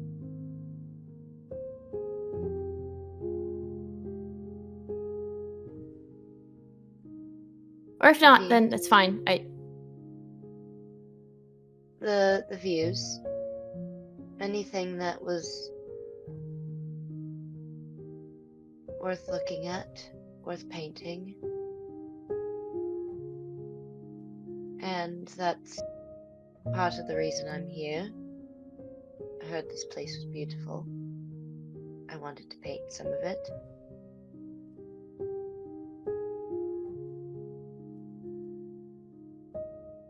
So you want to make a cool painting out of all of this after we figure out this whole thing?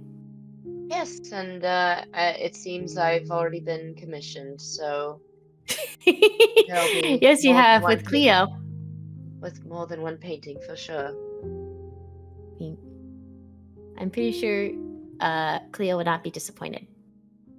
I haven't seen your work, but I can always tell when someone's a good egg or not. And you seem to be that. Along with the rest of the group. You're the good eggs out of this bunch.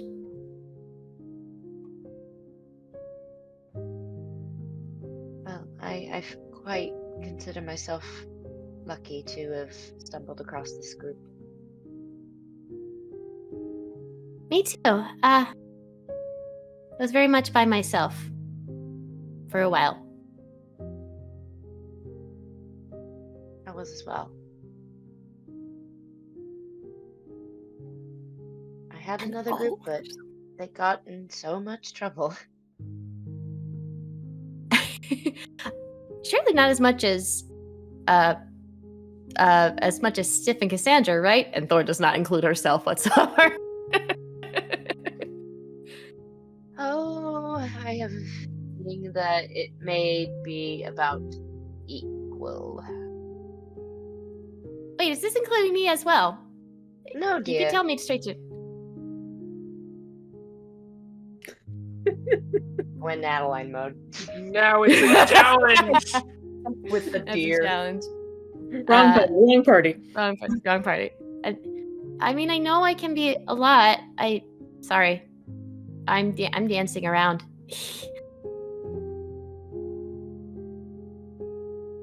Like, I'm having a moment when there's so much that Chelsea wants to say, Yeah. but I don't know if Thorn is there yet. I Yeah. don't know.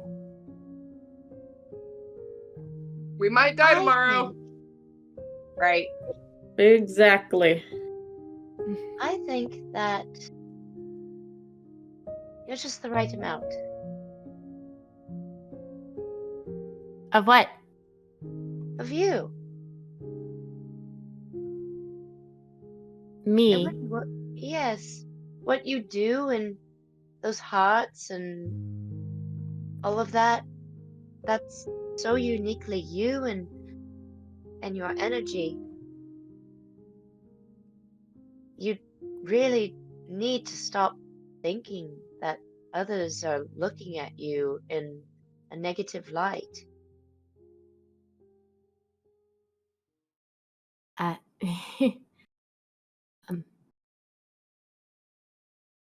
I mean, in a way, it's all I know.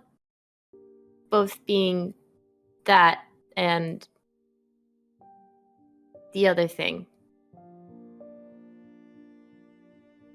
I know what it's like to have eyes on you, constantly judging you. I know what it is, or how it feels to make sure you calculate every move correctly, but being free from your own mind is probably the greatest luxury, because we find ourselves often trapped there more than any other prison.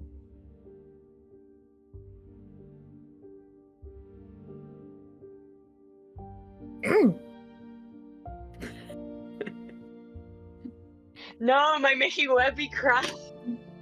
Webby! I'm sorry! Look away! You don't see me! You don't see me! Kodak is here! What? What? You don't see me. You don't see me. You don't see me. Yeah, Yeah, you would see Thorn react to the words trapped in your own mind, free from your own mind, and she's getting a little fidgety. Sorry. I wouldn't exactly say no. I wouldn't exactly say I'm free. Much as if I don't know.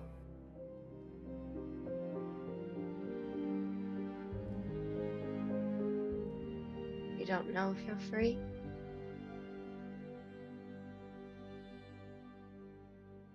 I mean, it's not always, but I still hear the voices. Taunting. The crude remarks. I actually felt them a little bit today at the shop. Because, I mean, you deserve it, it's yours, but I was looking at that brush, but I could see how much you wanted it, and I started feeling guilty for wanting something, though it belonged to you, and then I got reminded of something I didn't want to remember.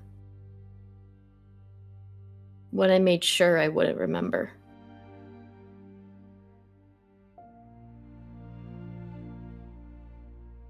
Well, you really should have spoken up. I'm not reprimanding you. I feel like I wasn't really considering everyone's feelings. You did? I stepped away so you wouldn't know.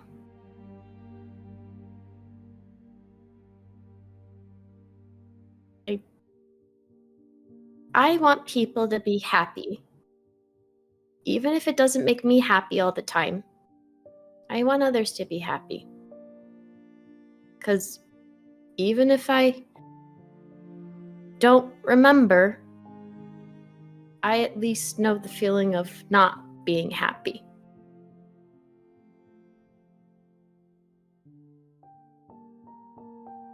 Person that you should make happy the most is yourself.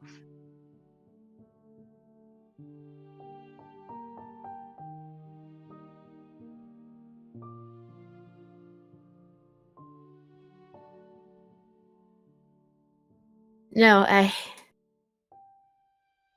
I'm better at making others happy than myself. Because it's oh, Webby. I'm so sorry. I'm not Didn't there. know we were getting to this today. I know. Yeah, my goodness. I didn't mean to make anyone else cry. Fuck. I love Dungeons and Dragons. Not to bring up an emotion, not to bring up a quote from Kodak. I used my bonus action to cry. I used my bonus action to cry. Yes. I'm better at making others happy because when I tried to make myself happy, I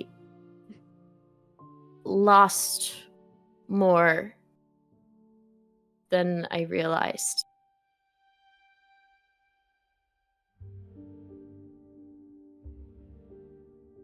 I'm not making any Well, sense, aren't I? No, you are. Because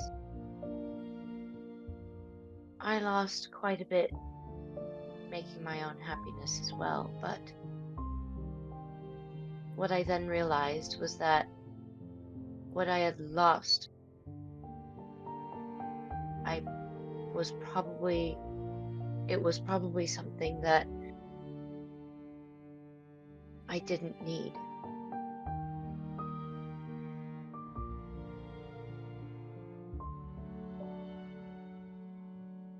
Well, that's the thing. I don't know if what I lost was what I needed or what I just wanted. Because I don't know if I needed or wanted my past.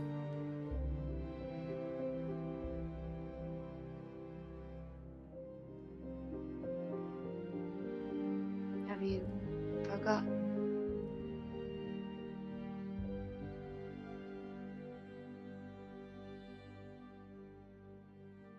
All I can recall is a few months ago. And I was just wandering around. Something happened that made me want to forget. And recently the thought of trying to remember has crept back up, but then every once in a while I get the voices, the nightmares. So I don't know if it's worth remembering. If it's worth a wish for it.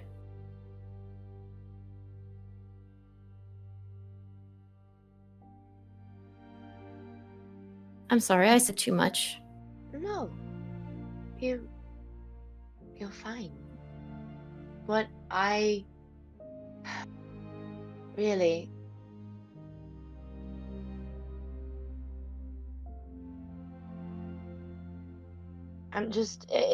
I'm like you now, where I don't really have much else to say on that. The decision is yours if you want your past, or if you want to just move forward and go on with your life without knowing of that. I know of some people who would absolutely wish to not remember the past.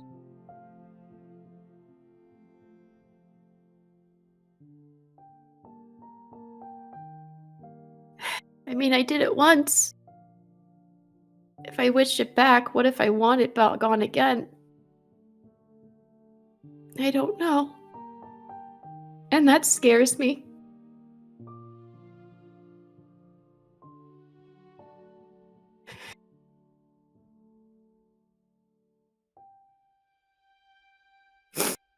And you have every right to be afraid. Because the true thing that everyone fears is the unknown.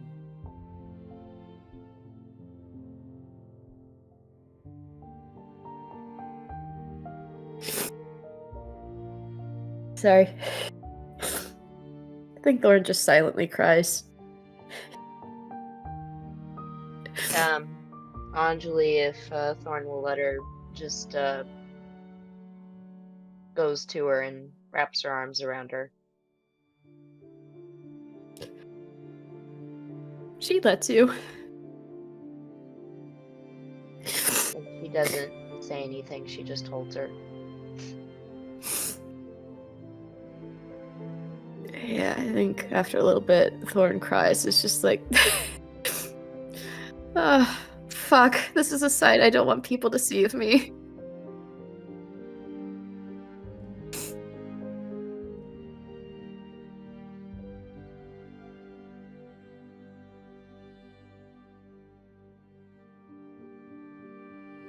There's many sides to all of us.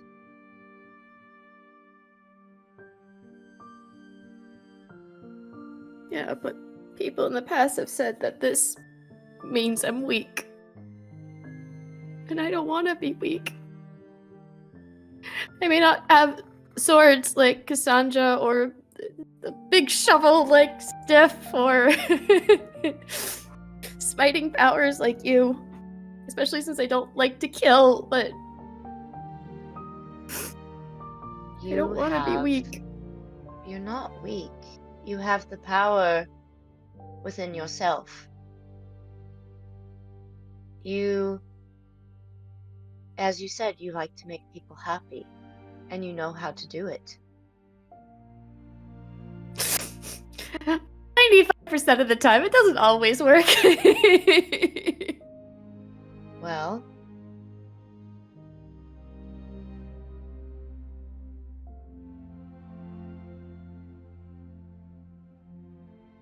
That's what you have us for. Take care of the rest.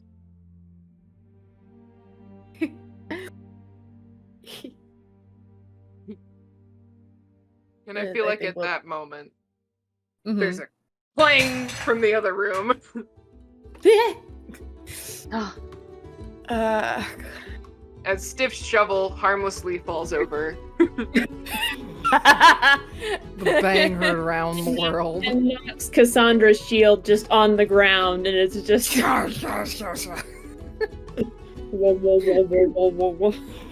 Yeah, you hear just, oh, shut up, and he grabs the shovel. Was that the right shield? Was it bad Should that we put we- those two together?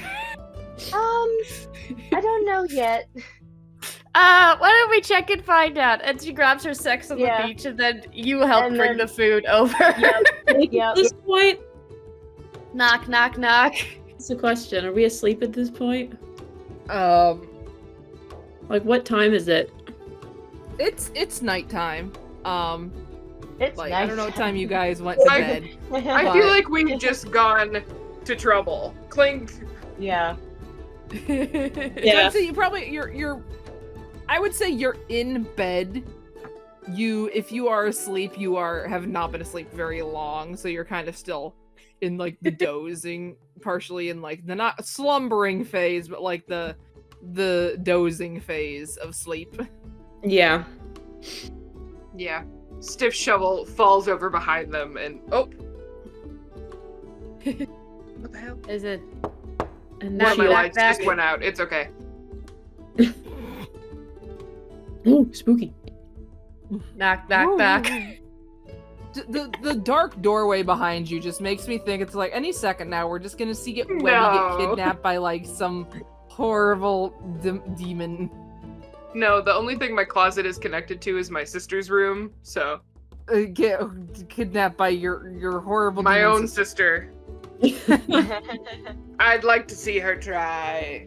The betrayal's Sarah coming has from a- inside the house. Sarah's got a doorway, a kind of a darkened doorway behind her as well. Yeah. One of these days, I'm just imagining Sarah's door just. Oh, why would you say that? I'm sorry. We were all No, making it. I live alone. Why would you say that? I'm sorry. It's not gonna happen. I'm kidding. Listen, you've recorded I'm thousands kidding. of times before, and it's never happened. I'm kidding. Anyways, Thorn knocks on the door. It's like, Yeah. we have I'm too much indecent. food. Can you help us? Sorry. What? Knee-jerk response. What? Cassandra says, like, half asleep. What? Hello. We have extra food. Can you help us, please? Bring it in. Oh, Opens it, and then you Midnight see just a snack. big platter of food that we haven't even touched yet. Jeez Oh my God. Louise. We've been busy crying. Don't you? Please don't say that. All out you've loud. done is drank and cry. No, Did no, you- I'm not saying that out No, loud. no. Did you order enough for Cassandra's battalion? Jeez, what happened? Everything, okay? I figured I mean, it everybody looks would need great. food. Please help yourself. Take what you want. Midnight And just snack? like drinks a drink, and then drinks her drink. You notice that she has a drink in her hands. Has all the food, and then like, I won't disturb you too long, but just wanted to share the food. To your new friends, and holds out her drink Two to new proudly show friends. to Stiff and Cassandra. Cassandra, like, just is, like, half asleep, but she kind of wakes up. She's like, puts her thumbs up because her drink's already gone. Two friends. Yeah. If The she friends. ever opens her eyes, she can see a dressed down Anjeli with her hair completely down. I hold up a corpse reviver does. from the table and I go, cheers! Years. And then I like to Stiff. By the way, Stiff, have you ever had sex on the beach before? A what? It's this. Stiff spits out the corpse reviver. I thought you were talking about something completely different. And That. Oh, it's in my nose. It's real bad. Oh, it's real Oh, bad. I'm okay. I'm so sorry. I'm so sorry. I'm so sorry. It just tries to help you, Sif. There's a lot of different answers to that question. Whew. I'm awake now. Anjeli's head is just spinning. As you now notice Cassandra in her tunic, and her hair's not down, it's still in a braid, but she's just in a tunic. I don't know why, I'm just imagining Cassandra still laying in bed and Anjeli's just sitting next to the bed feeding her snacks. Yes. Yeah. One What do snack you- for me, one snack for Which you, one do you snack want? for me. I'll feed it to you. Yeah. Stiff has like babushka'd himself in a blanket to like come over and get snacks. Yeah. And I am telling Sif, would you believe this is my first drink ever? Yes. No. I wasn't asking you, Cassandra, but you're right. No, but probably for the same reason. Yes, because my first drink was that pretty too. Oh, so you've had a sex on the beach before. Yes, and yes. Stiff just giggles. I'm not going to ask about the other one because I don't want my mind to go there. My mind's been all over the place too much in one day. Okay. Anjeli's mind does go there, and she's just pink. I'm not, Anjeli. I'm not Anjeli. drunk enough for that story. No. Huh? Oh, I don't think I've eaten anything yet. Oh goodness. Okay, you need to eat now. Come on. And then Thorn will just grab something and hand it to you and put it towards your mouth so you eat. Yep. And she'll just eat it. And yeah, even though we're inseparable, we ended up together in one room, eating and drinking. Right. Yep. And as drinks and food and merriment is had and stories are swapped, the camera pulls out as we fade into the night, pausing only a moment on a flower box outside the window, the corner edge of it, of which we see a beautiful lily that slowly begins to wither. The leaves, the petals sort of curling in as it droops. And that's where we'll end for tonight, because it's like 1 a.m. and I have work and like I have to Yeah. get up for work in Go like to 6 hours, and I bed. still need to go, Go make to my bed. lunch. Yeah, me Go I to was too. like, bed. oh, we'll be done by 12. No, we were not. No, right, I'm we gotta- sorry. We got to that part and I was like, Yep. should I not?